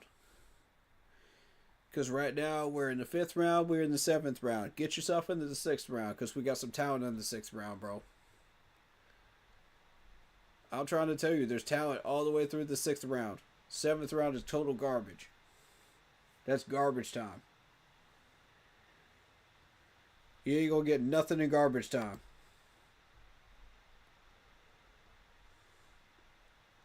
And I think I found a little hidden gem in Jack Beck, though. I think I did. Because when you look at Jack Beck, hold up. And we're going to be looking at him later on in this combine.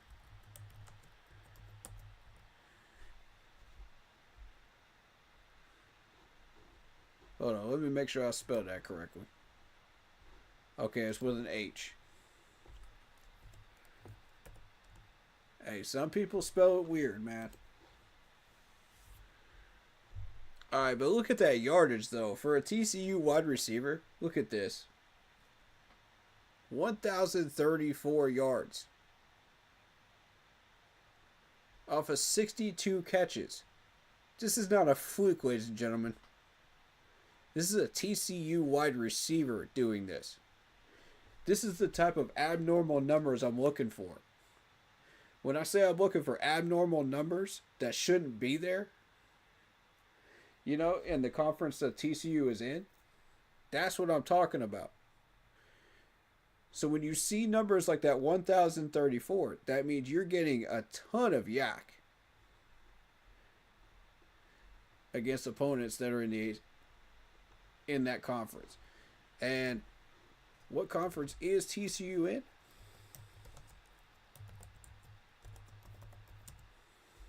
Big 12. Who's in the Big 12? Well, your Big 12 consists of which teams?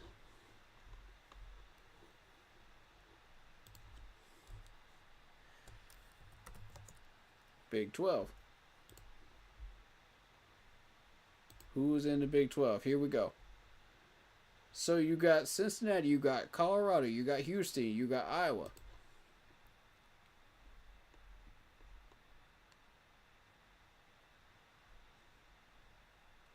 You got Arizona, Arizona State, Baylor, BYU, Central Florida,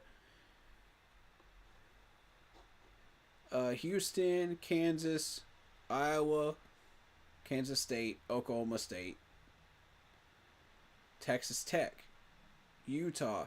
Utah just recently had some good players come out of there. We just saw one of them today in the D-line group. And then West Virginia. Now,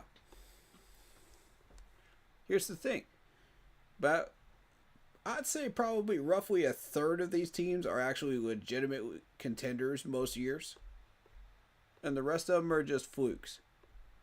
Sometimes they'll come up with a good team, sometimes they won't. So, you're trying to tell me, in a conference with 1/3 talent, and most of these guys end up in the NFL, this dude got 1,034 yards off of 62 catches, 9 receiving touchdowns, and 16.5 yards per catch? That's abnormal. I'm trying to tell you that's not normal. And that's what I'm looking for. So now, plug Jack Beck into, say, the SEC. So when you plug him into the SEC, those numbers become average numbers, correct?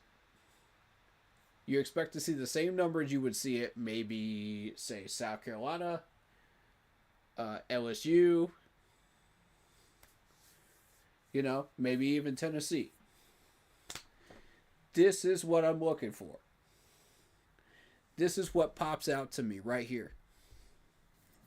So now y'all have an example of the type of talent I'm looking for in these WAC conferences, Big 12, Western conferences, places like that. Numbers that should not be there. So, now, we're going to apply that to the mock draft. Where is this dude at? 72.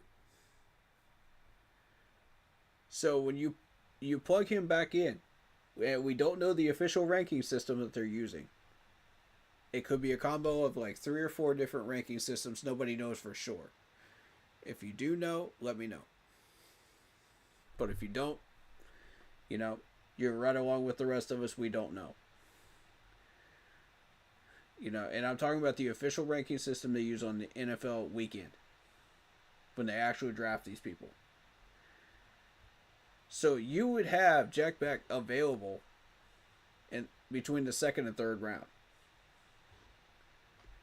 You see what I'm talking about? And not only that, you got Savion Williams sitting here too. Tez Johnson.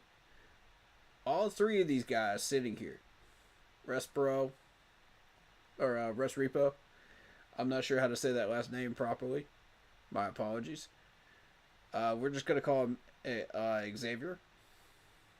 But that's 4 solid wide receivers sitting there in between round 2 and 3. You see what I'm saying? Like, this is the stuff I look for when I look for talent.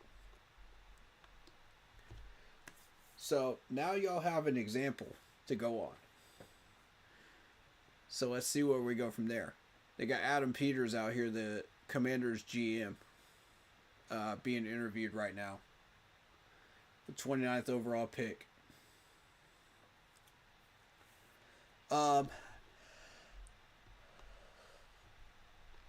Excuse me. You've heard a bit about Walter Nolan. Yeah. Let's talk about him. Walter Nolan. So,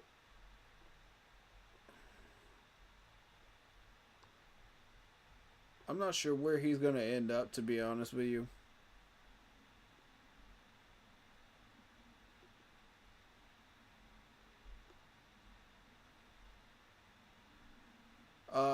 another player I want to bring to your attention is actually Wyatt. Wyatt's actually a very, very good offensive tackle who can play on either side. So, you know, this is a dude that has excellent block protection. So, that's going to be an option once we get down to 57. You know, there's a lot of good guys, man. Kyle Kennard is going to be sitting there, which to me, Kyle Kennard had an average day. Just above average day today. And that's not good enough. I'm trying to tell y'all right now that's not good enough. Barrett Carter could move up the board from that 95 spot. Depends on how good of a day he has today. You're also looking at Devin Neal at 104. That's sitting there.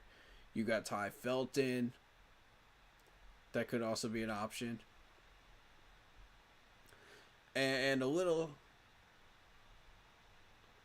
hidden gem down here is Ty Robinson. Ty Robinson sitting at 119. This is the dude I'm telling y'all about. So you have to go through all of this to get to him. All of this nonsense to get to him. But once you do, he'll be sitting there at 74. Now, here's my question. Are you willing to move down a little bit, grab an extra pick or two, you know, and then go pick up Ty Robinson with whatever that third round pick happens to be after you move down? See, nobody's thinking that far ahead. They're thinking, okay, number 8 pick, you know, 57 pick, you know. Nobody's thinking this deep. And I'm trying to tell you, if Mason Graham ain't there, you got to think this deep. You got to go this far. Because if you don't, you are going to miss your defensive tackle. And if you miss your defensive tackle, you're going to have to sign one. And I'm trying to tell you right now that defensive tackle group is looking real weak in free agency right now.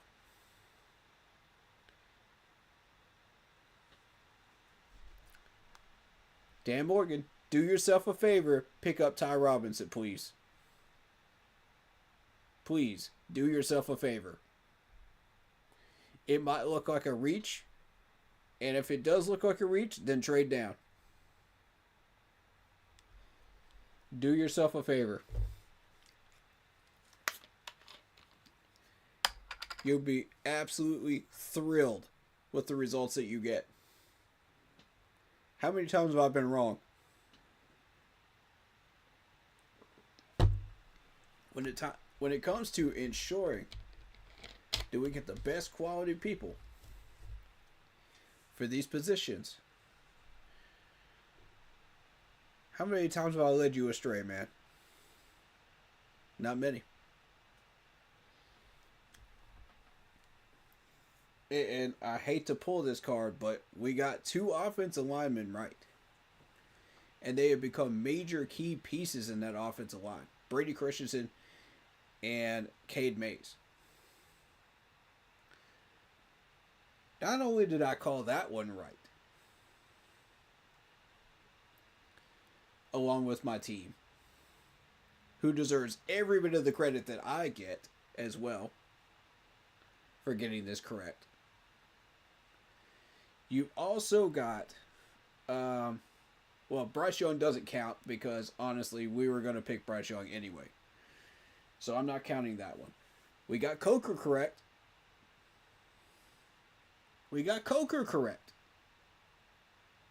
How far down do you have to go in order to get that one correct? Come on. Did I anticipate this dude was going to be a number 1 wide receiver? Nah. For us last year. Not a true number 1, but a number 1 wide receiver. You see what I mean? Like, did anybody predict that? I don't think they did. Come on. And I was picking this dude in the 7th round in my mocks consistently. I saw him. I saw the abnormality in the numbers, just like I just saw with Jack Beck.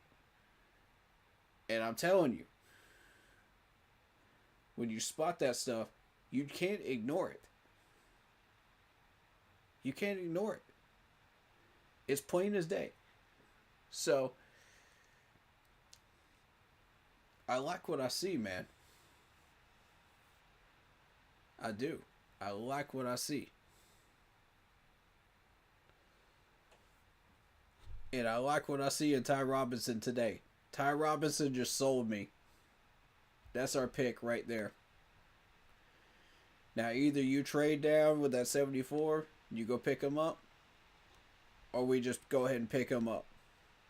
You know, either way, if you drop that kind of talent,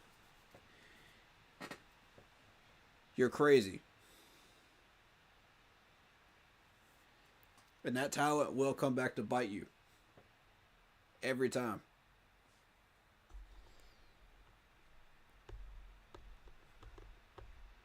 I'm making a hard push for Ty, man.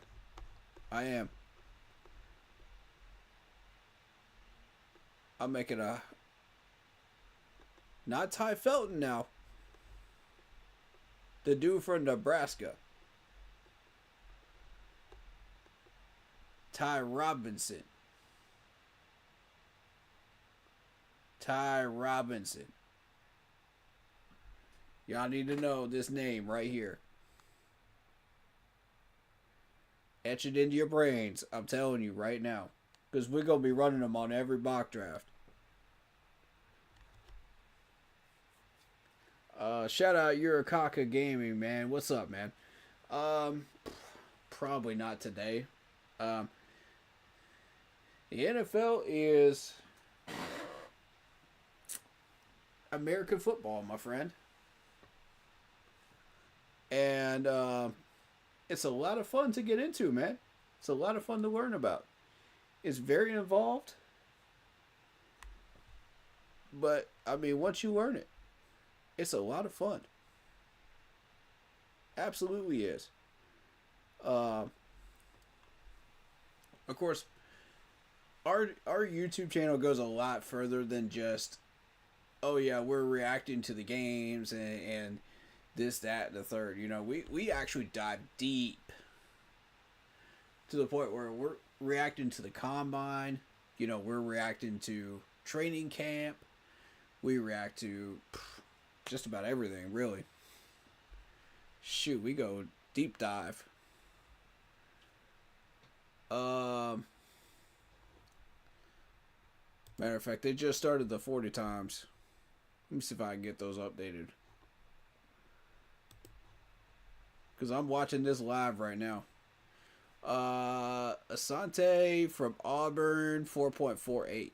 Alright, let's see if that sets a mark for everybody else. They got Carson from Washington, 4.59.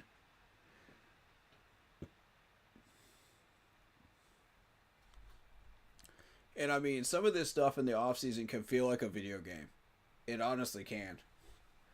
Like, some of y'all know what I'm talking about. You know, your analytics people. You know, you know what I'm talking about.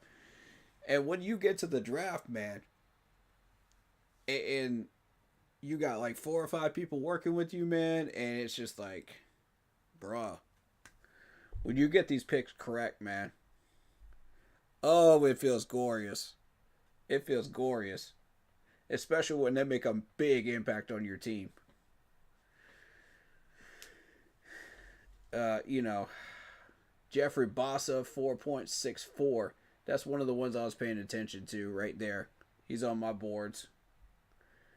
What game am I planning on playing next? Depends on what I'm feeling, brother.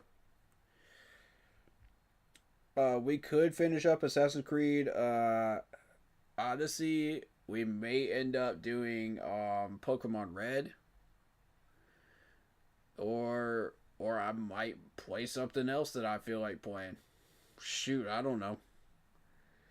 But when we do get into the gaming stuff, though, we'll see. I just kind of play it by whatever I'm feeling at the time. 'Cause we did some golfing yesterday and poker, just as kind of chill before combine. Jalad Campbell 4.52 officially 4.52. These numbers are kind of all over the place at the moment. We'll see. Is Super Bowl in the NFL the same thing? Yep. Mm-hmm. That's the biggest game in the NFL, my friend. That's the big one.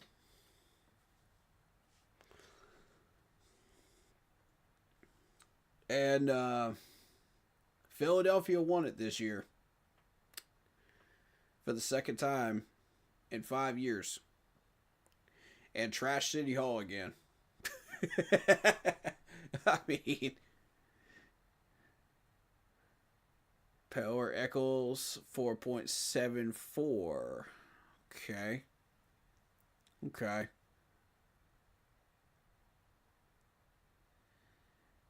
Yeah, I welcome any questions that you have. I would be more than happy to answer them about football stuff too. You know, if you're interested in that, learning about it. You know, if you want to one-on-one me, you know, and learn some stuff, you know, off stream, I'd be happy to teach you as well. Or any of these guys would as well. You know, we'd be happy to. I fully welcome questions during streams, even if I'm gaming. Because the primary focus of this channel is on the Carolina Panthers NFL team. Always has been, always will be.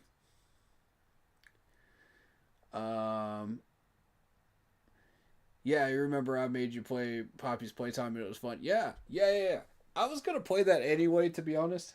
I had one other person request that too. So.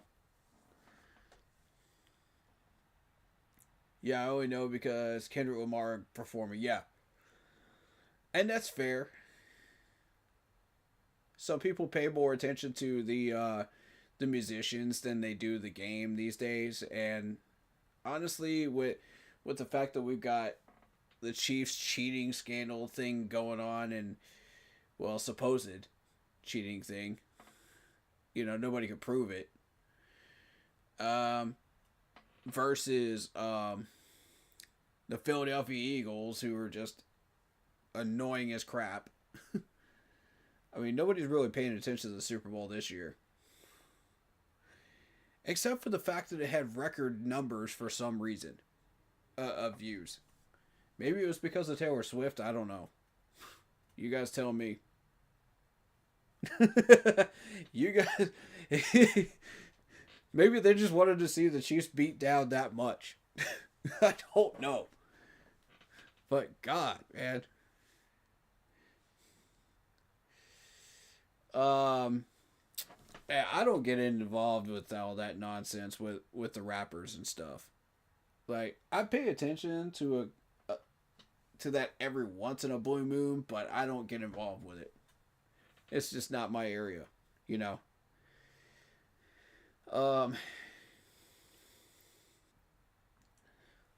I'll say this. Eminem makes you pay attention. You can't ignore Eminem. That dude is unignorable in any genre. Any genre's fan base knows who he is. So...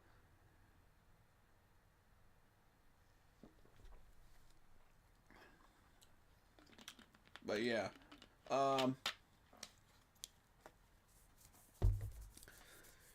I want is somebody performing at halftime that doesn't, like, make the NFL look terrible.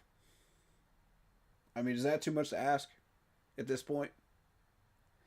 Because literally every artist that has come up there, except for Snoop himself, has made the NFL look terrible in the past 5 years. Tell me I'm wrong. You're going to snub Weird Al. You're going to snub all these other good artists, you know, that have been doing stuff for years, and you're gonna put yet another rap battle in there just because it's popular. You know, it's like, okay, cool. You know, nobody cares about the rest of it. You know?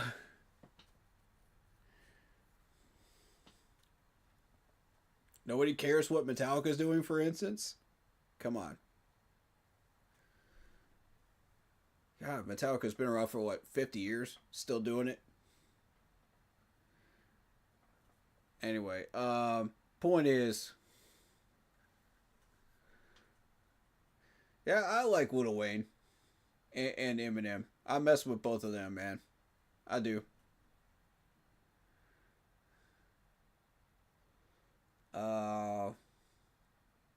Tupac was always a GOAT. Yeah, for sure. I thought the Weeknd's were pretty good, but I like the Weeknd's music. Oh, okay. Fair.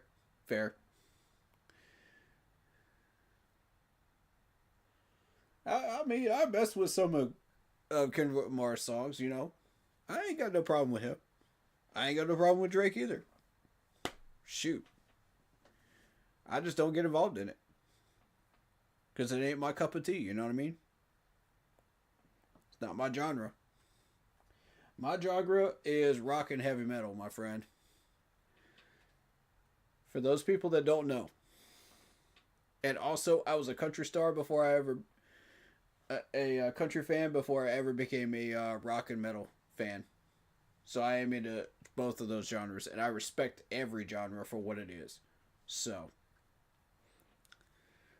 Only thing I can't stand is opera. I can't do opera. Anyway, let's see what we got here. These should be coming in now. For these 40 times. July Campbell, 452 from Alabama. Nick Martin, Demetrius Knight. Demetrius Knight is one of those I was paying attention to because we've had a lot of success with South Carolina Gamecocks players. 4.58. That's pretty good. He's hanging in there with the top people up here. So that's good. Bassa 4.64. That's not bad. Bam, Martin Scott. Yeah, see, the South Carolina guys are going to represent really well in the 40s. In the 40-yard dash. Yeah, I do live reactions. Absolutely. To Carolina Panthers games, training camp. Well, I can't do live reaction to training camp anymore, so I just do reaction videos of what I've seen when I was at camp, because they don't allow you to video anymore. But originally, the first 2 years I did. I react to certain playoff games, whichever ones I choose, or the chat decides that they would like for me to react to. But mainly Panthers games. I'll react to the Combine and the NFL Draft.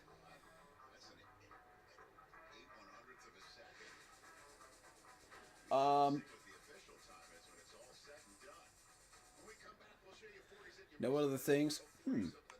What would you like to see me react to? I'm taking suggestions in the off season.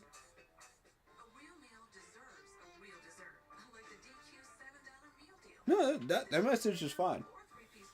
That message is fine. I don't mind that question. Because honestly, I'm taking suggestions during the off season. Because I do need to fill the channel with some content, you know what I mean? And there's not much content going on for like 3 months of March. Hold up.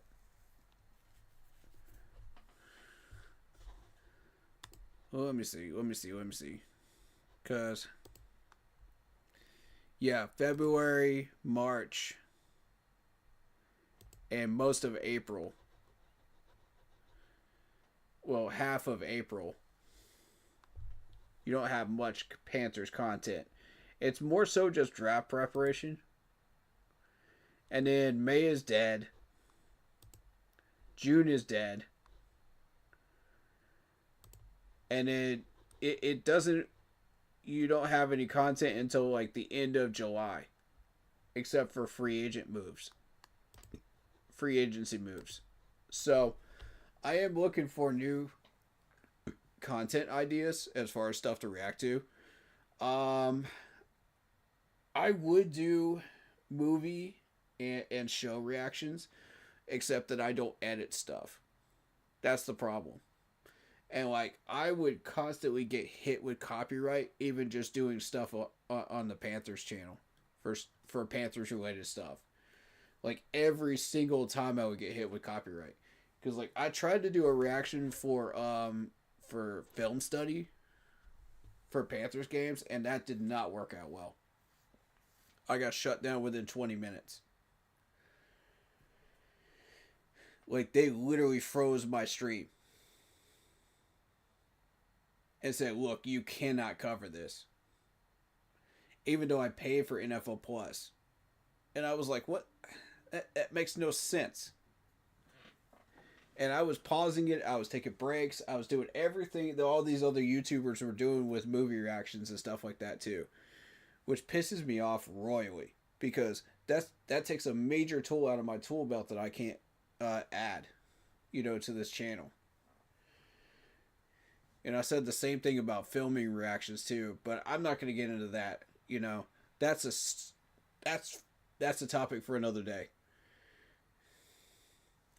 I can't do those, man, because I'll get hit with copyright, man. Any chance I'm already getting copyright out the wazoo just using the intro songs. You know what I mean? Like, just even with the intro warm-up songs. And I haven't got hit with copyright for the Keep Pounding song because I don't think that's copyrighted. I don't think he's going to, thankfully. And I would much prefer he keep that uncopyrighted. Thank you. All right, Danny Stutzman, 452, nice. Nice. This is a dude that's been on my mock draft for a bit. Very nice. Good time. Good, respectable time. Oh, okay. It's okay. Yeah, I'm taking suggestions though. Any other content stuff that we could put out there, I'm down for it. Because right now we just have the Panthers content and the gaming. I would not mind expanding during the off season, but that would be just during the off season for whatever it is. But yeah, decent question though. Decent question. All right, back to this. Bassa 464, Shamar James 470. Power equals.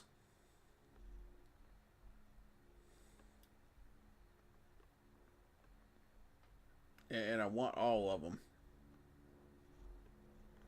I don't want just the top performers. I want all of them. Because there's a certain few names that I'm paying attention to right now out of this linebacker crew. Barrett Carter's going to be one of them. And I don't think they put Barrett Carter out there yet. Has he run a 40? Can anybody confirm in chat, has he run a 40?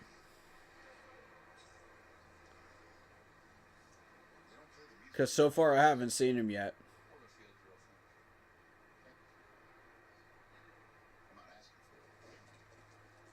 So that's Carson again. John Campbell. Nah, I don't see him on the list so far of upcoming ones.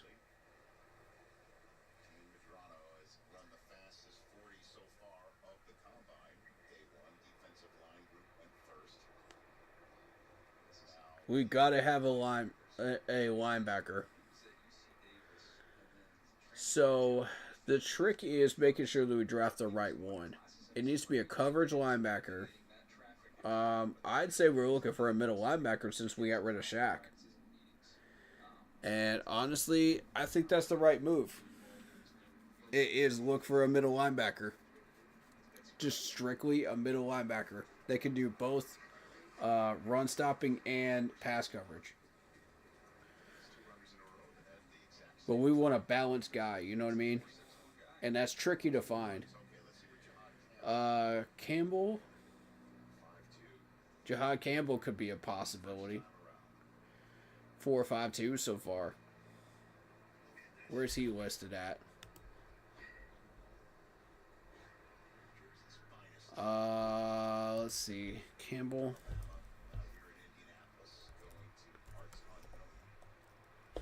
Yeah, let's take a look at him real quick.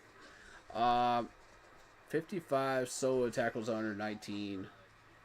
He's run a 4.52. They're going to go with a 4.52 of the official 2 times. 2 forced fumbles, 5 sacks. Battle tested in the SEC. Good measurables, as you can see by the chart here. 93% in tackling, 80% in pass rush, 84% in run defense, 83% in coverage. This is the guy that we're looking for right here. This type of guy right here. You compare him to Peyton Wilson, compare him to Junior Colson, Edgar and Cooper. Peyton Wilson's a big dude, man. That's a good comparison. I like that one. Power Equals from North Carolina Tar Heels, 4.74 is the number they're going with. The top number of 40 time is 4.46. So, but yeah, Campbell is a box linebacker. But I think that if you could start working on those solo tackles, Jihad, I would be down to start looking at you as a draft prospect right now. I'd be down. Where's he ranked? Jay Higgins, 4.82. Ooh. Higgins is one of them I was looking at. Here's the thing. Jihad Campbell is at 27. So he's going to be gone. So we need somebody that has that level of talent. And the best ones I can see is maybe Carson. Maybe.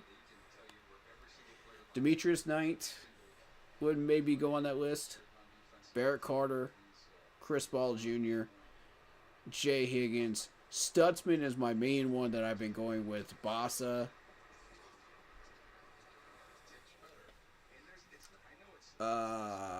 Jack Kaiser is another one.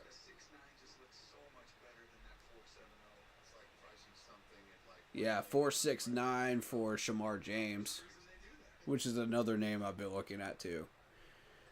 I haven't really nailed down anybody at linebacker yet. I'm going to leave that one up. As far as like who I'm going to choose for that, I'm going to kind of leave that one up for grabs through the months of March and April, because that's one of those picks that I don't want the scouts to really know about just yet. I mean, yeah. We'll be picking Danny Stutzman, but I don't know if that's necessarily who we're going to be drafting. You know what I'm saying?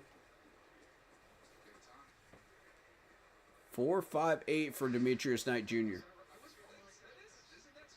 Scrooge McDuck on his shoes. Hey. I like that.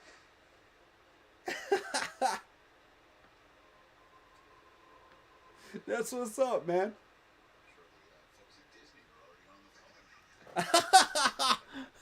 The people at Disney are probably on the phone right now. I'm dead. Yo. He ain't lying, y'all. Disney gets crazy about that crap, man.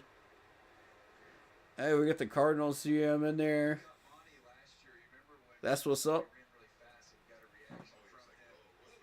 Oh my God. Yo. Yeah. Okay. 1 second, y'all. I gotta take care of something.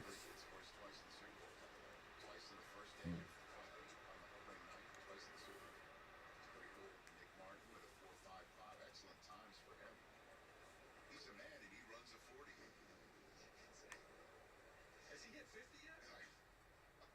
Grundy, I think he has. It's that time of night, isn't it? We'll finish up the 40s from the linebackers, and then we'll finish up the on-field drills of night 1 of 4 here live at the Combine on NFL Network. He's a kid.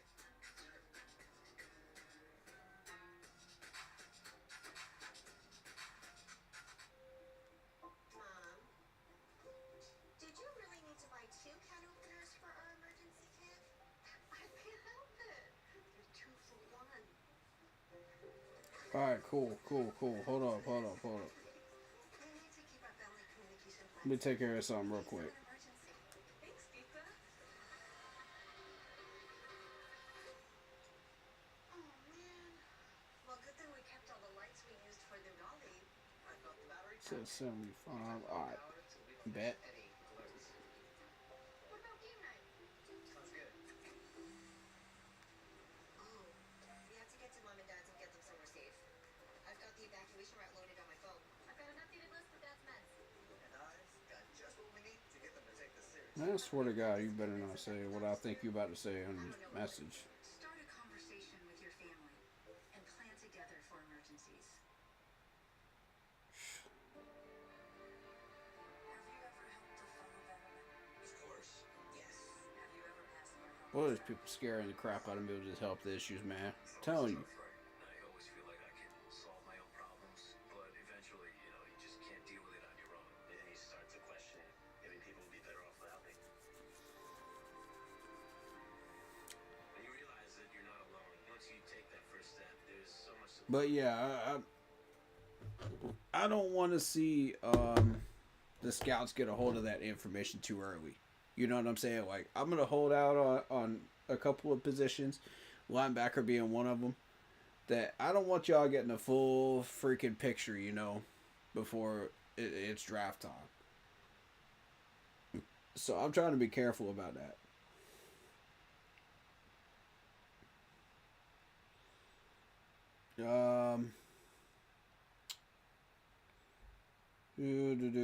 Do.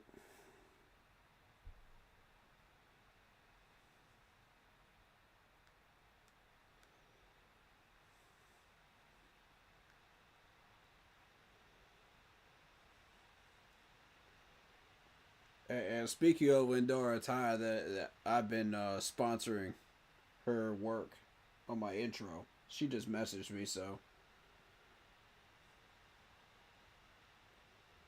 I'll go into team chat. I'll do that. 'Cause team chat's sending me some stuff.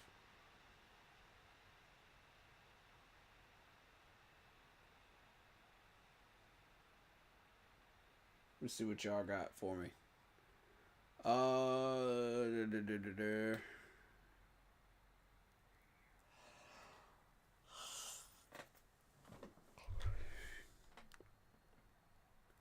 Came Moderno. I can't tell if that's an O or an A.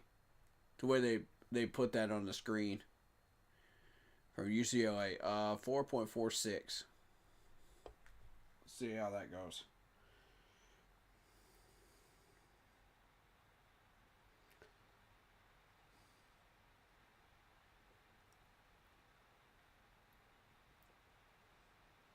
All right, so Myles Garrett is not open to signing a contract extension with the Cleveland Browns. That's official now. He's officially slammed the door shut on negotiations there.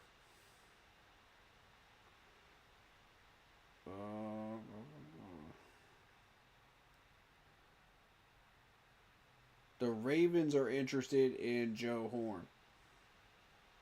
Well, J.C. Horn, I'm sorry. J.C. Horn, man. But the thing is, we're in the middle of a contract extension, though. You know, so I don't see that happening. Yeah, I agree with Chad on that one. It ain't happening. Samuel London Jr. 4.58 from Georgia.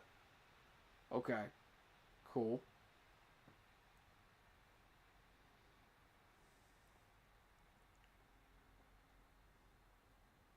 Famous.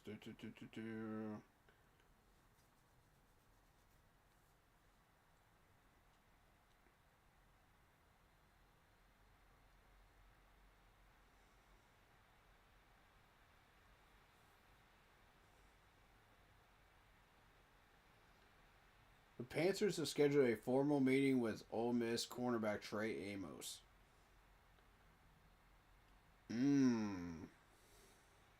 He's an Ole Miss corner.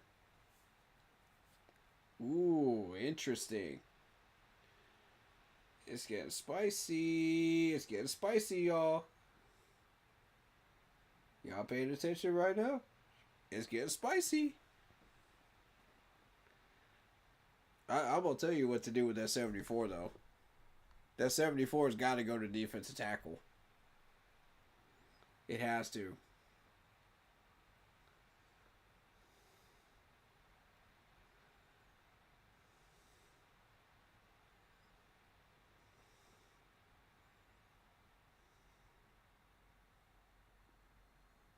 Yeah.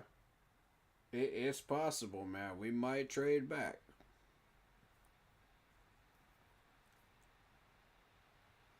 As long as we go like 12th to 13th, I'm cool with it. Ooh, Chris Paul Jr., hold up. From Ole Miss.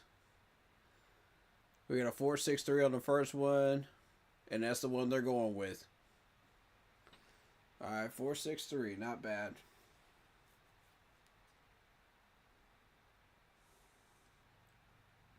Sure did.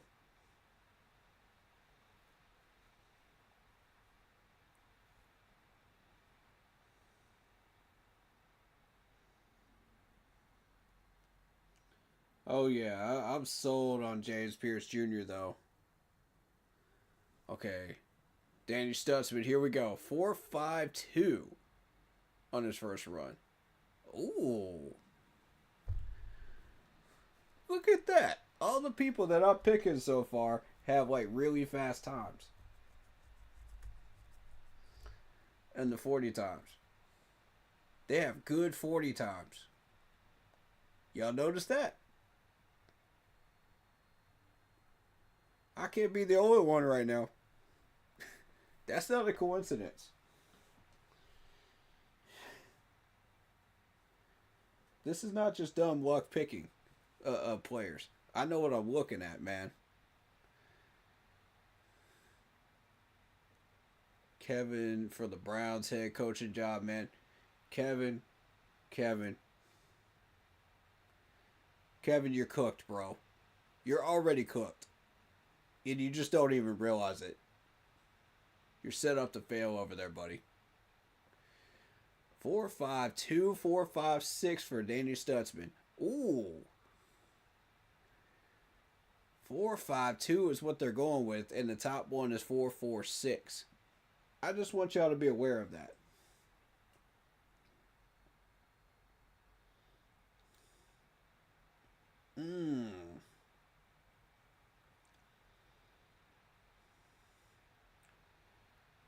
Just so y'all know, here is the list of people that James Pierce Jr. is faster than. Christian McCaffrey, 4.48. Derrick Henry, 4.54. CeeDee Lamb 4.5 flat. Amon-Ra St. Brown 4.51.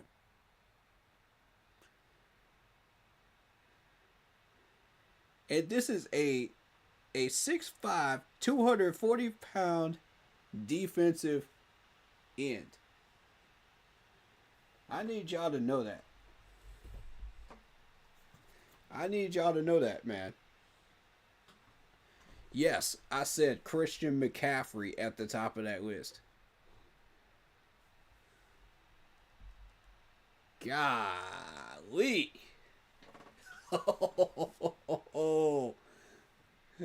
Guys, I think we found our man right here. I think we found our man at pick 8, man. I think we found him. I ain't even lying.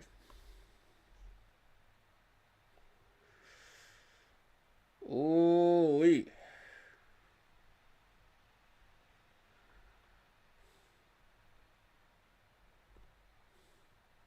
I think the argument could be made, man. Everybody wants us to get Jalon Walker. I think the argument can definitely be made for James in a trade down at this point. I'm ready to have that conversation. How about y'all?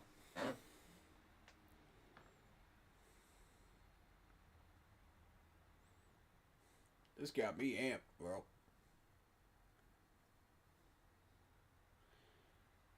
Because James passed all the tests, man. This dude passed all the combine tests with flying colors.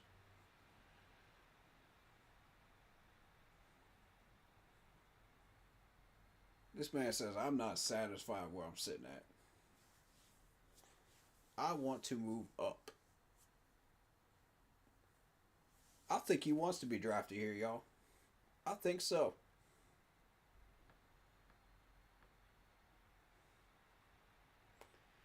Now, my question to him is, okay, they're comparing Jalon Walker to Hassan Reddick right now.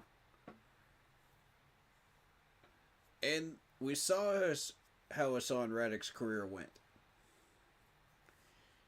Because as soon as they stopped needing him, his career went right into the toilet. So my whole thing is like, now what?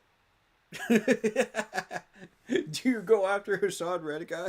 There's still people in other people's chats that are just like, should we go after Hassan Reddick? It's like, bro, if you can't make it in New York as a Jet right now, as trash as that organization is, why would we want him back?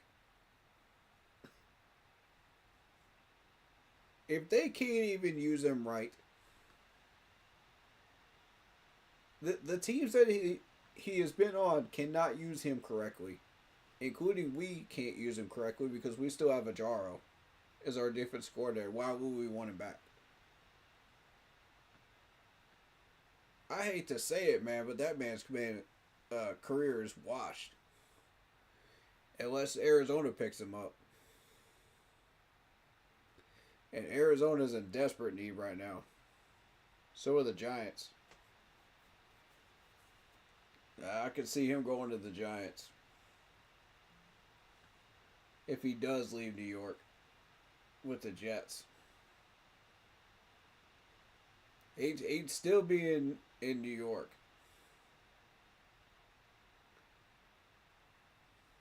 Alright, so they're running the wave drills. Here we go.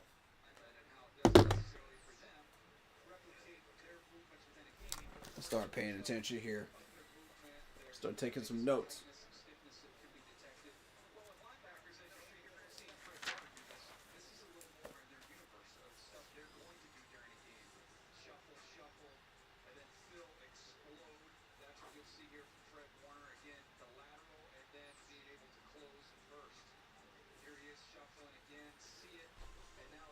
What did Stutzman end up with? What was his 40 time? It was like a 4 something. Oh, I got it. There it is. 1, 2, 3, 4. Fourth place. Actually tied for third. 4.52. Okay. Get your hands in there first and foremost. Not a lot, just a couple things. All right, maximum freaking effort. All right, is this a damn job? Maximum effort. Right? You were interviewing for a job, so what do you got? Right? So effort and finish. Okay, finish every drill. Coaches are going to be yelling finish. We shouldn't have to do that for you. Okay, so let's go fast. Let's have great effort and let's finish every damn drill. All right, and also when you aren't going, encourage the guy that is going. Right, let's have some fun. All right, so on LB's on 3. 1, 2, 3. LB's. Good. Give me number 1 out here. Okay, hey, pay attention to this. All right, watch. All right, I only want to explain this one time. What's going on? 35. He chooses Team Toronto as Right on the X. Okay. Joe Barry, who spent time coaching at USC, played at USC, grabs a UCLA kid. So I will pop you up to the flat. Okay, pop up to the flat. is it purposeful who you choose? I'm going to shuffle you about 2 yards outside the hash. So I think we read into it. Yeah. But I always have held the belief that if someone that you like screws up as a coach, you scream it so that everybody sees it, notices it, and maybe gets off of a player. I'll shuffle you to the hash, and then I'll say break. I think that there is a method to some coaches. Anybody have any questions with that? Might have to do it. All right, wave drill is pretty simple. They're going laterally left to the right first, then to the left, then back up, shift over to the right hash mark, and then catch the ball, and then finish. So that's what this wave drill is for linebackers. It's a little different for each position. So keep that in mind as we go through. All right, so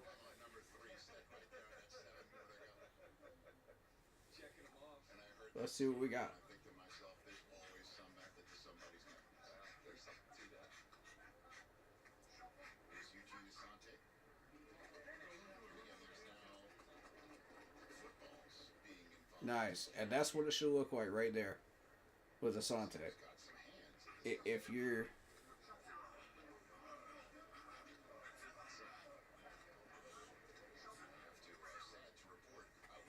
also look good on it. All right, cool. Finished up before the linebackers came on. Tough look. What's that phrase you used before about harpoons? Yeah, they would Cool. and they'd be dead. Yeah. Well, there were no harpoons because there would have been a lot of chalk marks on that field now. All right, so Carson.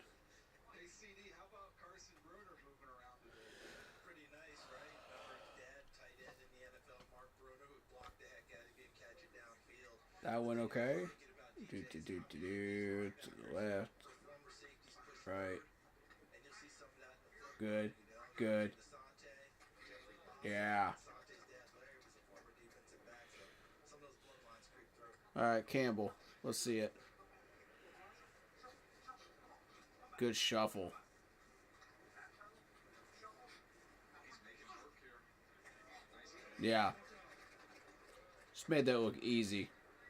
All the Alabama guys are going to make that look easy. Okay, here's Barrett Carter. It's kind of surprising because he can really, really run.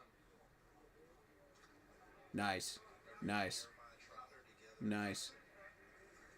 Yeah. He sent me a text today on him and just said he's My man Carter acing it, man. does everything right. Just a total pro.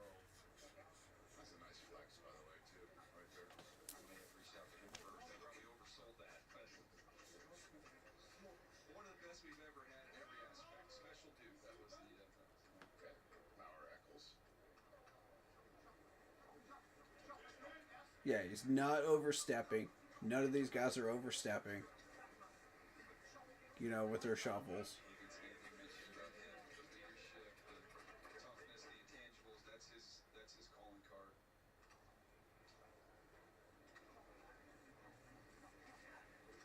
CD, it's fun seeing guys we saw in Mobile kind of make it through the whole process here. It really is. They competed in Mobile. A good number of them are competing here. You know what I'm saying by that. Going out, competing in the drills, doing the drills. And again, I'm not dinging anyone for not participating because they all have Oh. reasons. But it is fun when they're out here. Kobe King kind of extending a little too much there. All right, so here's Jack. You know, that tells you that the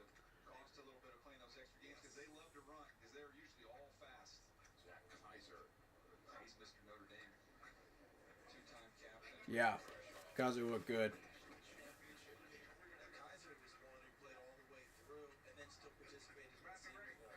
That's one of the guys I was looking for. They gave him a passing grade.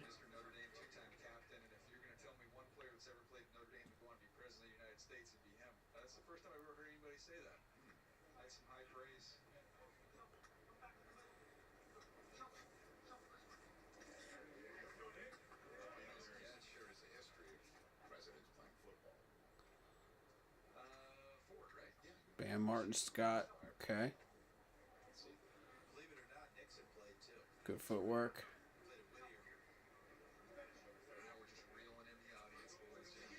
Nice. Nice.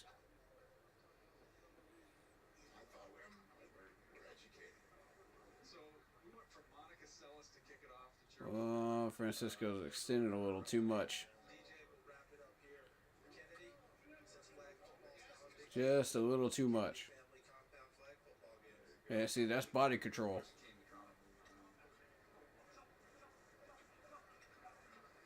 Okay, that's not bad. That's not bad. Okay. Cam Adorno. Alright, so here's one of your Georgia guys, Samil.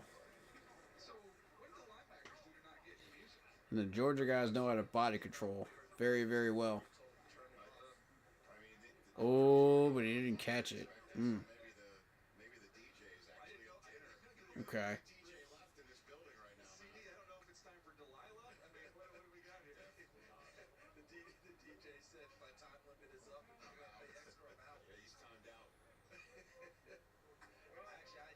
Okay.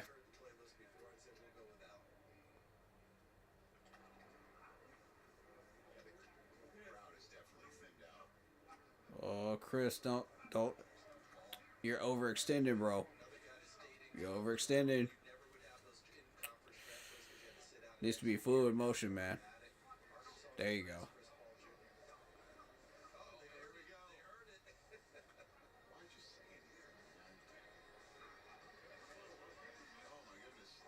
Oh.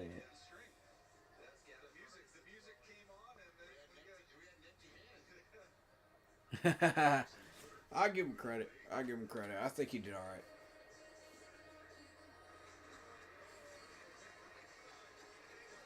It's kind of like a roller rink playlist is kind of what we've got here.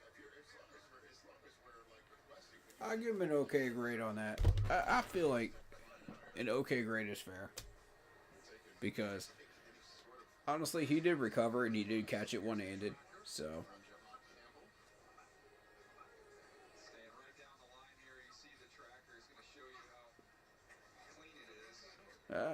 Campbell looked good, man.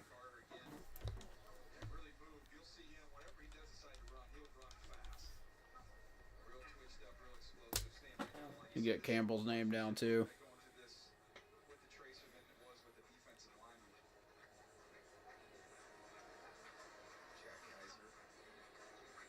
Although we probably have zero shot at drafting a guy like Campbell, because he's going to be like so far down the bottom of the pecking order. But I just don't see.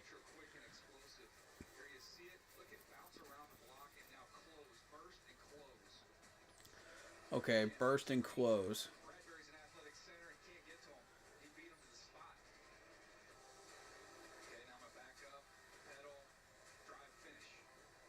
Drive and finish. Okay, so they're showing you with a pro player how this is supposed to go. So this is the 4-bag ability. This is why this is important. So you're going to go around the bags in a figure 8.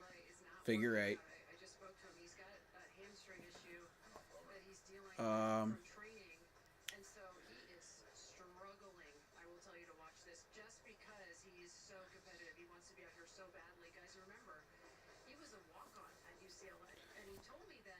And you got to touch each bag, I think, on the way back. I think that's what it is. Boom. Okay. Boom, boom. Yep. And go that extra mile. How about 90 solo tackles? That is mano a mano to lead the nation this year. All right, Bossa. Let's see. Boom, boom, boom, boom, boom, boom. Yep. Bossa nailed that one. Good deal. Stacy. He's my 39th overall player, so I think he goes off the board somewhere there in day 2, but he can't. What is this, 4-bag? Talking to UCLA folks, they said that one of the reasons it took them so long to get him going on defense because they didn't want to lose him on the scout team. He was so valuable for the offense for all the different things he could do. I don't know what the official name for this drill is. Okay, 4-bag ability. Agility. Thank you, NFL Network. That's what I wanted to know. Perfect. Let's see. All right, Campbell. Let's see what you got. Ooh. Look at Campbell just nailing that drill. Okay.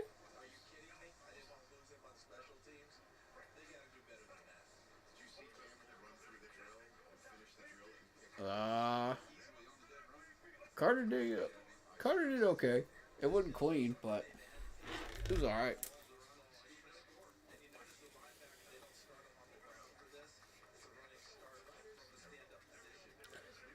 Okay.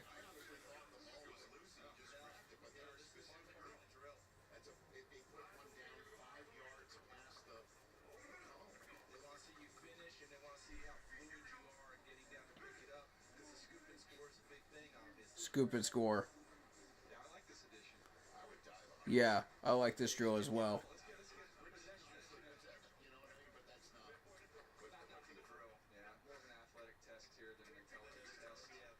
Lamar James looking good, man.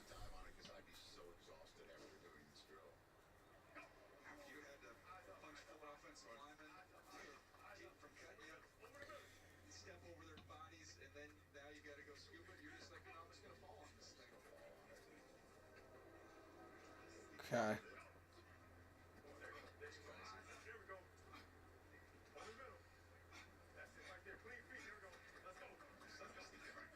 Nice.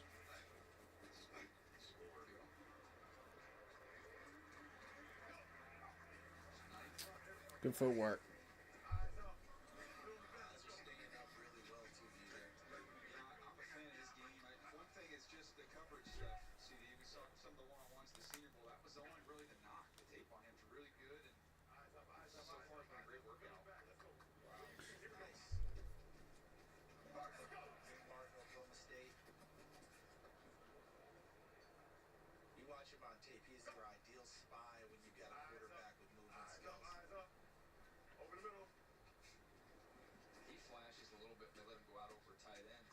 And see, that's a drill that South Carolina Gamecocks linebackers are going to excel at. They've had a good history of that.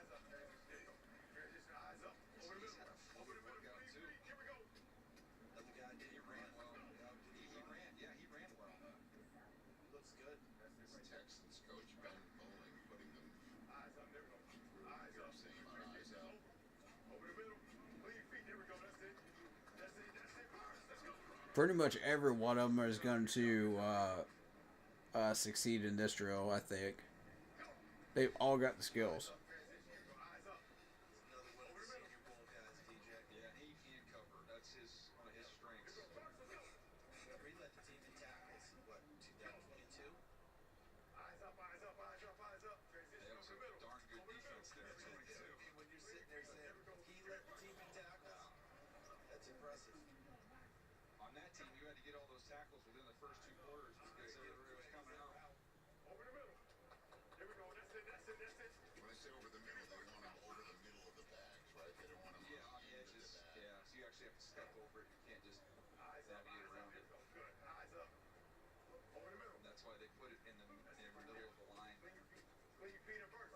Yep.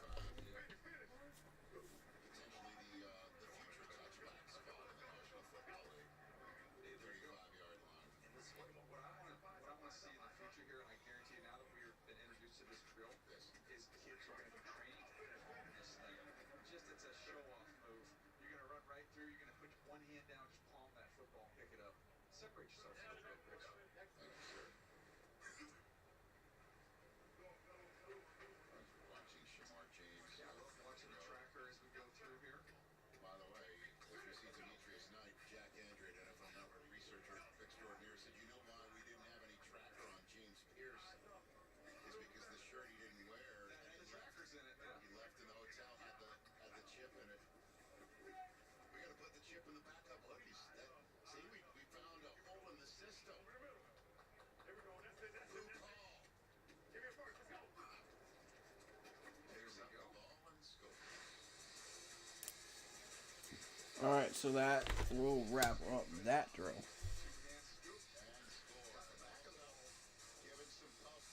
I'm not sure what other drills they have for linebackers at the moment.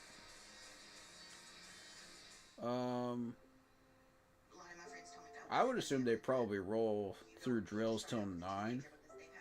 That's my guess. Could we give him the things he Could be as late as 9:30. I don't know. What parent isn't worried about where my But honestly, if they had this many drills, then why didn't they just start at 1? That's my son. My dad showcased a sense of love that I never had. Because the fact that it went from like 3 hours just on defensive linemen is crazy. Like, if that's what we're going to be encountering tomorrow, then tomorrow's going to be a long one, too. Because, honestly, do y'all want me to react to the quarterbacks? Because we're not even looking for a quarterback anymore. care? You can't imagine the reward. Visit adoptuskids.org. I could literally turn that into a blueprint reaction time. You know, just have the combine draft on my screen, on my flat screen in the background. You know, that way by the time we get to wide receivers, you know, we'll at least be able to fill that time with something productive, right? Since we're not looking at quarterbacks. I mean, I like to react to the quarterbacks anyway, just for the heck of it. Just because sometimes they can throw some good passes, and it can get real interesting during those drills. So, I mean, it's up to y'all. What do y'all want to do? But either way, I gotta fit that 45-minute video reaction in at some point. That should total out to about an hour.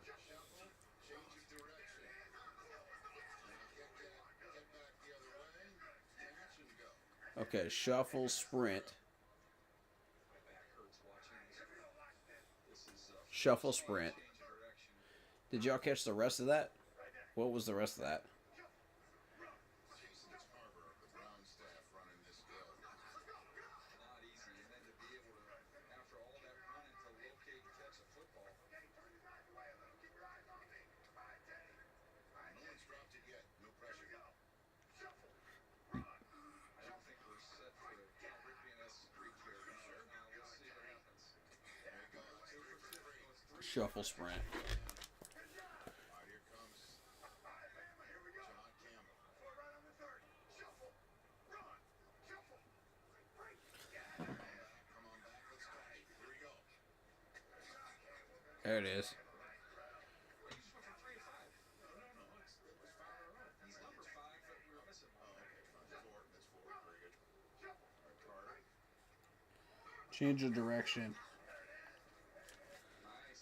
Nice. Nice, Barrett. Like Matt Corral's doing him a favor here. There you go. Turning it a little bit on. Still got to catch it.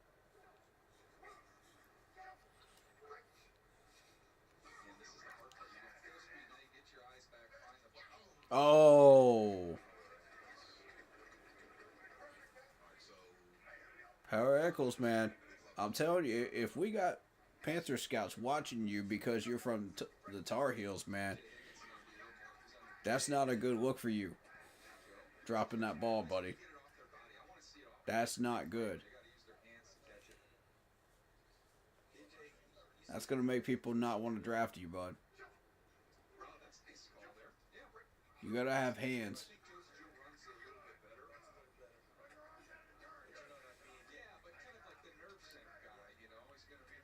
Let's see. Campbell.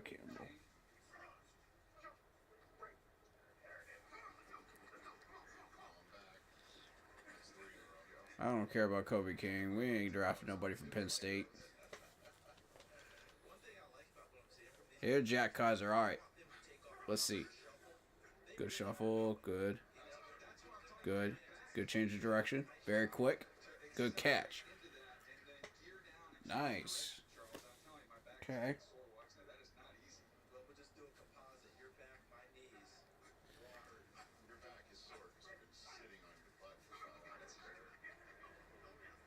Good turn on that change of direction. Demetrius Knight Jr. there.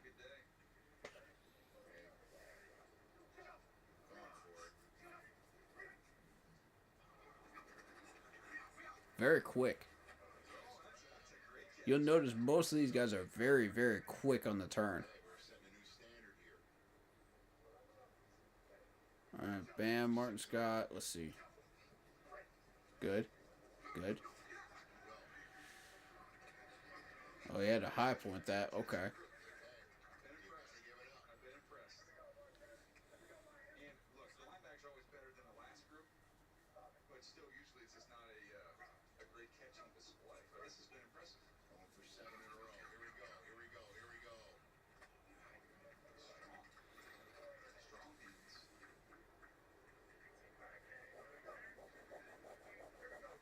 I mean, everybody's been freaking nailing it, so.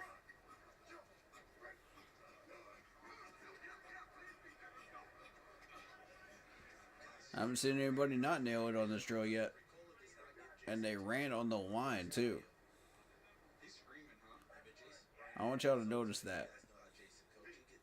Because that's what they're paying attention to is how well can you stay on that line.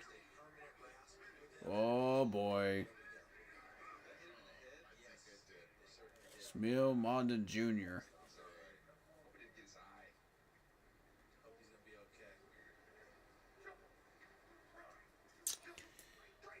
That's what you don't want to see right there. This is supposed to be a Georgia player, and he can't do that, man? Come on, man.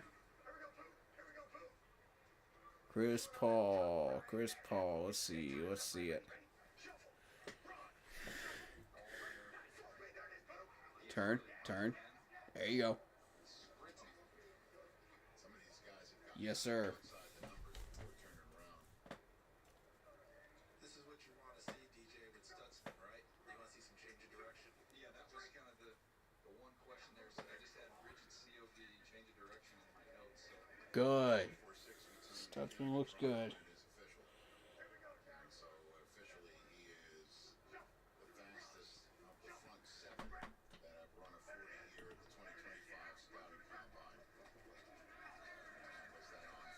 I'll say this, Daniel Stutzman has been nailing it in every single drill so far.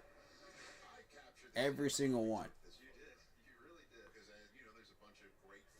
I spotted this dude early.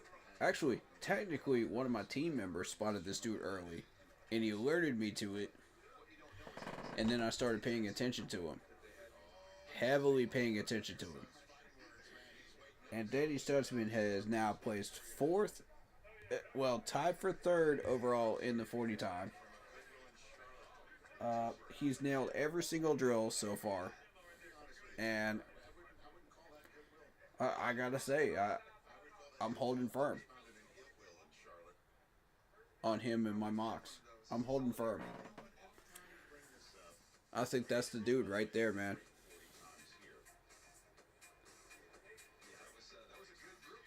He might be our next middle linebacker, y'all. He might be.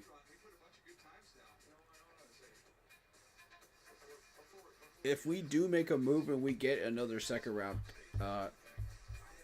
pick, that would put Campbell in on our radar.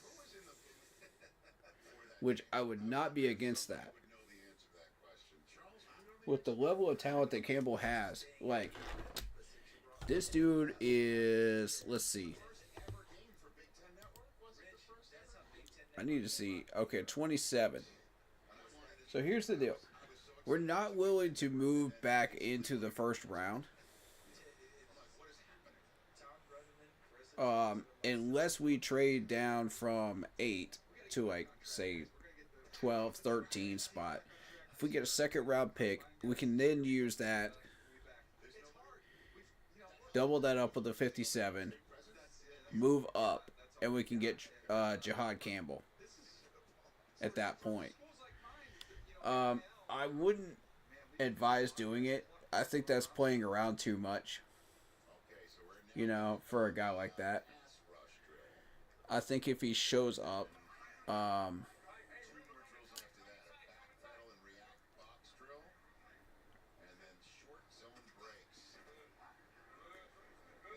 think if he shows up at 57, definitely take him. But the thing is, we're looking at Carson, we're looking at Demetrius Knight, we're looking at Carter. All of these guys have potential, you know what I mean? And then there's Stutzman down here at 127, who has potential as well. So there's a lot of options here. So you don't want to jump immediately on it, you know?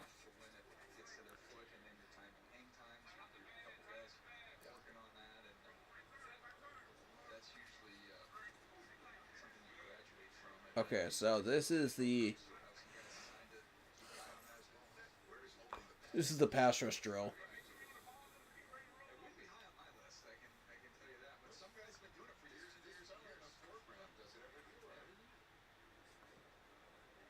I mean, everybody should be passing this drill.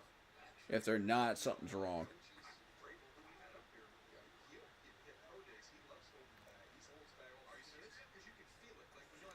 Yeah, you don't have to draft a quarterback. We already got our guy. You know, we re-signed Andy Dalton for 2 years. And we have Bryce Young. So, I think we're okay. I like the third quarterback that we got, that we brought up as well. I think we're okay. We can run it back with these guys for 25. And if we're not happy with it, you know, we can always go out and we can replace that third string quarterback. But right now, I'm happy with it. Monda Jr. is not having a good day, man. That dude's been, like, choking on 2 or 3 of these drills so far today. I didn't want to say anything, but this is like the 3rd drill in a row, man. Come on, bro. You're supposed to be from Georgia and you're choking like that? National champs, man. What you doing?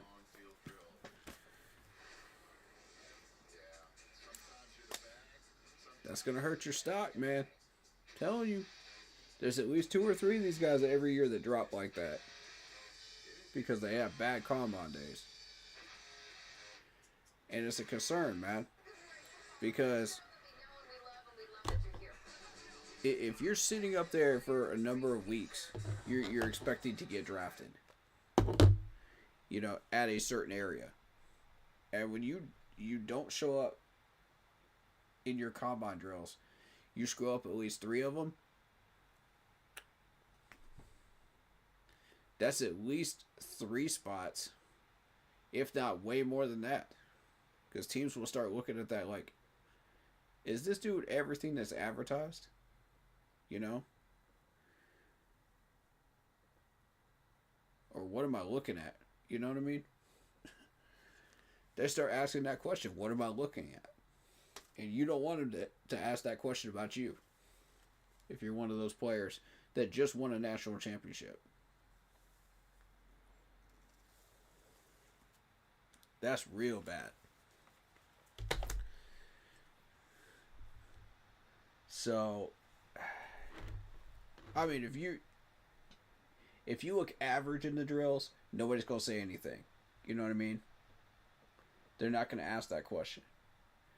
But if you start looking like trash on about 2 or 3 of these drills, they're going to start asking. That's just how this works.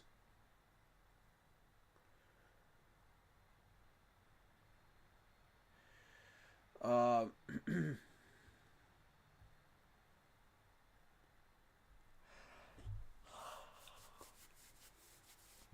how many more of these drills do we have?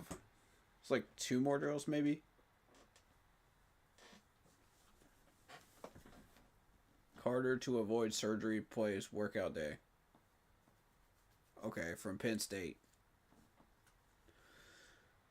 Salary cap has been set. Graham to skip combine drills. Dang. And see, that's... I don't know whether that works to our advantage or not. Because that could make him drop a couple of spots. You know what I mean? But do we really want to go and pick up somebody that's not going to be working out in the combine, though? That's one of the main questions I've got after today. Is like, is that something that we want to do as a franchise? Because what was his injury? Remind me again what his injury was. Locke, I know you know what it is. Let me know.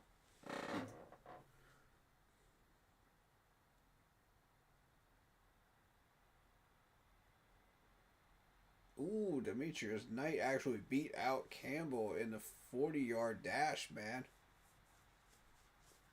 Dang.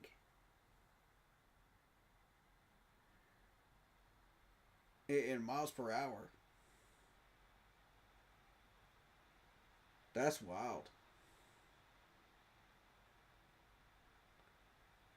Okay. Cool.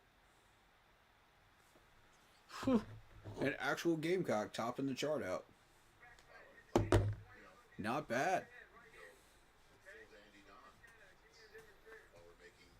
And like I said, Gamecock players at linebacker position are going to excel at these drills. That's just what they've been able to do lately. And credit to the South Carolina Gamecocks coach, and coaching staff for building that up. And making it worth dipping back into that well to find another Gamecock player. You know what I mean?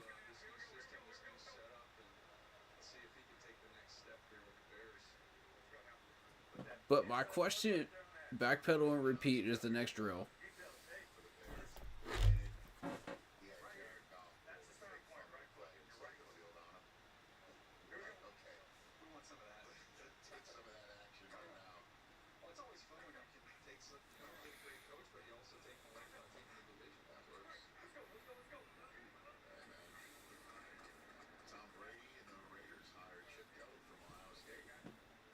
Here's Bossa. Now this is different from the original wave drill because he's doing a little bit of a different variation on his backpedaling. Before he goes lateral again, he has to backpedal the whole way.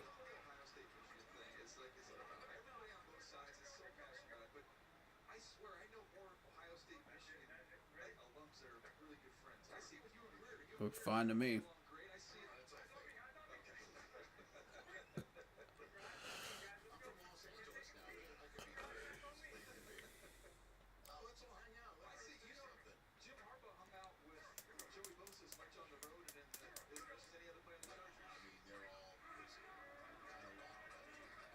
Okay.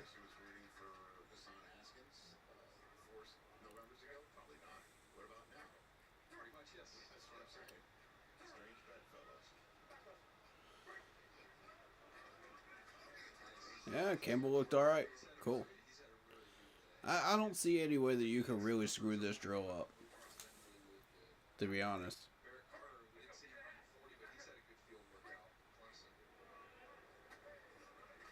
Yeah, Barrett Carter representing well. Love it. Let's go, man. Looking good.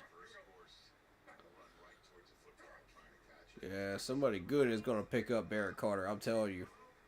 I don't know who it's going to be, but it's going to be somebody in the top 15. That dude will not make it past 15. Especially not after this combine workout. There's no way. Somebody's grabbing him.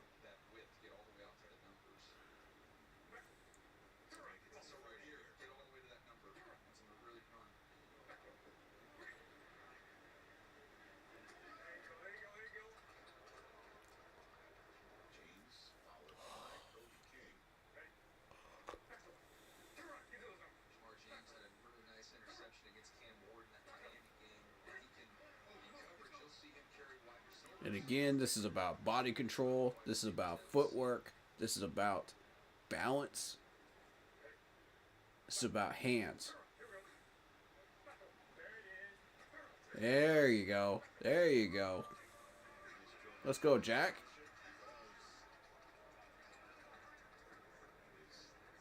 I told you Jack Kaiser was going to be a candidate, man. Jack's been on my radar.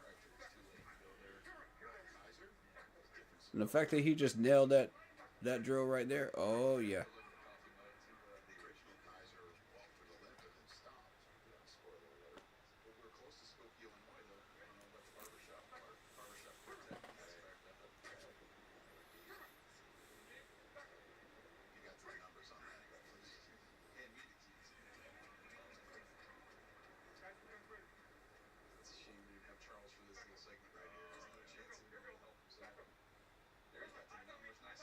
There you go.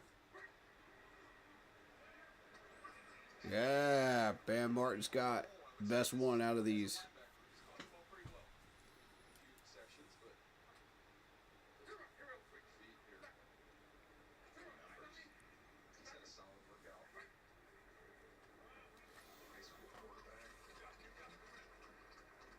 Definitely the best one out of these.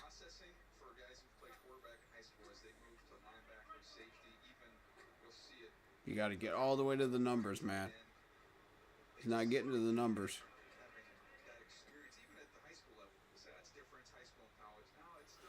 Alright. Monda Jr., you need a good, solid rep here, man. Redeem yourself. That ain't it. That was an average rep. That ain't it, bro. You need to turn some heads, man. Because right now they looking at you like raw meat, bro. That ain't good.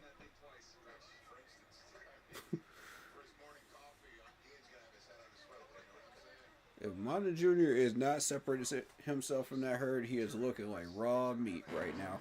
Because he looked like trash on 2 of those drills. I don't like it. That is going to kill his draft stock. Alright, Danny, let's see it. Let's see it. Let's see it. Come on. Yeah, to the numbers.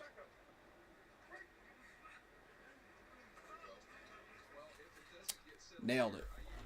Nailed it.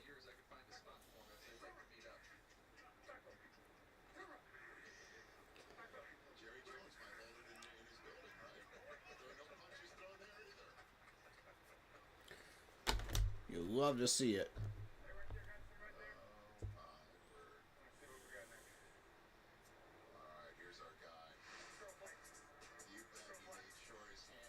And that's the interesting thing is, like, for people that have been doing mock drafts for like a whole month, you know, you're going to have your favorite guys in these.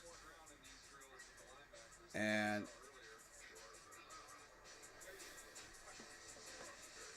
it feels really weird to root for somebody in a combine. Knowing that they might go to a different team. It feels so weird. Am I the only one that feels like that? Because, like, or are y'all in that same spot too?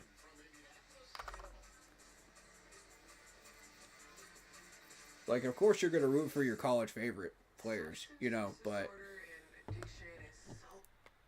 I'm talking about like the players that aren't from your college that you're just like, yeah, I'm rooting for you. That I hope you get drafted to Carolina.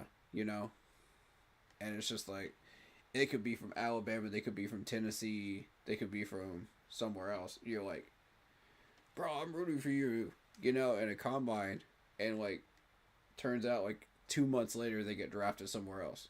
You're like, frick, why did I root for you? It's just instant buyer's remorse, you know? Except you didn't buy the player.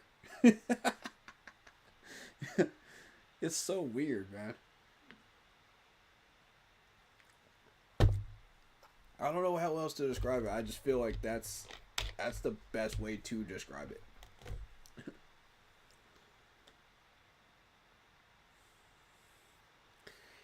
Like, am I wrong? Like, I know y'all feel that way too when you watch this combine. Like, I know I can't be the only one. Because I got my favorites, man. I got my favorites. Sweet. My roommate's on the way back for some food. Awesome. Great way to end today. Great way to end.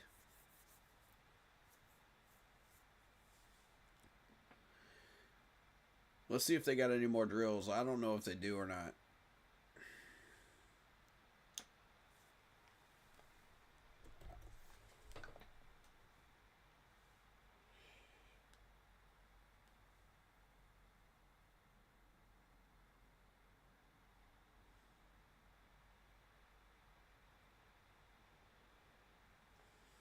Cool, thank you.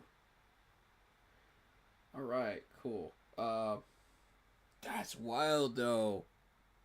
I think we found our first round pick, though, guys. I think we found it.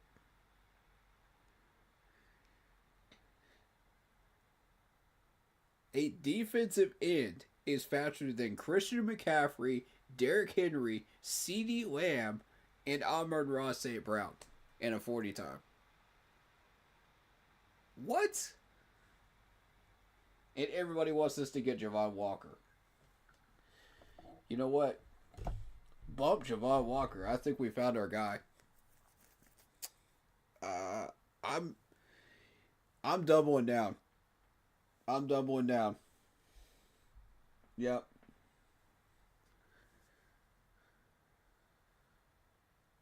Definitely doubling down after today on all of my mock draft picks, because every single one of them has been nailing these drills so far. And what I'm looking for now is just like a hidden gem. So, I think that was it as far as drills, correct? Scholar, but he is the best basketball player on that set. That's really all I have to say. Let's get to the biggest defensive line story of the day, revolving around Abdul Carter, the Penn State stud, potential number one overall. Abdul Carter will not have surgery on his right foot. Will participate in the pro day workout. That's the news right now. Alright, cool.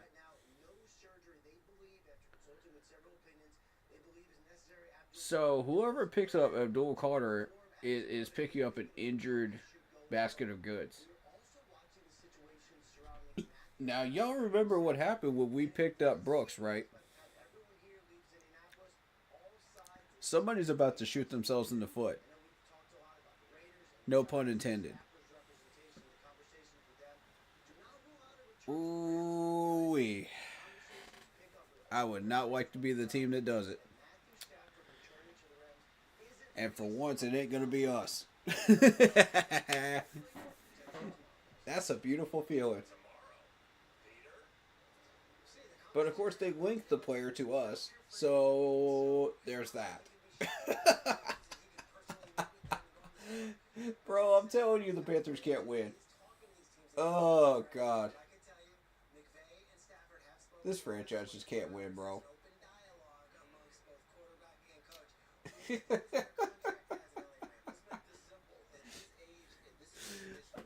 Oh, God. Yeah, you really don't have to have a quarterback we ever got. Yeah, facts. Let me save the Rams, please. Give me my opportunity. All right, so since they're not doing any more drills, I think they're done. Let's run through what we learned today. That is a wrap for day 1 for the drills. We learned a lot today.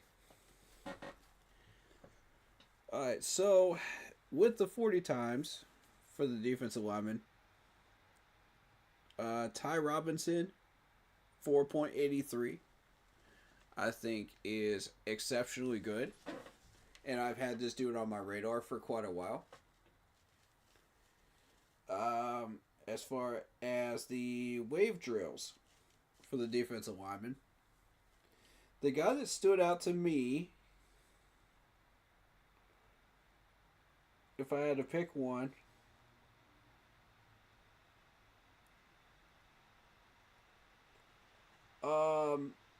it is Tyleik Williams and Tim Smith.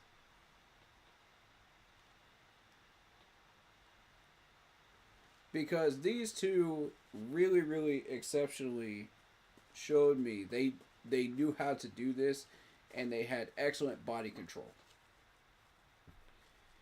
4-back agility drill. Obviously, everybody pretty much passed that one, so I'm not going to call out a favorite for that one. But again, same names consistently. You know, Hamilton, Ty Robinson, Caldwell,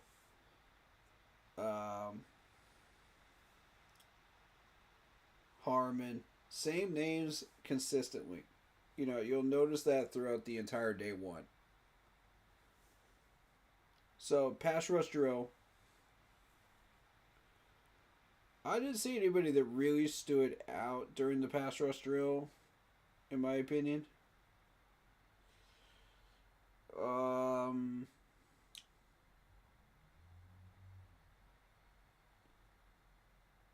Maybe it's a stretch. It's a stretch, but I'll say Ty Robinson for the D lineman.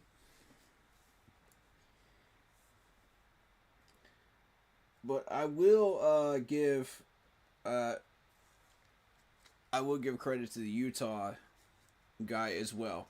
He's got a lot of speed, and he knows how to use it to his advantage in a lot of these drills. He's got great body control too. And that's unusual for a guy from Utah University, because you don't typically see people from Utah stepping up like that. And for Utah to have such a good year this year, it's very uncanny. So, I mean, maybe they've got a lot of good players right now. They're just under the radar. Maybe we just need to start scoping them out. But yeah, that got my attention for sure. I forget his name offhand, but I'll look it up in a second. Running club drill. I think the best one was Ty Robinson again. Ty Robinson excelled at that. He just knew exactly how to turn that corner and just do what he needed to do, you know, just with explosive power. And I give credit to the Florida State guy, Farmer, as well.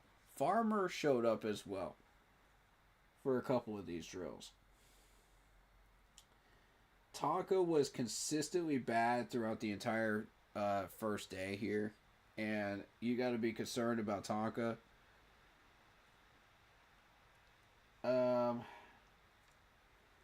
Because the dude was slipping and sliding like he was on a water slide. You know what I mean? Like at a water park. And that's not what you want to see. When your defensive player is just slipping and sliding and just acting a fool, like he's like he's some 10-year-old on a water park slip and slide on some of these drills. That ain't it. That's gonna hurt his draft pick, man. And I hate to see that happen because I like Tonka, man. I like him. I think he's a good guy. You know, he's got some skills. You know, he's underrated. You know, but do you really want him slipping and sliding all over your NFL stadium, though? Think about it. You know, that's not it, bro. Run the hoops drill. Obviously, everybody pretty much looked good on that. I'm not going to pick a favorite there because everybody looked good. Body control drill. Again, Ty Robinson did good. Tonka slipping again on that drill. God, Tonka's going to be looking so bad after this. This dude's already questionable whether he's going to get drafted or not in the 6th or 7th round. And with a terrible combine like that, that's not a good look. He might not even get drafted, y'all. I hate to say that, but that's a shame. And as always, James Pierce Jr., the standout. This dude absolutely slayed it with a 4.47 40 time. You had Fatal looking at 4.57. You got Kennard 4.73. Shamar Stewart 4.60. And Roberts 4.78. Those were the guys that we were paying attention to heavily. You go into the wave drill. I've got all these guys looked all right. 4-bag drill. It's kind of hard to screw up the wave drill, to be honest. But the 4-bag drill, James Pierce Jr. again showing out.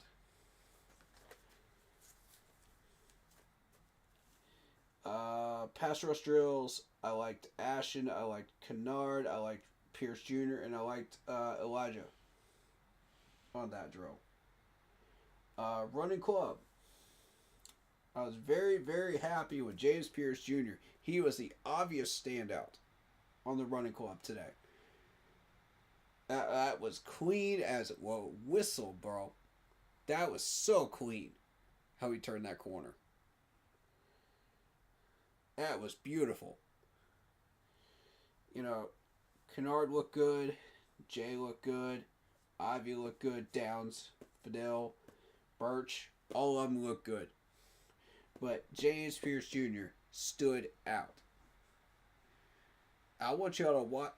If they have a clip of his running club drill online somewhere, I want y'all to rewatch that. Because that is how it's done. That's how they teach that drill. I've seen that done 100 times in the past 3 to 4 years. That's how it's done. Alright, so that's a teachable moment for everybody. Alright, run the hoop. Again, James Pierce Jr. killed it. Stood out. Looked beautiful. Everybody else did alright. You know? Elijah did okay. You know? Yeah. He didn't really catch anybody's attention. It wasn't bad, but it was okay. Backpedal and retreat. I mean, everybody looked good on that. And then you go into the linebackers. Obviously, Danny Stutzman, 4.52. Tied for third place is the focus on that one. I've had him on my radar for quite a while. And again,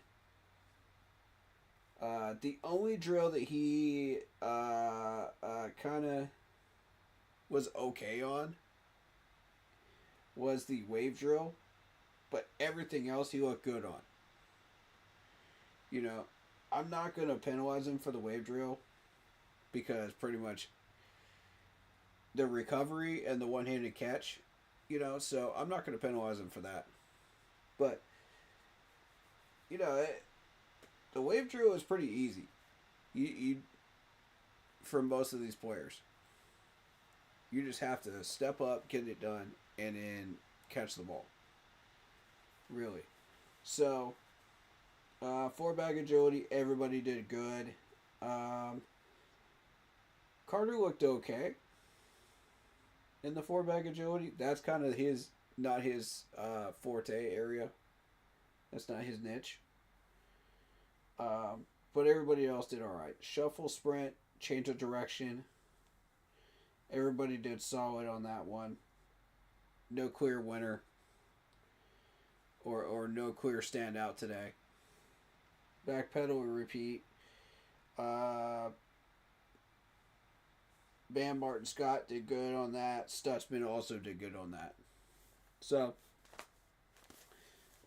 overall, I think the guys that I was already targeting already have the advantage over everybody else because they had very good sessions today and reps today, which I expected as much out of these guys. The 40 times looked great. Everything looked great. You know, and I'm doubling down on these options that I had. Such as Danny Stutzman, Barrett Carter. You know, I didn't get to see much of Carson Switzer. I didn't get to see much of Carson. But yeah, I'll double down on Danny. I'll double down on Jeffrey Bossa. I'll double down on Jack Kaiser as an option.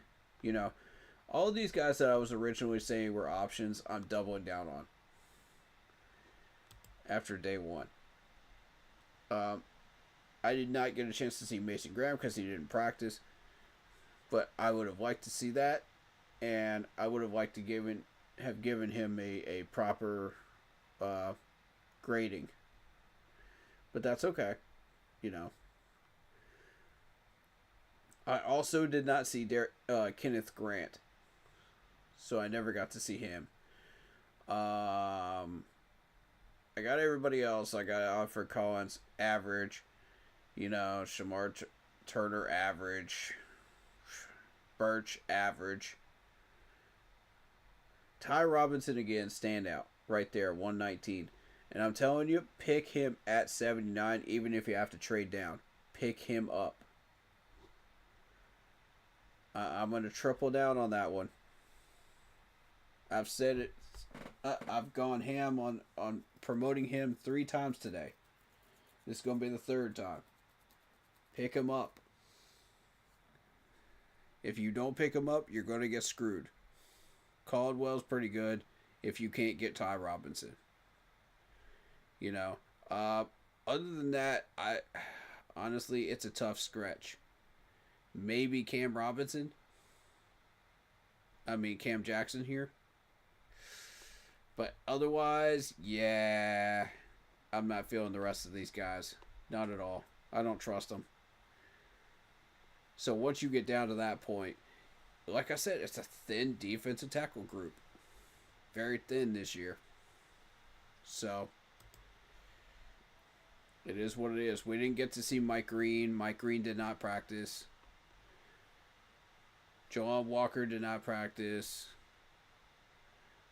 Abdul Carter, we just talked about what's going on with him. Mikael Williams, I wanted to watch him a little bit. Never got a chance to see him. Kyle Kennard. I got my accurate idea of who Kyle Kennard is now. And I'll still throw him on the radar, but he's a maybe for me now. He's a strong maybe.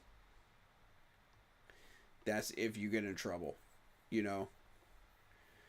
But if you go on down this list, there's not much here. I'm not a fan of John Joyner, really, at this point.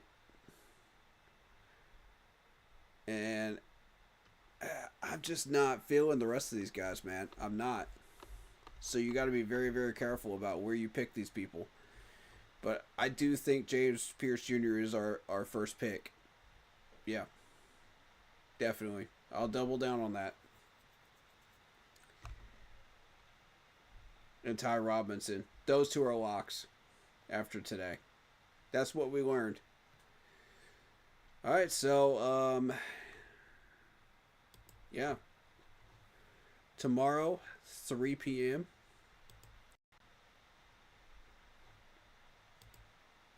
Good Lord, everybody messaging me. It'd be like that sometimes. Alright, but yeah. Tomorrow, defensive backs, tight ends at 3 p.m. Make sure you're there for that. We'll try to cover that that blueprints video as well, if we have time. Honestly, I'm thinking we might push that to Sunday. I think we push that to Sunday because we only have the offensive lineman on Sunday. What do you think, Locke? You're still in my chat. What do you think? Because that's pretty much the most chill day still on the schedule. And, like, yeah, I will be missing, like, 15 minutes of that. Probably. Sean Payton in the house from the Broncos. Watching these guys.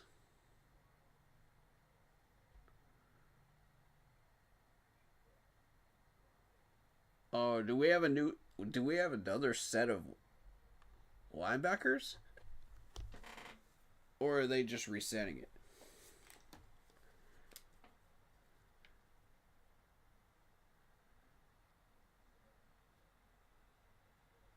Yo.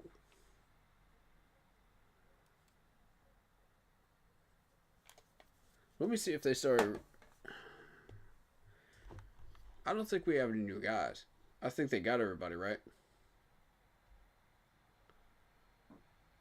Yeah, because they're showing Jim Harbaugh again. Yep. So I think we got everybody. I think they're done. So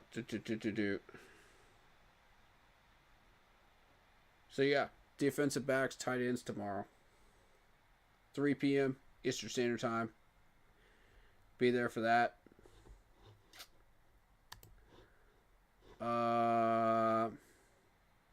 Yeah. I think we've covered pretty much everything we're going to cover today. I don't feel like doing the blueprint reaction today. There's just too much information going on until Sunday for that, I think. So we'll wait till Sunday. But that'll be covered in about an hour, hour and a half. Because that's a lot of information, you know, that we're about to break down in that blueprint video too on Sunday. And then Mock Draft Monday stream as well will be happening in the evening on Monday. I haven't set a time for that yet. But there is your combine schedule. Mark it down in your calendars. It's on screen right there. Don't miss it. Like I said, I might be 30 minutes late on Sunday for the offensive lineman one. But I highly doubt we're going to push offensive linemen that hard in this draft, so that's why I'm not too worried about missing the 40 times. But I want to see the drills, though. Definitely want to see the drills. Alright. That'll do it. With that being said, I want to thank everybody that's been in chat today. David Fields, Antonio, Lock Poppy, Lucas, Shout out to you. Shout out to Yurakaka Gaming. And anyone that came in and checked out the stream today for day 1. We'll be back at it tomorrow for day 2. Anybody that's a new a new follower or a new subscriber, we appreciate you. Welcome to the Keep Pounding family. Much love. And we'll keep this rolling, guys. Throughout the weekend. Appreciate you for all the love and support. We're going to find these players, guys. We're going to find them. We're going to find out as much as we can about these guys. We're going to take that into the draft preparation. We're going to work hard. We're going to find these guys, man. I got a great feeling about this draft. If you do too, hit that like button. Hit that sub button, hit that bell, select all, leave a comment down below if you feel like doing so. And don't forget to check out the Facebook group page. Keep pounding in all caps for in-game posts, polls, opinions, and reactions to NFL news, such as scheduling for the channel and for the Yahoo Sports app. Keep pounding Fantasy Football League. If you want to get your hands on an intro like the one you see on the screen, go check out Lindara Ty on Instagram using her last name first in the search bar. Ty, T-A-I, Lindara, Lindara, in order to get yourself a video, panel, things of that nature. She's looking for new clients, for content creators, you know, or just people that just do this on the side. Either way, mention my name and she'll help you out. Tell her I sent you. Alright, guys. That'll do it. You guys know what to do. Stay happy, healthy, and well.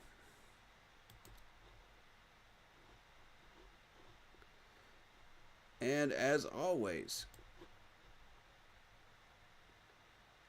keep pounding. Peace.